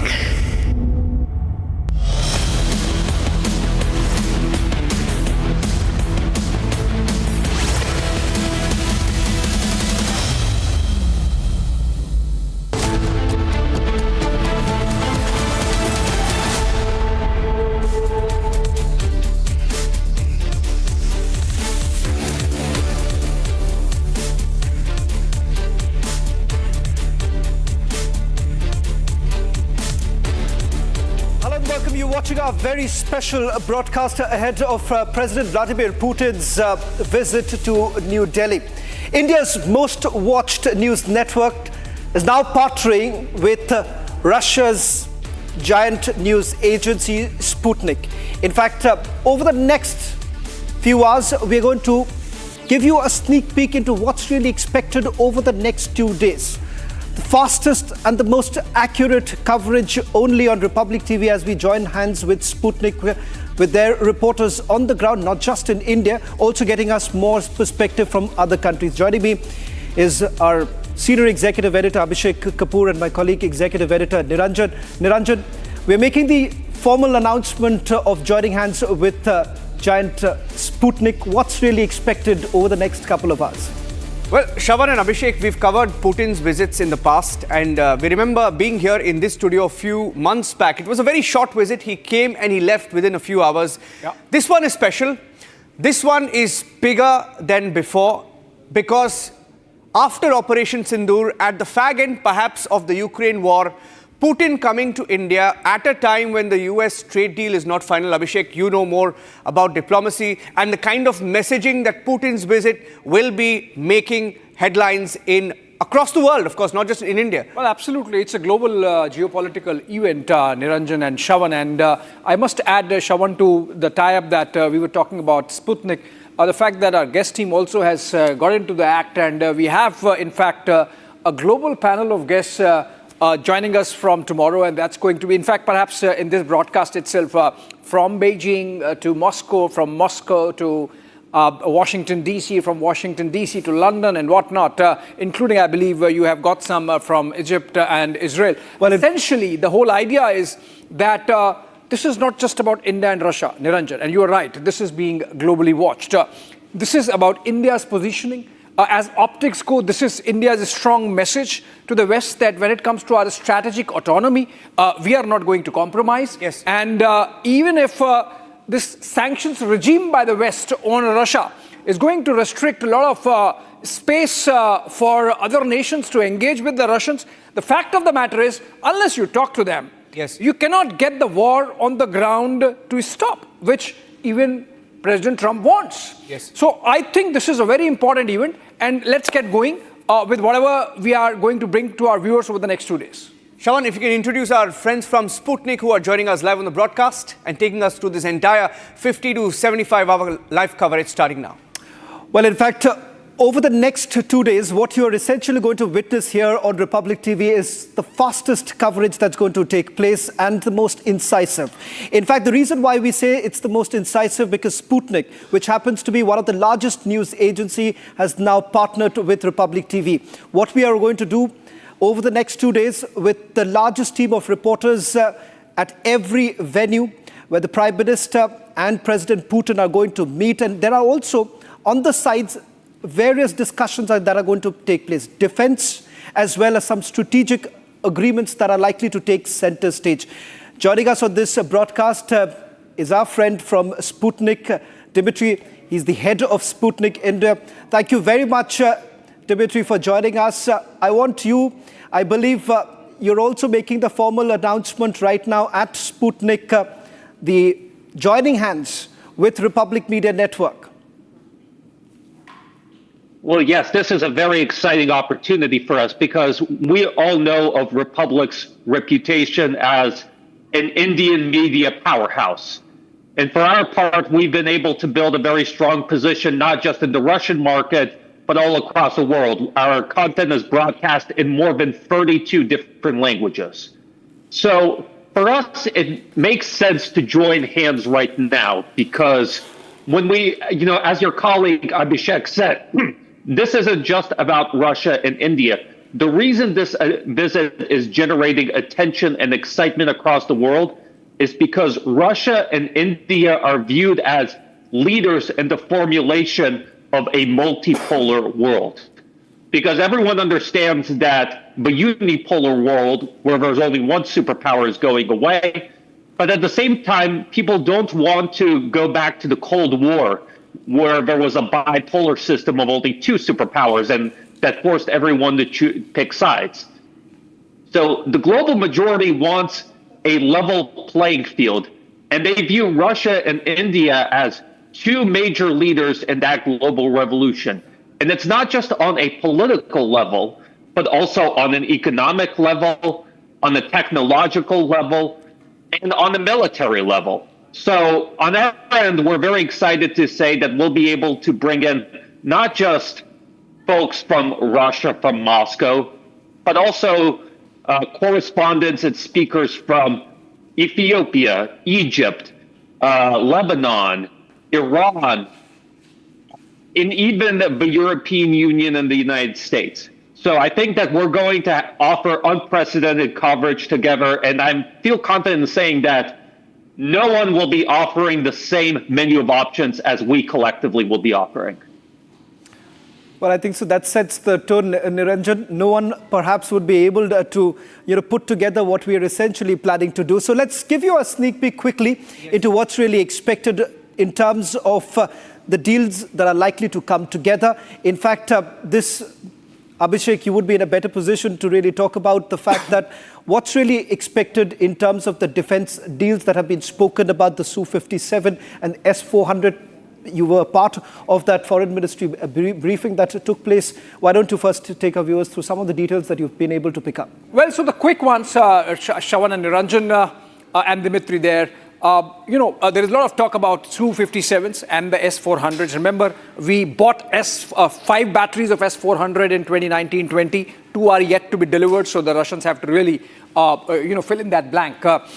Having said that, the kind of success we had with S-400s in Operation Sindoor, obviously we can look at more, not just S-400, but their upgraded version S-500, and the Russians have offered technology transfer, so there would be talks on that. Sukhoi 57 is the 5th generation aircraft of Russians. We had Mr. Peskov yesterday, the Kremlin spokesperson, mentioned that this is their best. This is the best in the world. But the point is that do we really need it? And if we do, how many we need? Because the Russians, again, like in the case of S-400, so in the case of Su-57, are saying there is the option of tech transfer. So F-35 versus Su-57, that would be another.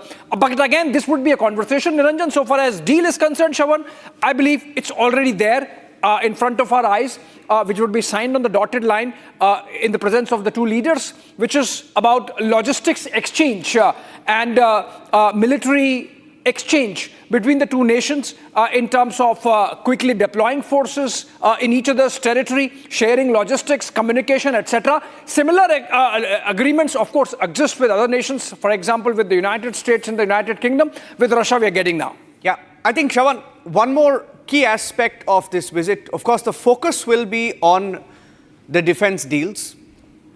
At a time when we have a lot of pressure from America, especially on oil, and the kind of trading relationship we've had vis-a-vis oil with Russia, it's been beneficial to India and the Indian markets. But what happens now? Because, of course, it will be on the top of Russia's agenda as well.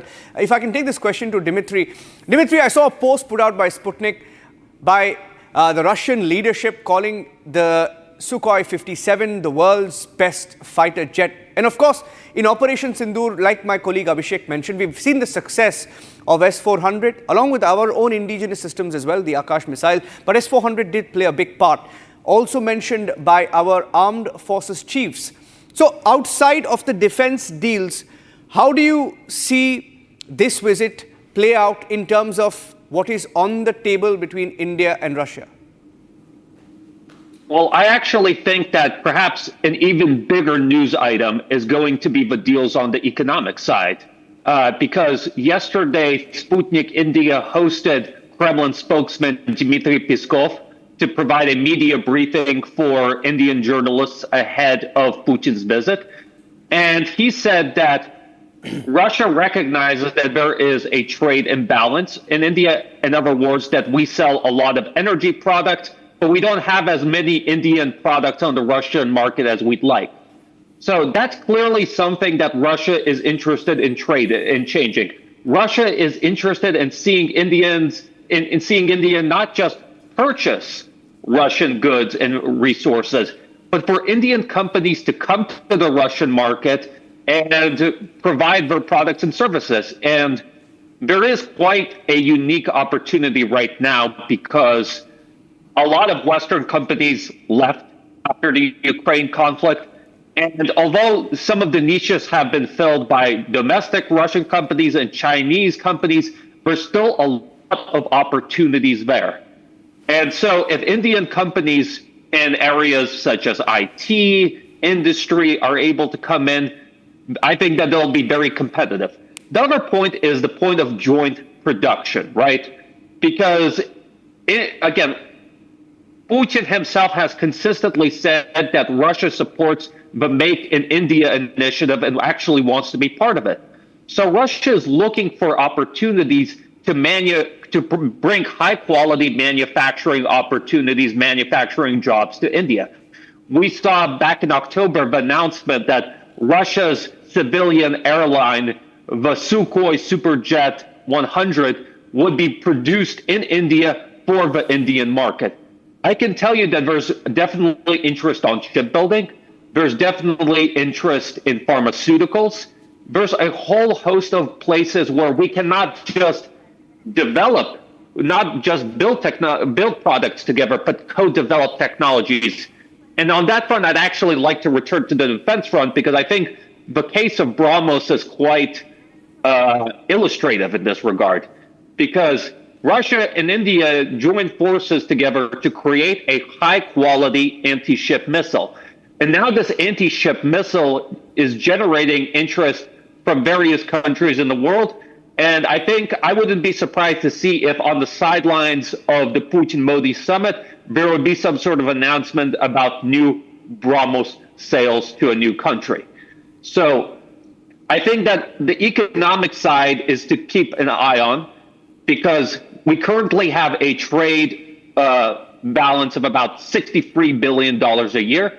The goal is to raise it to $100 billion per year by 2030. There's a lot of things we can do on that front, and I'm expecting some breakthroughs on the economic side of things over the next 2 days. Yes. Okay. Okay. Abhishek, I think we have a breaking. Dimitri, stay with us. We're getting in some more inputs from New Delhi as well on how we're preparing. Abhishek, if you can take our viewers to the next breaking update that's coming in right now on the visit. Well, so the breaking is, Niranjan, I'm getting to hear that Prime Minister Modi and President Putin are going to have their meeting immediately on arrival of President in the evening of tomorrow, which means that he lands and heads straight to 7LKM. I believe there is a one-on-one meeting planned between the two leaders at the Lok Kalyan Marg residence of the Prime Minister. And that's a big one because remember, it's a state visit, so the whole trappings of a state visit, the ceremonial welcome at the forecourts of the Rashtrapati Bhavan, the visit to the Rajghat to pay respects to the father of the nation, Mahatma Gandhi, going to the Hyderabad House, the delegation level talks, business summit after that at Bharat Mandapam, and then the state banquet before that, meeting the president. That's all there. But I think when it comes to engaging one-on-one, the most crucial meeting and taking their own equation forward and to bring and add to the heft of the delegation level talks with the mutual understanding. I think that one-on-one meeting between Prime Minister Modi and President Putin, even before the delegation level talks, that's tomorrow itself, and that's going to be a big one. Shawan. Well, in fact, we're also picking up some more details with regards to what's really going to happen in terms of the number of meetings that are basically lined up. Dimitri, in fact, you were in touch with those who have been part of Russian President's entire delegation. Could you help us understand in terms of the business delegation that's likely to accompany President Putin? Well, first of all, you're going to see the leadership of Russia's largest banks, that is Sberbank and VTB. Both banks are trying to establish their presence in India, expand their presence in India, all of that to make financial transfers between the two countries easier. And if the financial transfers can be done with ease, that obviously opens a lot of trade opportunities for both sides. The other side of things that is going to be important is pharmaceuticals, because right now Indian pharmaceuticals, I would say, especially over the past year or two, have emerged as major players in the Russian market, because as a result of Western sanctions, a lot of Western brands left the Russian market, and Russians were initially very worried because they expected a spike in medicine. But thankfully, Indian companies came to the rescue, and they were actually able to bring medicine prices down because they provided higher quality, cheaper alternatives to Western medicine. And so I think pharmaceutical is going to be important. We also know that the Minister of Agriculture will be there. There's going to be talks about, increasing imports of Indian agricultural goods. There's going to be the Deputy Minister of Industry. I think you're going to see more stuff about aviation and shipbuilding on that front. And you obviously are going to have folks from Russia's nuclear state agency, Rosatom, which is building nuclear power plants across the world. There's going to definitely be talks on the nuclear energy front. Let me also, Niranjan, get a quick word from Krishna Mohan. He's the Defense and Security Correspondent of Sputnik here in India. Krishna, just help us understand what's the response really coming in from the Indian Armed Forces with regards to S-400? Because during Operation Sindoor itself, we have essentially seen how the first layer of defense that really came in from our indigenous products itself. How exactly is India really weighing this in, and what's the roadmap like in terms of bringing in S-400? Indian Armed Forces are using Russian military hardware since, I think, more than 5-6 decades. S-400 is the most modern anti-air defense system. India acquired this, and at that time, America pressure on India for doing trade with Russia is not new. Even when India to sign the deal of S-400 with Russia in 2018. In 2017, America passed CAATSA bill, countering adversaries of America through Sanction Act. And in 2018, you must remember that in May of 2018, there was a 2x2 meeting of Defense Minister and Finance Minister of India and USA that was going to happen in Delhi, and that was cancelled. But even then, India went ahead and signed S-400 deal. And S-400 proved its worth in Operation Sindoor. Recently in October, Chief of Air Staff, Indian Air Force, he announced, and on record he says that Indian Air Force got a kill from longest range. It was more than 310 kilometers. And that was obviously shot from S-400. Now Indian Air Force has received 3 regiments in very strategic. Okay, I think there's a poor audio line there. Just losing the signal there with Krishna Mohan. We'll just fix that line. Can I go to... yes, Abhishek. Yes, you can. Yes, you can. I mean, Dimitri, Abhishek, this time you were mentioning about the possibility of the economic side of the talks yielding bigger headlines vis-a-vis the defense side. Now, I just want to have a bit of an elaboration on that. What do you mean by that? I mean, the fact that the balance of trade situation is so much in favor of Russia, the fact that Russia does not purchase enough of Indian goods and services, the fact that even those exporters who are sending in goods and services to Russia find it difficult because of the Western sanctions to get the money. Are you suggesting that something might be in the works on that aspect of making the exchange of goods and services and the currencies a little easier? Of course. When you look at the meetings between Jai Shankar and, let's say, Russian Foreign Minister Lavrov, or Russian Deputy Prime Minister Denis Monterev, who is basically the one who's in charge of managing the economic side of the Russia-India relationship, both of them have acknowledged India's concerns regarding the trade balance, and they also, have repeatedly stated that Russia is interested in making this, more evened out. In order to do that, you obviously need to improve the situation with financial transfers.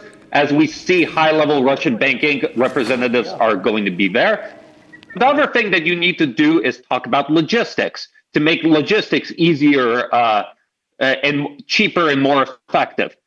We already know that Russia and India have the international north-south transport corridor, which runs through Iran and is quicker than the traditional Suez Canal route. So that's one route. We also have the Chennai-Vladivostok route. So you are seeing all these sort of logistical initiatives being played out to make it easier to ship goods from India to Russia and vice versa. Obviously, this is going to be a medium-term, long-term consideration because it takes time to fully develop this infrastructure, especially in the case of the international north-south transport corridor, develop this infrastructure via third countries. But Russia and India are committed. It has support from outside parties. And I think that's, Kremlin spokesman Dmitry Peskov has said that both these trade routes are high on the agenda, and so has Russian Deputy Prime Minister Denis Monterev. Yes, I wanted to ask a question to Krishna Mohan. Krishna, last evening, after the Duma ratified RELOS, a lot of interest in India around what that could mean. Looking at the fine print, it appears to have significant, outcome here in India. If you can tell our viewers a little bit about RELOS and whether that will also figure in the meeting when Putin lands in Delhi. Whenever India and Russia met, or there are some summit, then defense is always a central point. Though yesterday, Pasco explained that not only defense but trade and even cultural and technical trade, everything will be discussed. And then the discussions will be on a wide spectrum of various issues. But always defense is on the center stage between India and Russia. Russia has been a strategic partner since long, and India always. Most important thing is there is no string attached with any defense deal with Russia. Yeah. Second, there is no trust deficit between India and Russia, whether on in trade or in defense deals. So these all treaties, these all summits are strengthening in Indian and Russia defense partnership. And now India and Russia's defense relation is not only buyer and sellers, but of joint producers. India and Russia are jointly producing many important military hardware. BrahMos was the first, which is being even exported. India got its first major export order from Philippines of BrahMos.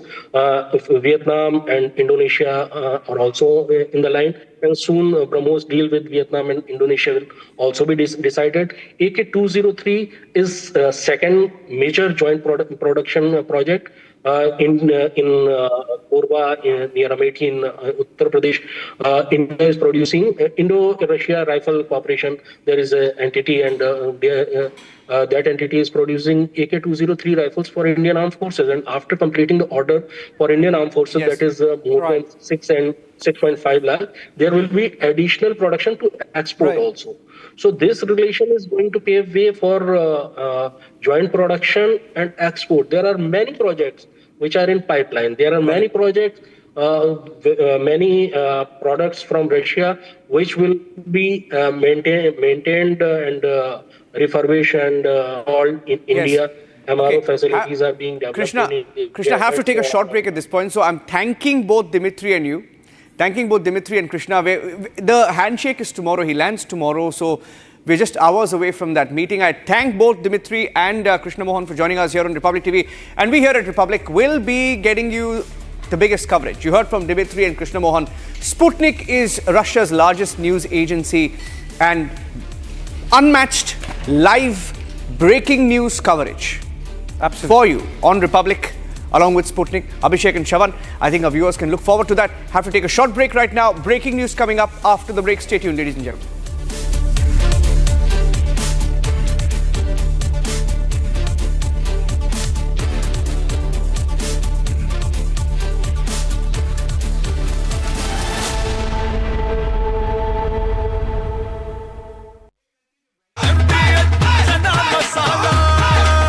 अब छोलिया हो या लोबिया, सफेद चने या काले चने, सब कुछ मजेदार बने। केसरिया से मन जोगी हुआ रे, दिल झूमे देखो मतवारा हुआ रे। केसरिया से मन जोगी हुआ। हर पल मनाओ केसरी त्योहार। विमल, बोलो जुबान केसरी। आर प्योर सूजी पास्ता उबालो मिलाओ और खाओ 8 मिनट में तैयार। क्या टेस्ट है सबका राजा R pure masala. The Indian Army has rarely spoken so loudly without uttering a word. And in exercise Ram Prahar, it delivered perhaps its clearest message from the Western Front in recent years, not through speeches or press conferences, but through a powerful demonstration of what it can actually do. Hallowed chambers of the Supreme Court of India. The law roars louder. Real, fearless, historic. The first Buddhist Chief Justice of India, former Chief Justice of India, Justice B.R. Gavai, unshaken in conviction. This weekend on the legal side of things, only on Republic TV. थोड़े में ज्यादा स्वाद, यही तो है इसकी खास बात। वाओ मामा, क्या स्वाद है? अरे मेरी राजा, सबका राजा R pure masala.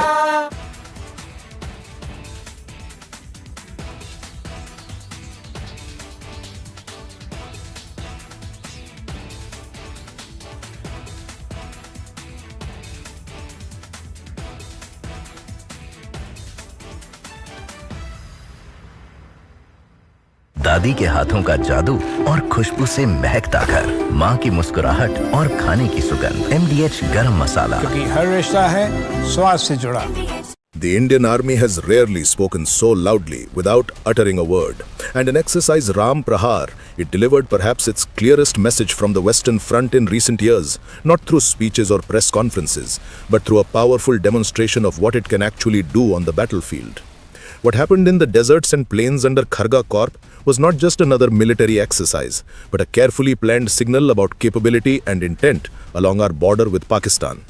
The numbers tell part of the story, with over 20,000 soldiers organized into battle groups that can fight independently, suggesting that the army is moving away from old defensive tactics toward a more aggressive approach that can strike on multiple fronts at once. This is not the army that waits behind borders anymore, but one that is ready to take the fight into enemy territory if provoked.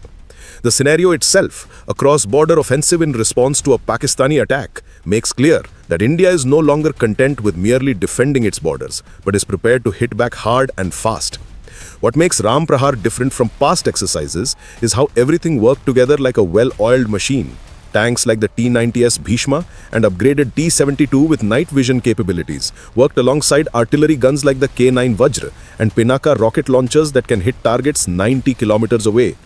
The army showed it could cross deep rivers under fire using special bridge-laying tanks that can set up a 20-meter bridge in less than 4 minutes while enemy guns are firing at them.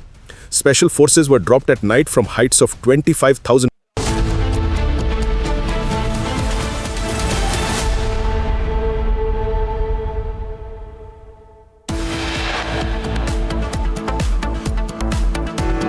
Babri Masjid के मुद्दे पर सरकारी खजाने से पैसा खर्च करने की बात जब उन्होंने छेड़ी थी, उसका भी विरोध यदि किसी ने किया था तो गुजराती मां की कोख से पैदा हुए सरदार वल्लभ भाई पटेल ने ही किया था, मेरे बहन भाई।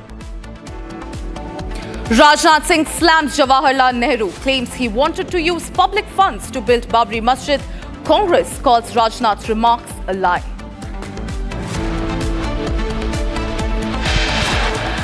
Telangana CM Revant Reddy remarks on Hindu deities sparks huge controversy. BJP calls out Congress's habitual insult of Hindu sentiments.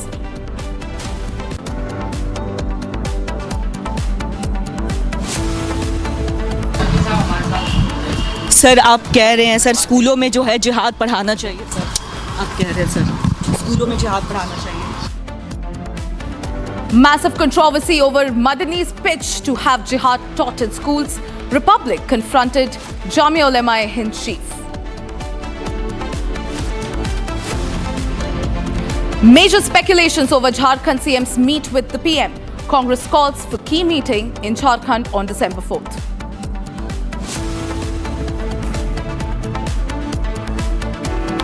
Amid Karnataka power tussle, Siddaramaiah meets Congress High Command, says will step down if ordered by Rahul Gandhi.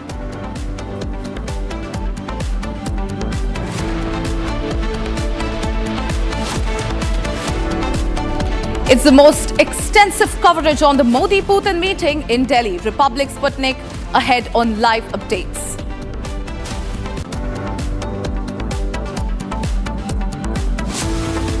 Rupee falls to record low, crosses 90 against dollar for the first time.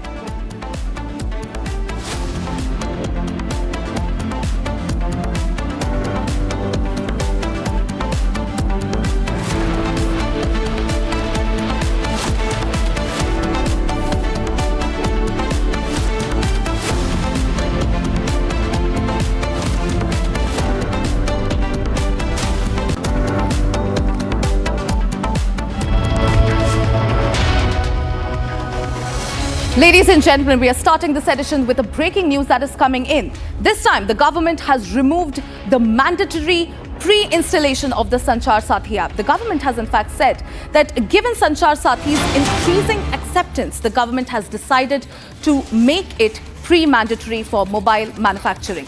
Now, government has also said that so far 1.4 crore users have downloaded the app and are contributing to the information on 2,000 fraud incidents per day. Ladies and gentlemen, the controversy over Sanchar Sathi app is only brewing, and this time, the government's order to pre-install the app on all smartphones sold in India has sparked concerns. The government has now decided to remove the mandatory pre-installation of the Sanchar Sathi app. The government, in fact, said that with intent to provide access to cybersecurity to all citizens, had mandated pre-installation of Sanchar Sathi app on smartphones. They have further said that the app is secure and is purely meant to help citizens from bad actors in the cyber world. Given Sanchar Sathi's increasing acceptance, government has decided not to make the pre-installation mandatory for the mobile manufacturers. This is the statement that is coming in from the Ministry of Communications here, ladies and gentlemen. The government has issued a new guideline. In fact, they have decided to remove the mandatory pre-installation of the Sanchar Sathi app. Remember, viewers, there was a lot of hue and cry over this particular app, with the opposition continuously stating that the app was a breach of privacy for the citizens of India. All right, I'm being joined by Senior Executive Editor Abhishek Kapoor on the phone line. Abhishek, the government has now decided that the mandatory pre-installation of the Sanchar Sathi app is no more a prerequisite. Tell us more. Well, you see, so there is a fresh notification coming in from the government, and they have clarified now that, or rather, rolled back the provision of mandatory pre-installation of this app on all mobile phones or smartphones. And the government says that while a tremendous amount of success has been achieved in tracking cybercrime and even tracking lost phones with the help of this app over the last few months, the fact that the opposition tried to give it a spin or perhaps succeeded in some measure, as can be seen from the government rollback mantra, in suggesting that this was some kind of a spyware, this was some kind of a tracking app which would have, geo-tracked citizens and compromised their privacy. And that is the reason why the government, keeping in mind the sentiments of the larger masses, even if manipulated by the opposition, has decided to roll back Sanchar Sathi. The thinking was, in the government sources tell us, that if this perception gets strengthened that this is a spyware or connected with tracking of people, then the whole purpose of providing a cyber security net to the people and the masses would get defeated. So to take away that sting of the opposition attack, this mandatory provision of pre-installation of the software from the mobile phones has been done away with the fresh notification that just come out. Well, absolutely, Abhishek. Thank you for getting us those updates. In fact, ladies and gentlemen, listen in to what Minister of Communication Jyotiraditya Scindia had to say on the Sanchar Sathi app. Take a look. संचार साथी app का प्रयोग हमने 2025 में हम लोग ने शुरुआत किया। अब संचार साथी क्या है? संचार साथी एक ऐसा ऐप है जिसके आधार पर जन भागीदारी के आधार पर आज देश की एक एक जनता और नागरिक अपने आप को सुरक्षित रख सकता है फ्रॉड से, स्टोलन मोबाइल से, अपने स्टोलन मोबाइल को रिकॉर्ड कर सकता है, रिपोर्ट कर सकता है। और 20 करोड़ हिट सर हमारे पोर्टल पे हुए हैं, करीब 1.5 करोड़ ऐप डाउनलोड हुए, और इसी के आधार पर जन भागीदारी, इसकी सफलता, सॉफ्टवेयर तो हमने बनाई है सरकार ने, पर इसकी सफलता का श्रेय अगर किसी को जाता है तो जनता को जाता है सर, क्योंकि उनके उपयोग के आधार पर ही हम लोग सफल हो पाए। और आज मैं रिकॉर्ड पे रखना चाहता हूं कि इस ऐप और पोर्टल के आधार पर 1.5 करोड़ मोबाइल कनेक्शन देश के अंदर डिस्कनेक्ट हुए हैं जो फ्रॉडुलेंट हैं, क्योंकि जनता ने रिपोर्ट किया है। करीब 26 लाख स्टोलन हैंडसेट हम लोग ने ट्रेस किए, 7 लाख स्टोलन हैंडसेट जो उपभोक्ता है उसे हमने वापस भी कर दिया है, और 41 लाख मोबाइल कनेक्शन डिस्कनेक्ट हुए हैं, 6 लाख फ्रॉड हम लोग ने ब्लॉक किए। इसी के आधार पर हम लोग ने ये कोशिश की कि हम लोग हर एक नागरिक को वो चॉइस दें, क्योंकि ऐप फोन पे है इसका मतलब नहीं है कि वो ऑटोमेटिकली ऑपरेट हो जाएगा। जब तक मैं उपभोक्ता के रूप में उसमें रजिस्टर ना करूं तब तक वो ऑपरेट नहीं होगा। और मैं उपभोक्ता के आधार पर, जैसे मेरे फोन पर सर ढेर सारे ऐप्स होते हैं, मैं उस ऐप को भी दबा के मैं डिलीट कर सकता हूं। तो ये लोकतंत्र में पूर्ण हक और अधिकार नागरिक का है सर। हम लोग ने केवल ये ऐप सभी को उपलब्ध कराने के लिए कदम लिया है, लेकिन फिर भी मैं सदन के पटल पे भी कहना चाहता हूं, हमारा कोई हट नहीं, इसकी सफलता का प्रयोग जनता के आधार पर हुआ है। फीडबैक हमें मिलेगा, उस फीडबैक के आधार पर अगर उस ऑर्डर में भी हम लोगों को कोई चेंज लाना है उसके लिए भी हम लोग तैयार हैं। ये मैं अवश्य कहना चाहता हूं कि इस ऐप के आधार पर न स्नूपिंग संभव है न स्नूपिंग होगा। प्रधानमंत्री नरेंद्र मोदी जी की सरकार देश की जनता के हाथों में अधिकार देना चाहती है ताकि वे अपने आप को सुरक्षित रख पाए। बहुत बहुत धन्यवाद sir. Well, ladies and gentlemen, that was Jyotiraditya Scindia on the Sanchar Sathi app.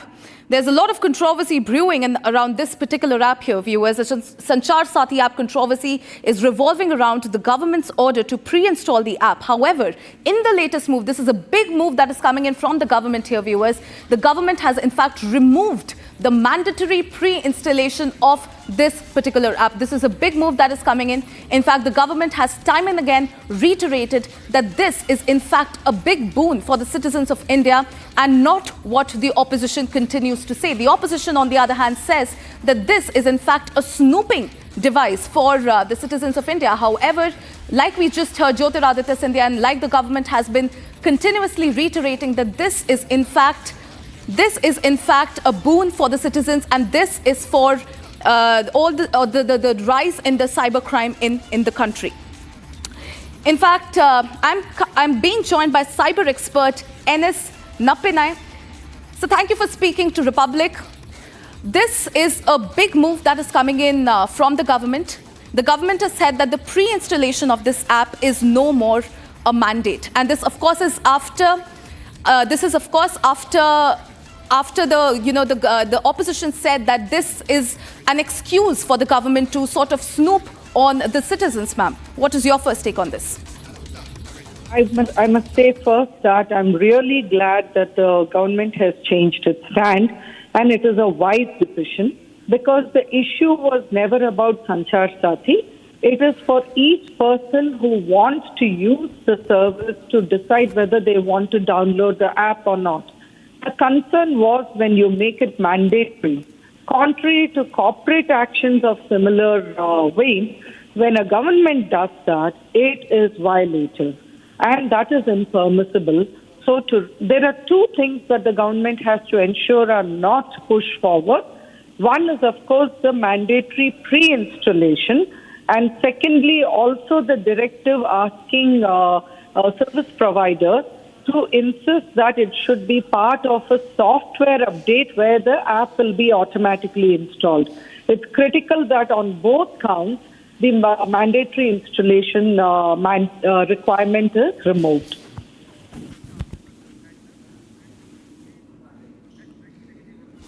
All right, thank you, ma'am, for giving us your take. Of course, this is one of the biggest stories that we are tracking here, ladies and gentlemen.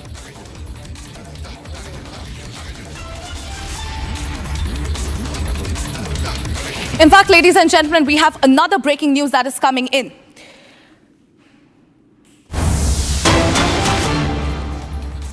This one is from Karnataka here, viewers. Tension near Jamia Masjid as Hanuma Sankirtana Yatra has been halted by the police. The Hanuma Maladhari's Sankirtana Yatra was continued in Srirangapatna with local residents distributing fruits and buttermilk to devotees along the 4-kilometer route.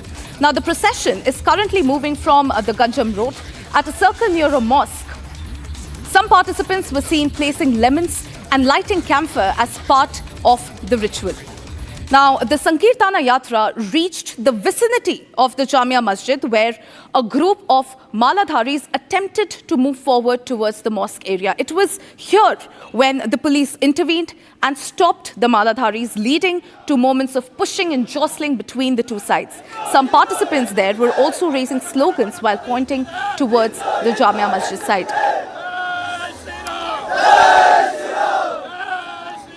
All right, joining me live is my colleague Abhishek from Bengaluru. Abhishek, this is this breaking news that we are getting in from Karnataka. There is a tension erupting near the Jamia Masjid during this particular yatra. Tell us more. Antara, I am right at the location where the Maladaris of the Hanuma Maladaris who tried to barge into the masjid, which is located in Srirangapatna. The history goes back to a period of Tipu Sultan, who was ruling the state, and when he demolished the temple which was prevailing here, which belonged to Lord Hanuman, after which he installed a new mosque here. And for the last 11 to 12 years, the Hanuma Maladaris and Hindu Jagrana Vedike are conducting various other march pasts beyond this masjid to make sure that this masjid comes down in the next couple of years, and they would build a Hanuman temple once again at the same location. This yatra starts at the Nimishamba temple, which is near the banks of Srirangapatna, and also this continues for the location 2.5 to 3 kilometers from the starting point to the Sriranganatha temple, which is located in Srirangapatna. At least 1,500 police personnel deployed, 150 CCTVs were installed, personnel from CAR, DAR, KSRP and the commando wing of the Karnataka State Police were deployed. Drones were used to monitor the live visuals of the yatra. There were at least 10 to 15 teams of police which had been divided so that they come with the teams of the Maladharis. And from this door of the fort, the Hanuma Maladaris took this way towards the Jamia Masjid. They stopped in this place. They tried to barge into the masjid to pelt stones at the masjid. However, the efforts of the police did not let the Hanuma Maladaris get inside the Jamia Masjid. At least 8 to 10 KSRP vehicles which had been parked around the masjid made sure that these Hanuma Maladaris don't get within the mosque, because it would obviously create a ruckus between the Hindu and the Muslim community. And we shouldn't forget the fact that while talking to the Republic TV, Mallikarjuna Baladandi, the SP of Mandi, told that the CCTV visuals will be monitored. If at all any incident which was supposed to create a disharmony in the community or the society, action against those persons will be taken in the next couple of days. The yatra has successfully completed as per the police information, because not a single incident of the issue between the Hindu or the Muslim conflict has been reported for the first ever time in the last 11 years.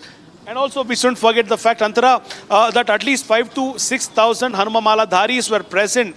The rally, which started from Nimishamba Temple in Srirangapatna, has already reached Ranganatha Swami Temple in Srirangapatna itself, which covered the distance of around 4 kilometers.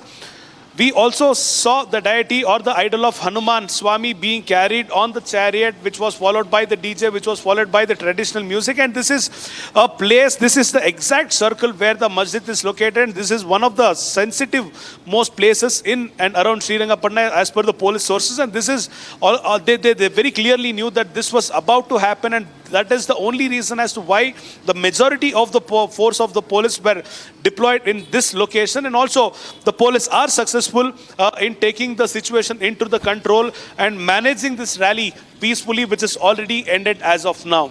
Antara. Right, Abhishek. In fact, to our viewers who are just tuning in, if you could also tell us about the sloganeering which sort of erupted during this confrontation, and also how many police convoys have been deployed in the area, considering that you just told us that, you know, the Hanuman devotees have come in large numbers there. Abhishek. Okay, the slogans very clearly meant that they would be demolishing this mosque in the next couple of years, and also they will be rebuilding the Hanuman temple, which was prevailing even before Tipu Sultan ruled this place. With respect to the deployment of the police force, I am requesting my video journalists to show the KSRP vans which have been parked on the streets around the Jamia Masjid. So on a very average note, at least 8 KSRP vans have been deployed here. 1,500 policemen had been deployed under the leadership of the SP Mandya, Mr. Mallikarjuna Baladandi. At least 4 to 5 of the ASPs, followed by majority of the circle police inspectors, police sub-inspectors, and various other personnel from the police department were deployed. On the other hand, we've also seen the commando wing of the Karnataka State Police being deployed here. At least 2 to 3 drones were deployed during the entire march of this the Hanuma Maladaris. And not to forget, there were the police from the intelligence wing as well as the Mufti wing to make sure that none of the things go out of hand. And we shouldn't also forget the fact that CCTVs, more than 150 CCTVs had been installed all the way along from Nimishamba temple until the Sri Ranganatha Swami temple.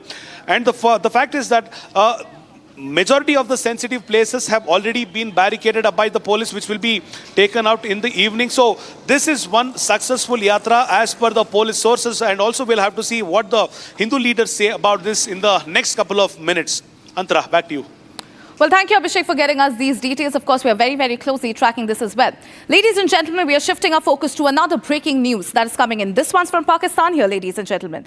The tension continues to brew over Imran Khan's continued isolation. In fact, in a resolute stand against the escalating isolation of former Pakistani PM Imran Khan at the Adiala jail in Rawalpindi, his sister, Noreen Khanum, announced that the family has charted a firm path forward amid growing concerns over his health and restricted access. Now, citing months of denied visits, despite court orders allowing the family and legal consultations, Khanum declared that every Tuesday, relatives, including herself, Alima Khanum and Uzma Khan, will stage a sit-in protest outside the Adiala jail gates, refusing to depart until permission is granted for 6 family members and 6 lawyers to meet Khan. The tension there, ladies and gentlemen, continues to brew over the continued isolation of former Pakistani PM Imran Khan. I'm being joined by my colleague Gursimran. Gursimran, Imran Khan's sister has now made it crystal clear that despite the fact that the court has allowed visitation, the isolation continues to be a point of contention for them. And now she has made it clear that they will be staging a sit-in protest outside the Adiala jail gates. Gursimran. Yes, it's Noreen Khan that has come out with a statement that their now stance is very clear, that they are not going to bow down to the atrocities being committed upon Imran Khan by the Pakistani establishment on the directions of none other than Field Marshal General Asim Munir. Because yesterday we saw that when Usman Khan came out of meeting with Imran Khan, she made it very clear that all is being done on the behest of General Asim Munir. And now Noreen Khan has come out with a detailed charter that how they will be going ahead. She has said that every Tuesday they will be going to hold a sit-in protest until and unless they are granted a 12 members delegation that includes 6 from the family and 6 from the legal team of Imran Khan to visit Imran Khan and to meet him on the regular basis. Because yesterday also we have seen that Usman Khan came out and said that Imran told her that he has been kept in the solitary confinement and he has been denied speaking to even other of the inmates and has also been denied all the access that he was granted by the court's permission. So the way they have scuttled, the Pakistani establishment has scuttled all the leverages that were given to Imran Khan after the court orders, including access to its legal team, that they have taken it very seriously now, the family members, and now the entire PTI, that will be outside the Adiala jail every Tuesday. Well, right, Gursimran, do stay with us. Ladies and gentlemen, we are getting another breaking news. This one's from Pakistan as well. TTP has claimed 4 attacks on Pakistan, ladies and gentlemen. Of course, the tension continues to brew here. There have been 4 separate attacks by TTP on Pakistan. We'll be shortly getting you the visuals of the same. Tehreek-e-Taliban Pakistan has claimed 4 separate attacks on 2nd of December 2025 under its ongoing Al-Khandak operations targeting security forces across Khyber Pakhtunkhwa's Dera Ismail Khan, North Waziristan, Bannu and Tank districts. Now, according to the group, a sniper cell struck a military checkpoint in Khowi Bahara within the Dera Ismail Khan's Parwa subdivision, while in North Waziristan's Hasu Khel area of Mir Ali subdivision, militants launched an assault on a military post alongside additional actions reported in Bannu and Tank. This is a fresh update that we are getting in here, ladies and gentlemen. TTP has claimed 4 separate attacks against Pakistani forces in Pakistan's Khyber Pakhtunkhwa. Gursimran, who continues to join us. Gursimran, of course, the tension is only brewing in Pakistan.